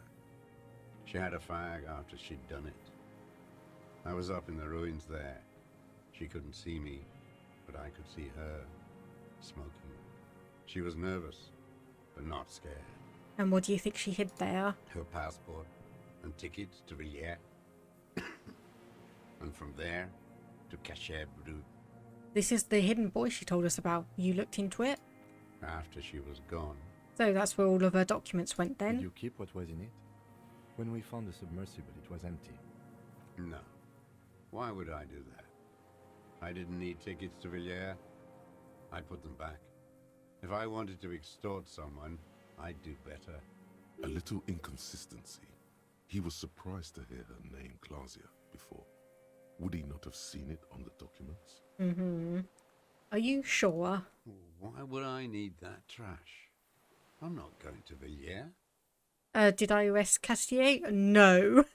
I wrote her a ticket and I let her go, unfortunately. A strange confusion comes over him from time to time. Some kind of aberration of the nervous system. Yeah, so you saw her name on the passport, but before, when I said her name was Classier, you didn't seem to recognise it. It didn't say Clausia in there. What did it say then? It was something. I don't remember. It was dark that morning. I only remember her face on the photo. So did you continue watching her after this? I did. She had a face like an archipelago, with those birthmarks. And a body, hard and lean and bruised all over. Black and yellow. I could see she's taken a beating. I could see who she was, too. A spook. On the run. Revachol's the cloaca of capital now. All the bagmen and arms dealers end up here to do drugs and have sex like animals. Yeah, well, on the standoff, it's like when I was trying to get everyone to calm down, get the hostel owner just ran out onto the balcony and just shouted that she was gone, which kind of riled a few people up. So that probably didn't help in terms of the survivability of half the people there. You could tell she was a spook from the documents? She had different color hair on the photo, and glasses. Forged. Some sordid bourgeois affair. I've heard about this kind of thing on the radio. He's setting it up for you. The bruises. You can't make that out in a scope. And you could see her bruises through the scope of a rifle. You can't see bruises through a scope. It's just a blur. Yeah, how did you know about the minute details on her body? So footprints in the dust could have changed shoes, found the peephole. It quickly comes to you. So, bruises on her body. Any chance you've ever seen them through a hole in a wall? Oh, yes. Cutting those drugs of hers into little lines with a knife. Masturbating. Did you make that hole? With a clip point knife. Good for listening in, too. For hearing the moaning and the snorts. Ever seen her through a window or a roof? On a Like roof? that, too. Yes. Bending like a bow against the glass. And yeah, you've been through the secret route behind the whirling in rags. Those are your footprints there. You've just changed your shoes.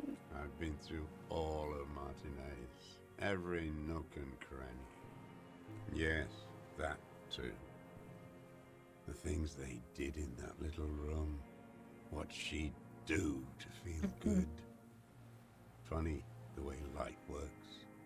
You turn it on inside, and it gets so dark out, you can't see a man looking in. I learned that in the 20s, when they were still hunting me. I've seen people do some shit, but... He keeps shaking his head. You hear the familiar scribble of the lieutenant's pen. A quick glance at you. One more loose end down. We're doing this, detective. How did you get in there? The hidden pinball workshop. Well, there's been a key on a chain that was apparently there for at least 20 years based on just how weathered it was. So I'm presuming that. I can just walk in there now after a good wash. I told you, they think I'm an antisocial. Closing hour is a good time. The kitchen's empty. You had to open the steel door in the kitchen? How? I got that open a long time ago. Some bourgeois game merchant lived there. I don't know, 15 years ago. He left spare keys all over, and I took one. Then I saw her turn the light on one night in my scope. Yep, I passed the check to notice the key outside the window, indeed. Andy found use for it. A spare key, like the one hanging behind the Union Box window. Yeah, did you have feelings for that woman? There's nothing to hold on to. Only this. It's not enough. What of hers do you The have? coals of his eyes glisten suddenly, like stones dripping with water. Is he crying? Man needs to feel something else. In this fight, it helps if you have your eye on something there. It's weakness, I know. And was that why you left the dried flowers behind her window? No, Well, why then? I don't really know. I was there one night and she was crying, like a child, in the corner of her room on the floor, like she does sometimes. When was this? The day after I killed him. And you bought her Maybells? Yes, I don't know why I do the things I do anymore. Maybe you wanted to console her. Maybe. I told you, I have holes in my brain now. I wouldn't just sit here waiting for you. If you came 10 years ago, I would have killed you. In the silence, the lieutenant draws a line in his notes, then nods at you once more. One more down. Okay, right. So in conclusion, it wasn't about him, it was about her. Her. The lieutenant nods at you in acknowledgement. That's it. Motive. We have it. Where is she, that Clasier? I haven't seen her there for days. Not at liberty to say. I know she's gone. Locked up, or on the run. She kept staring into the scope, you know. In the end, this last week, at the fort, like she knew I was here. It doesn't matter. Midtown, across the Bay of Revachol, the oceanic wind washes 40-story towers. Above them, Lusan's Central Aerodrome, a cocoon suspended in the sky by a web of suspension wiring, encircled by hybrid aircraft.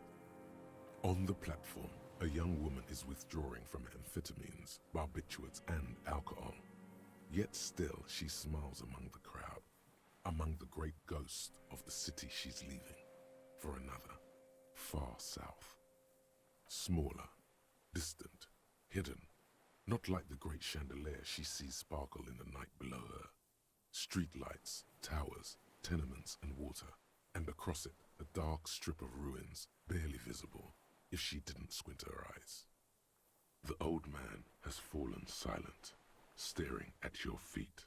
The burnt logs in the fire are moist from the sea air.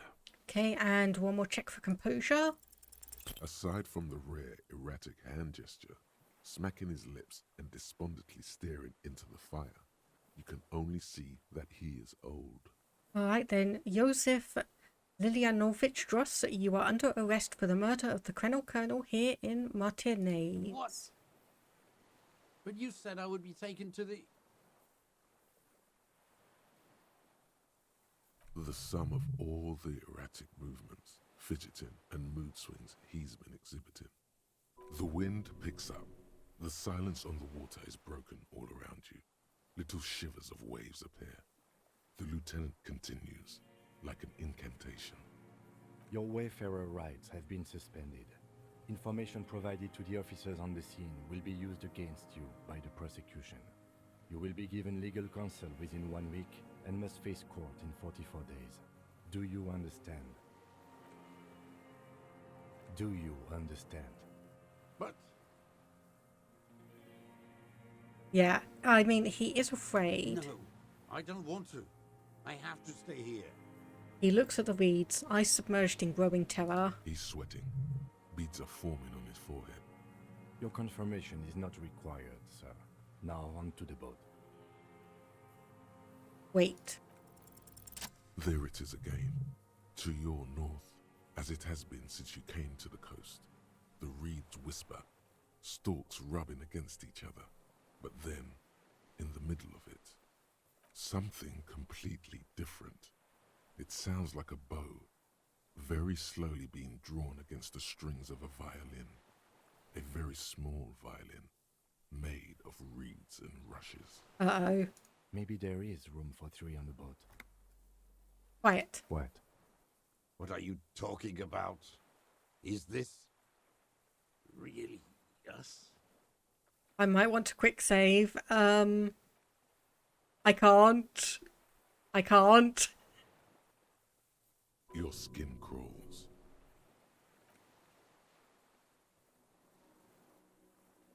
Okay, who's about to assassinate him?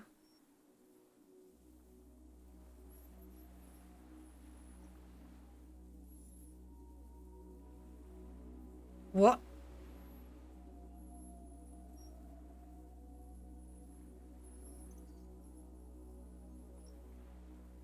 A delicate tangle of arms and legs unfolds from the reeds, limb by limb, to then just stand there, moving its scythe-like arms in ghostly silence.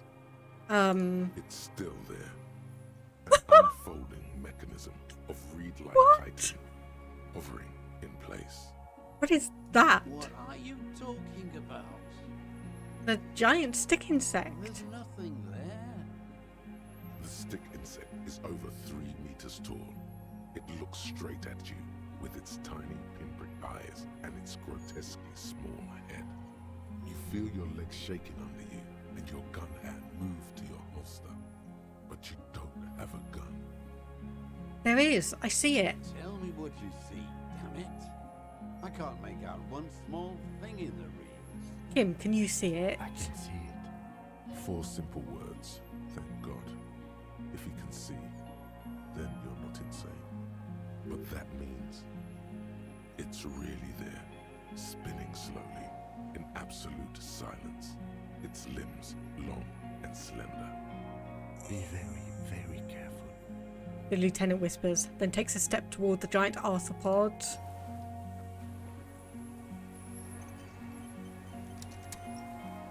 Okay, hello.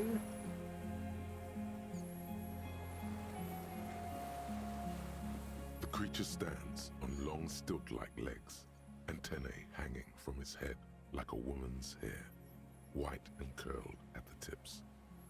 It is no more than 5 steps away from you. Reed-like tufts stick out of its joints. As the insect moves its forearms, it produces a faint hiss, like a reel-to-reel machine spinning after the tape breaks. The hiss is different from the strings you heard before. It says something else, in a lower pitch. We can't just leave it standing there. We have to do something, detective. It could be connected somehow even. You've never seen him get this excited. His voice is almost trembling. We can't just leave it Oh, standing there. We have... Okay, no, I can't. I have to rely on the quick save. You've never seen him get this excited. His voice is almost trembling. Okay, listen carefully. And yeah, this is the Insulindian phasmid. It is. Aha. You hear the familiar ring of his jacket unzipping, slowly, painstakingly so. You glance over your shoulder. The lieutenant holds a piece of milled aluminium. He begins to pull it open, extremely carefully. It's the camera. Okay, right, electrochemistry, where we have 1 skill point. No, the flash will scare the creature off. Warn him now. Can save during conversations when they're waiting for you to make a choice. At least you used to be able to. Okay. Right, Kim, the flash is loud. It won't like that. We need a photo. No one will believe us. No, you need to stop. From the corner of your eye, you see a sudden cascade of motion ripple through the phasmid's limbs. A series of ultrasonic clicks fills your ear. No, stop. Let me approach it first. I won't be one of those fools who didn't take a picture. Kim, put the camera down. You see the phasmid turn to him. Its mandible antennae reaching out. Its motions are quick, sudden. Listen to me. Okay. No. The spindly mechanism turns itself back to you. Its antennae taking their measure of the air. Slowly. Say something. Hey. The creature tilts its tiny head to the side and appears to look at you. It is incredibly light, like the slightest gust of wind should blow it away. But it doesn't. There is a sadness in there. Or is it in you? From the dream? It's still with you. The pitiful hey you told her. Even now.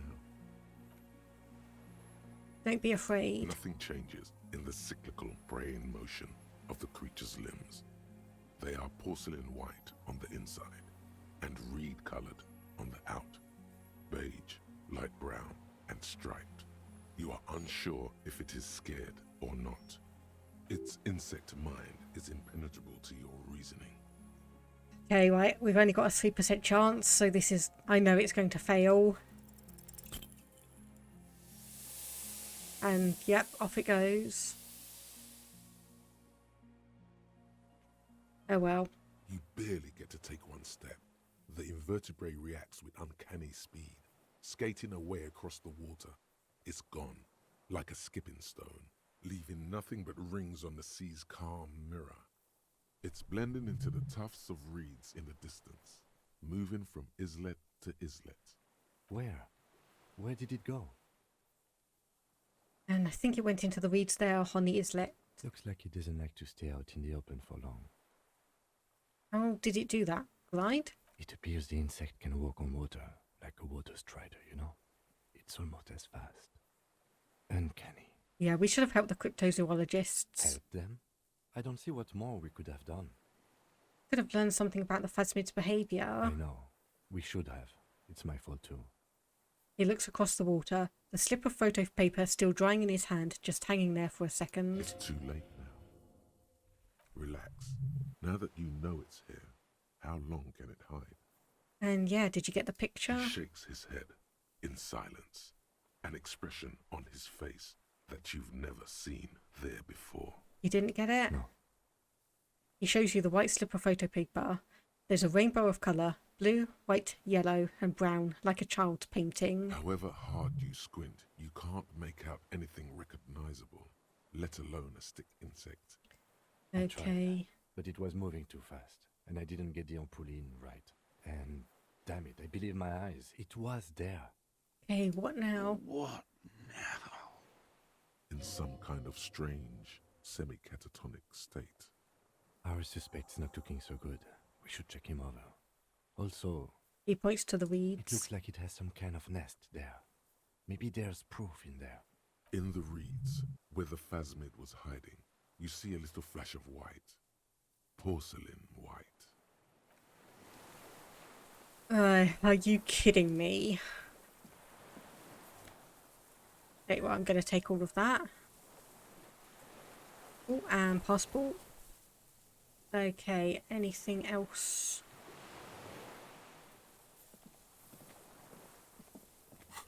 Okay. Check up on the deserter now. Okay, right. Okay, please tell me this is getting near the end of it. What is it? What do you want from me? I can't go. Something is very wrong with him now. Yeah, how could you not see the phasmid? He stares at the reeds and falls silent. Mr. Duras? The man does not respond. He keeps staring, black eyes glazed over and bulging from their sockets. His gap-toothed mouth shaking, like an addict of some terrible substance. Yeah, touch his shoulder gently. The plastic cape feels coarse. A light shiver passes the man. Other than that, no reaction. He feels small and frail. He's going into some kind of psychomotor immobility. The good news is, this solves our transportation problem, doesn't it, Mr. Duras? Might take 20 more minutes. Conversation at the dock when you sail back. Okay, I'm trying to get this done because I do not want like 20 minutes of a stream on this before I need to finish up. When you played, there were no voice acting and you read quickly. That's fair enough. The trembling mouth appears to sigh. Between this and the broken tire he's used for a boat, I think it's safe to leave him here, while we go and get help. It will need to be medical first, I'm afraid. Okay, yeah, we found some things in the phasmid's He nest. stares into the reeds. Your words don't stir anything in him. Perhaps you should. Show him the ceramic helmet. Nothing. Just dull staring. Not even rage left, wherever he is. If Kuno kicked it into the sea, as he said he did, the ebb would put it back here. This makes sense. Mr. Duras could have picked it up. Or the phasmid even. If it did, this is incredible. Yeah, I think obviously I didn't help the cryptozoologists with anything, so I didn't get any extra information about the phasmids and obviously electrochemistry and whatnot. Yeah, I don't have the best build for dealing with that. But let's just show him the Ornese passport. No reaction. This is an old man, at last. No longer a tin soldier, but the broken down remains of a man. There's a red electrochemistry 10 and inland empire medium 11 check. Yeah. Let's have a closer look at that after. I think I'll be more useful than him. Okay, and the detached scope. I lost. You lost it? He turns his eyes to the reeds again, as he's done so many times. Beige and white stripes. He lost the scope. Then it somehow made its way over there. With the help of a magpie phasmid. The lieutenant observes the lens sparkle in your hand. This sight is a T9, Mr. Duras. Was it attached to the rifle when you made the shot? Silence. Not even a sigh. You've gotten all you will out of this poor being.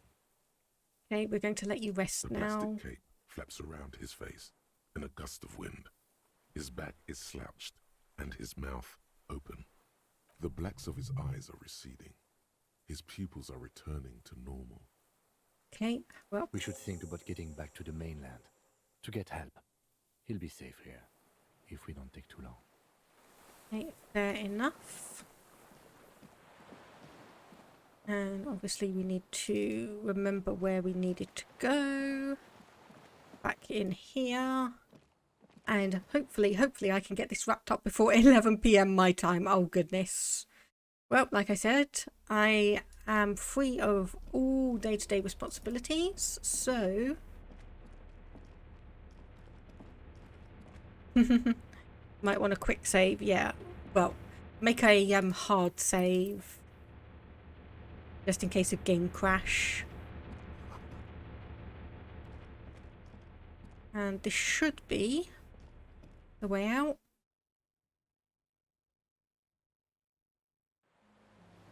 Yep, there we go. Okay. So indeed we need to go all the way back down here.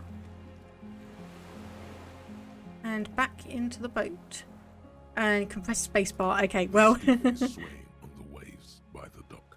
Yeah, let's return to the mainland then. We are done here. The skiff rocks gently under your weight as you get in. The ride back is uneventful and quiet. But for the sound of conversation on the water, there is someone inland waiting for you. Did I dial random numbers on a payphone? I did some of them, yes. 2 men and a woman stand on the concrete square of a nameless village, looking at a small yellow boat as it draws closer. The sea is calm. You reach the jetty and climb out of the skiff. Okay, who is here then? Yeah, I did dial a few random numbers on a payphone. One of them I got was a Look what the tide brought in. the video rental store, and another one was a random one. It's like a woman who was missing her grandson, and then I kind of stopped after that. The man says in a measured tone. Suddenly his expression changes and he tilts his head. Harry, you're bleeding all over the place. You're half dead. No one else seems bothered by it. Bothered by it? Harry, you look like you need a fucking organ transplant. Oh, fuck it. Let's not get into that. Hey, who are you people? Hello, I'm Trent Heilerstein. I believe we've met on several occasions. We have indeed. Undercover officer. I'm your goddamn partner, Jean Vicomar. And this is your special task force. Or what's left of it. Special Consultant Trond Heidelstam, Patrol Officer Judith Minot. Hi. We've come to scrape what's left of you off the pavement. Lieutenant Kim Kisuragi, Prison 57. We've just come from the island, where our investigation led us. We might need your help with something later. As if he recalled that he's in fact a decorated police lieutenant and not a naughty boy. But this is clearly a departmental matter, so I'm going to leave you to discuss it among yourselves. And you think the horse-faced woman is cute? Oh, anyway, thank you, Lieutenant. Good to meet you, Lieutenant Kitsuhagi. He says warmly, flashing the Lieutenant the tiniest of smiles. Letting the lieutenant know he shouldn't feel embarrassed over the shitstorm that's about to befall you. Okay, I'm just gonna say, forget about all this. There's a giant... We're not forgetting about anything. Look at you. He points at you with both hands. What's this all about? Ari, we want to help you. Trent, I believe this is where you come in? I don't quite know what I'm doing here. I was asked to participate as an expert. I think I need to manage your expectations a little. I'm at best an enthusiast in cognitive science. My background is in something else entirely. I engage in neurology on a merely theoretical level. In fact, I should probably get going. No. No, Trent, it's too late. You're part of this shit now. What have you got to say for yourself, shit kid? I don't know what I'm in trouble for. Shit kid. What an interesting moniker. So, what's a shit kid? You. Shit kid? That's you. Maybe you've deserved it. How did you know I was here? The cafeteria manager you fucked over told us where you went. I saved his establishment and still he betrays me? Strange. He didn't mention that. In fact, the establishment didn't look saved at all. There was a giant aerografito in front of it. It was on fire. Yeah, I lit it on fire. It was a poetic gesture. Knew it. Didn't I tell you, Trant? I told you it was our shit kid. The line is from Lu Jiatun's Mirova 82, isn't it? About girl-child communism, the titular returning character to ghost the apparition of... Good choice, Harry. Don't encourage him, Trant. Okay. Have you been spying on me? Yes, I was spying on you. I was in the bar, wearing a wig and stupid sunglasses. You didn't recognize me. Your own partner walked right past me. Yeah, a disguise. Why? I heard you lost your mind and your memory. I wanted to see if it was true. And it is, Harry. You're totally insane now. Good job. In the crowd, there was a man and a woman in RCM uniform. In his defense, we were in a hurry. So Trant Heilstam turns out to be Special Consultant Trant Heilstam. Yes, I'm Trant Heilerstein. I never said I wasn't Trant Heilerstein. So what was up with the kid? Mikhail? Mikhail's my son. What's with all the interesting history? Spying on me? No, I was just interested in the Feld building and the Martinez beachhead. And Mikhail wanted to see Martinez. It was a coincidence. So what are you special consulting here? What indeed?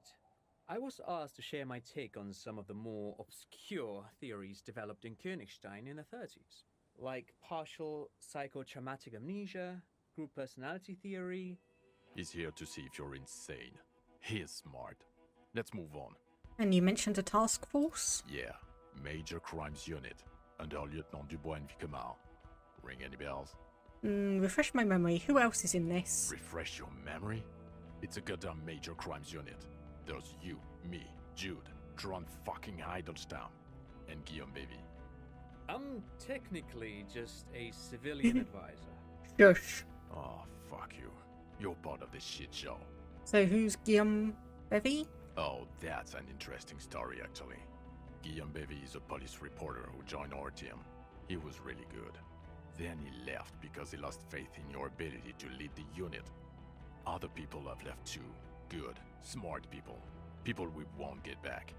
Only me and this really patient patrol officer are still here. And Tron because I'm forcing him to stay. Is this Guillaume Bevy blonde and partial to sunglasses? See? There. He's getting it. I was impersonating him. Look at me, I'm G Bevy. It was going to be funny, but then you really did have brain damage. So not so much anymore. He sincerely thought it was going to be amusing for both of you. Okay, so what does the unit do? It's a major crimes unit. We clear the desk of cases so Precinct 41 doesn't look like the worst station in town. We are shit tier now, Harry. Because of you. Oops. The 41st isn't... So yeah, where have you been all this time? Where have we been? We've been fucking off as far as I remember. Why? You told us to fuck off. You said we're cramping your style. Your detective god. Fuck everything. All we burn. Detect or die. Yeah, why didn't you then? Oh, you think it was cool you saying that? Aesthetic somehow? You were crying when we got here. Breaking things. You said we were going into the abyss. None of us wanted to see the abyss. So we fucked off. Like you told us to. And yeah, none of this is ringing any bells. The bells aren't ringing because you have brain damage. Trant, this is where you come in. How bad is it?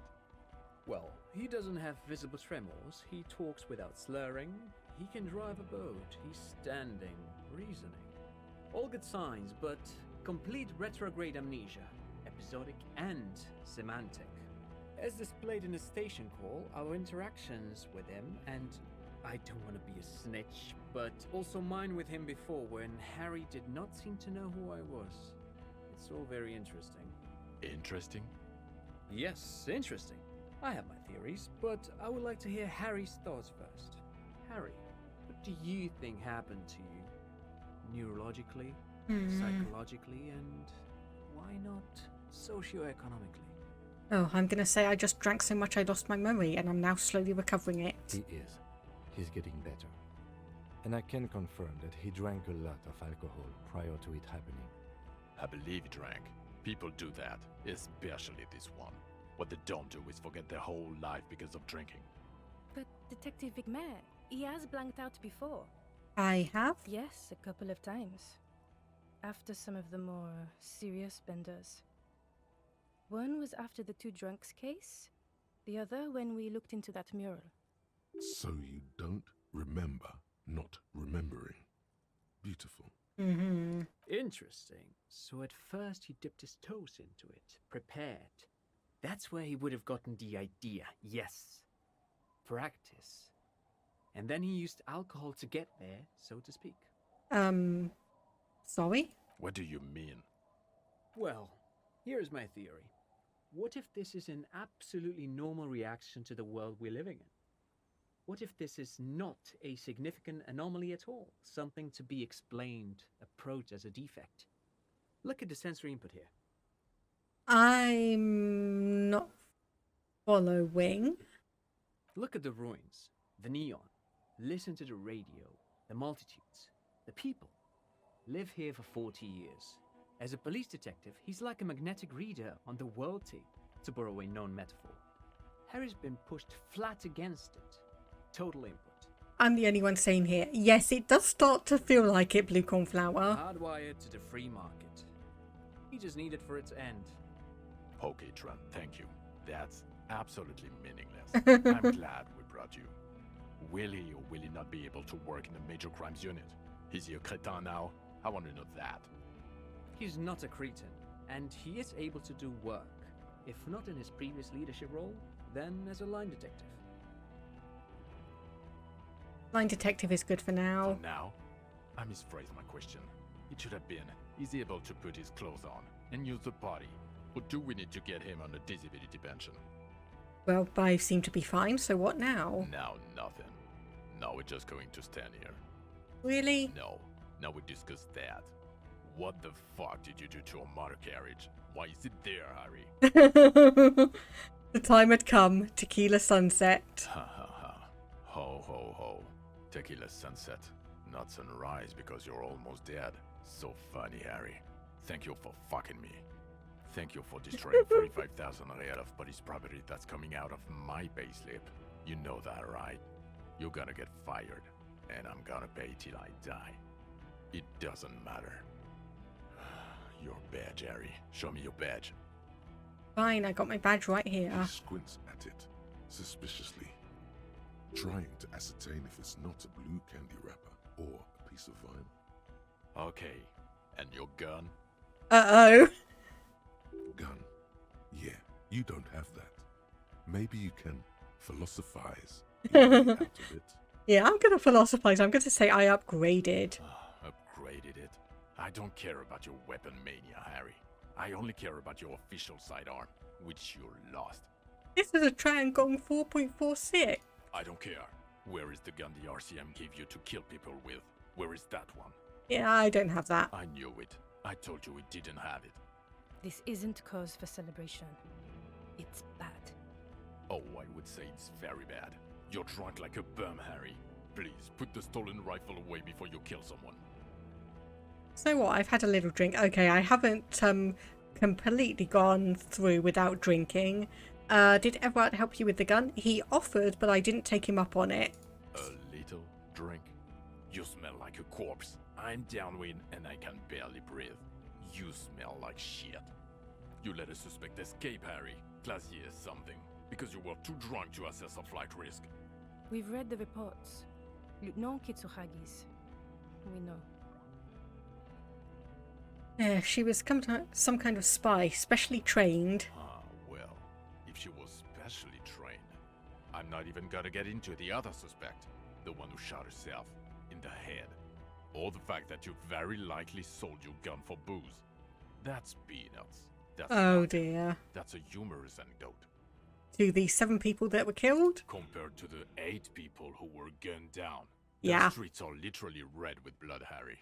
It was fucking mass murder. He did everything he could. We did everything we could. The company hired and vetted mercenaries. Lieutenant Dubois got between them and the locals. He did so at considerable risk to his person. Remember, he was shot. We stopped an execution, not a negotiation. The loss of life was minimal compared to what it could have been. Yeah, what he said. Thank you for the input, Lieutenant Kitsuragi. I didn't mean to suggest you didn't handle the situation. You've spent the week with him on this case. What is your take? On the case? No, on him. On Lieutenant Yofretor Dubois. Well, the drinking, the lost gun, also losing his badge, that's all true. And he's been drinking on the job.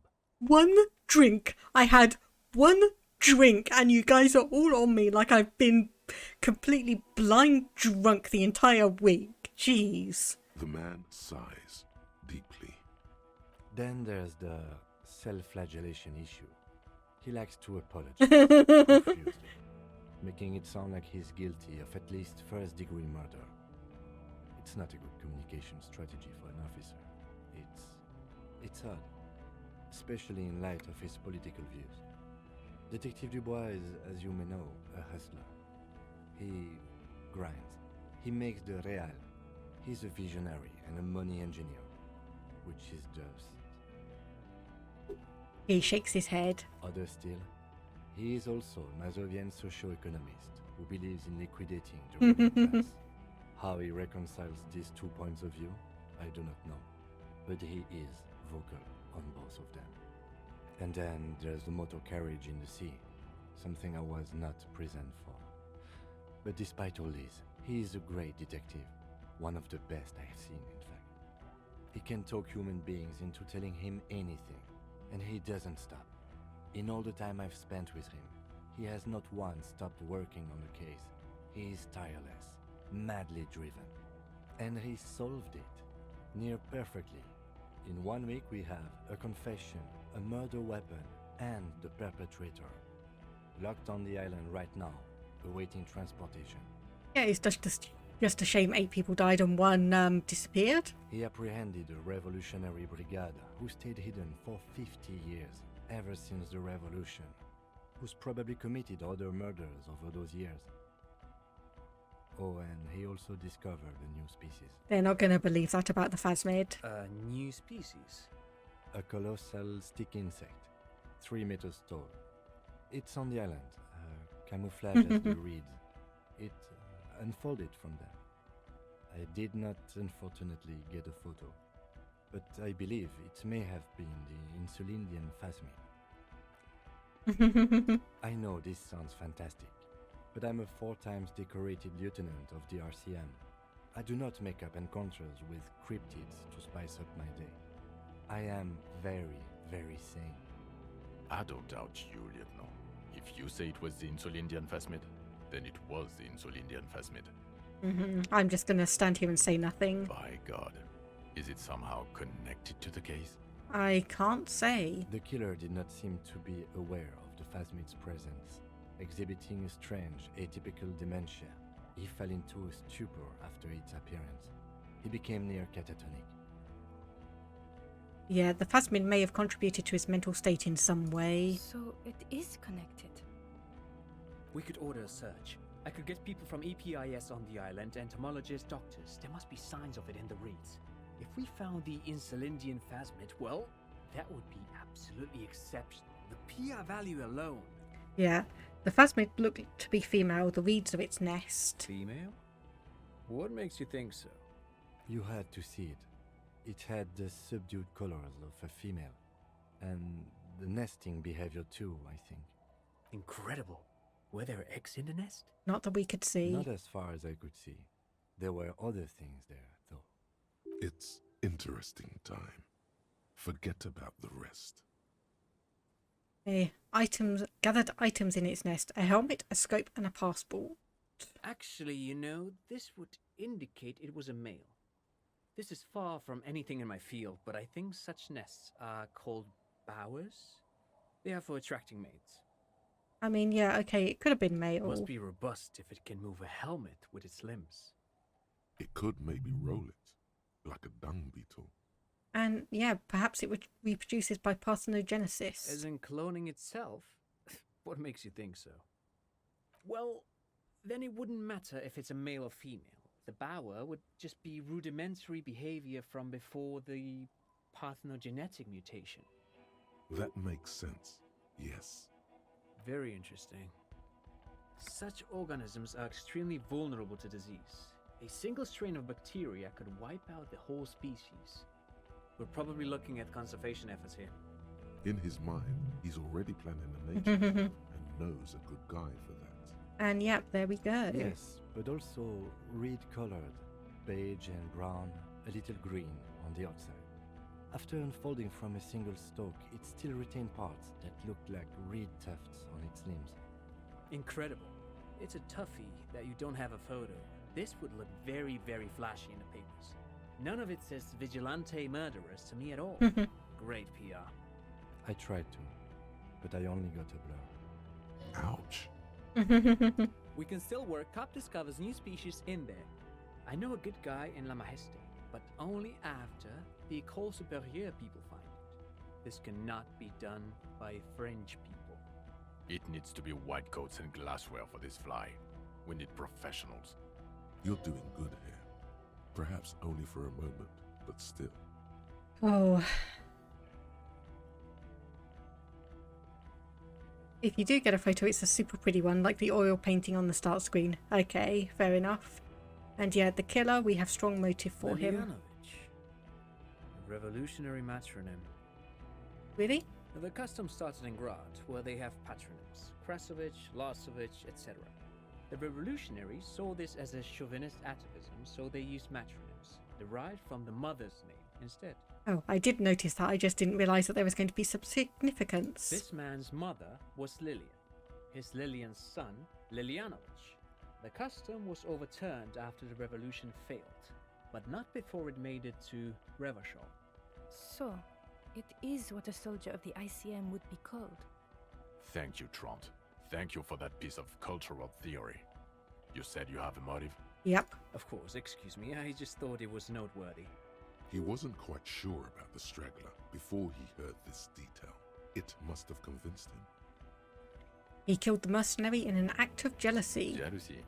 I thought this Lilianovich was an old man. To have been hiding for 50 years. Like 70-something. A strange psychosexual fascination. The result of spending all this time in solitude on the islands of this bay. And trauma too. He himself gave a political reason. In his mind, he had killed an enemy combatant. Also, we have ballistics from the gun, matching the bullet found in the dead mercenary's head, and 2 officers on the scene that Mr. Dross confessed to. It's a clean win. Oh, it's way more than that. Yeah, still not completely satisfied. It could be a little neater. Get over yourself. You're not a perfectionist. You're a cop and you did a good job, with a lot of help from Lieutenant Kitsuragi. And none of this can hide the smell of booze on the wind. God damn it. It is bad. Even you can smell it. Okay, I know there are options and additional things here, but I really, really need to wrap this up. So I'm just gonna do the, so what do you say? Want to take me back? I don't want to, but you discovered a new species and solved the murder. So I have to. Jude? Honestly, anything that ends this trial is okay with me. Agreed. The public relations potential of this is too valuable to let go. Okay. We have vehicles in the square, and the perpetrator needs to be taken into custody. Let's go. And I do have a few questions before we go. The man looks westward, impatiently, jingling his car keys in his pocket. Okay, no special writing. Right, okay, I can just say I'm ready then and just end. I can just say I'm ready, end this and wrap things up. Good. He looks at you, then Vikamir. Fuck it, let's go. Trump brought his motor carriage. It's a 20-minute drive to Jamrock. Oh, I forgot to ask the lieutenant. Oh well. Under the afternoon sky, the great district hums. A chessboard of wooden houses, 80,000 living souls, and chimney stacks. Fire traps as far as the eye can see. From Main Street to Precinct 41, to Boogie Street, forking into the snow-swept horizon. You close your eyes and hear the dogs bark. A lone woman sits by a factory window, dreaming of meteorite strikes. On Rue de Saint-Jérôme, a square bullet slides into a square-shaped chamber. In Old South, a man without eyelids smiles. Spring has come. It's time. Dawson? Yes. McLean? Yes. Heidelstein? No. Vicmere? Yes. Dubois? Of course. Really? Nick Gottlieb looks up from the list. I hear he's quite unstable. You say that like it's a bad thing.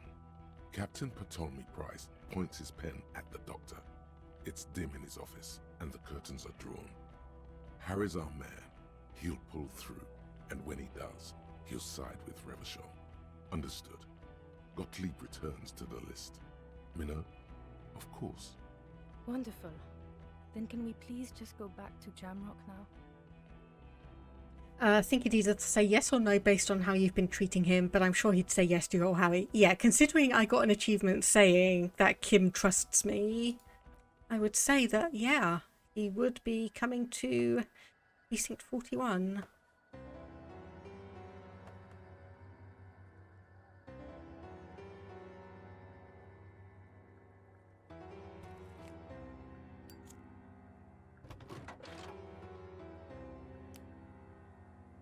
Hey.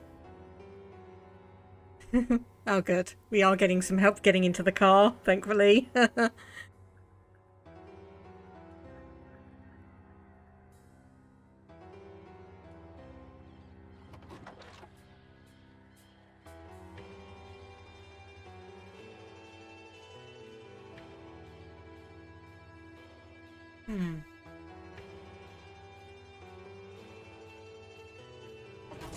well, that was absolutely chaotic and brain-breaking in some parts.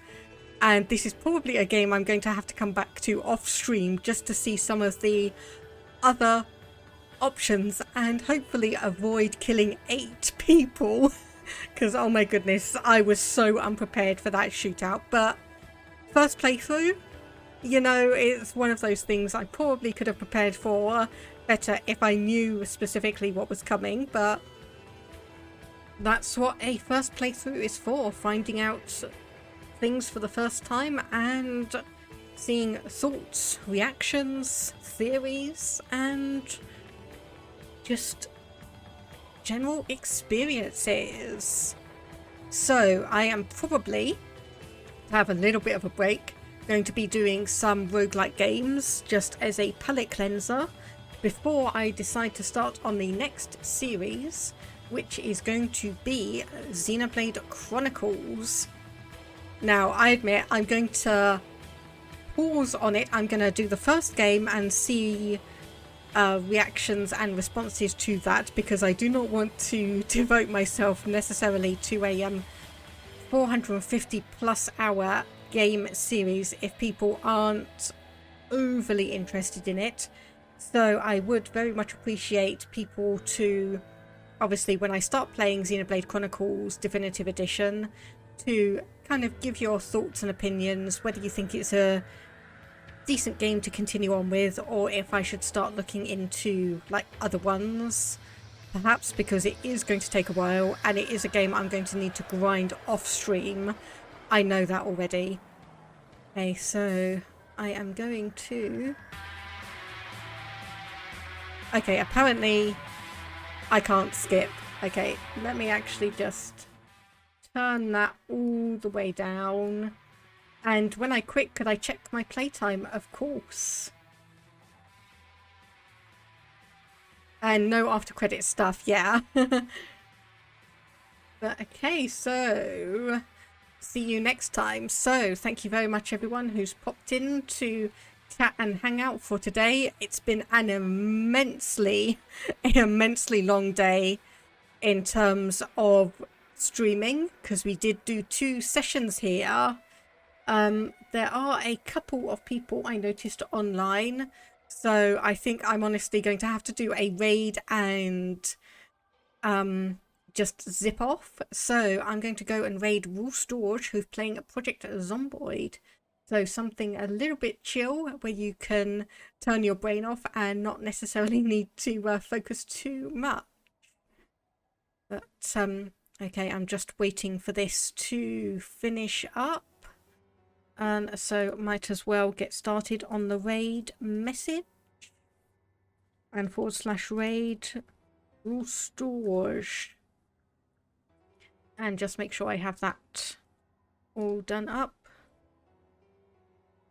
Okay, that all looks good.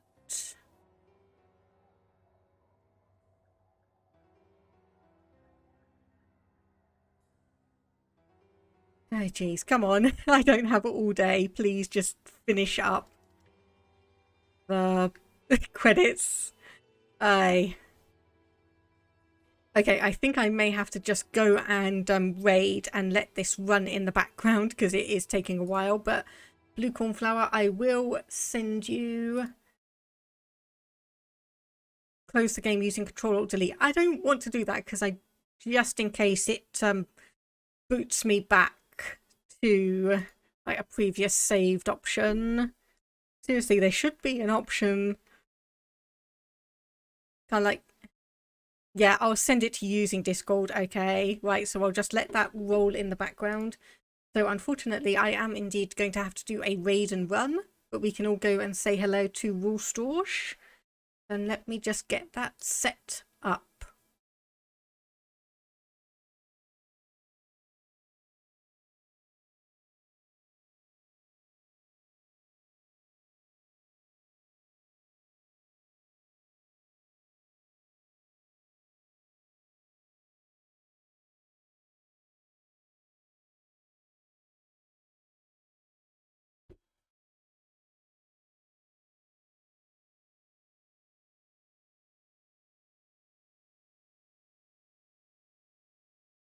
Okay.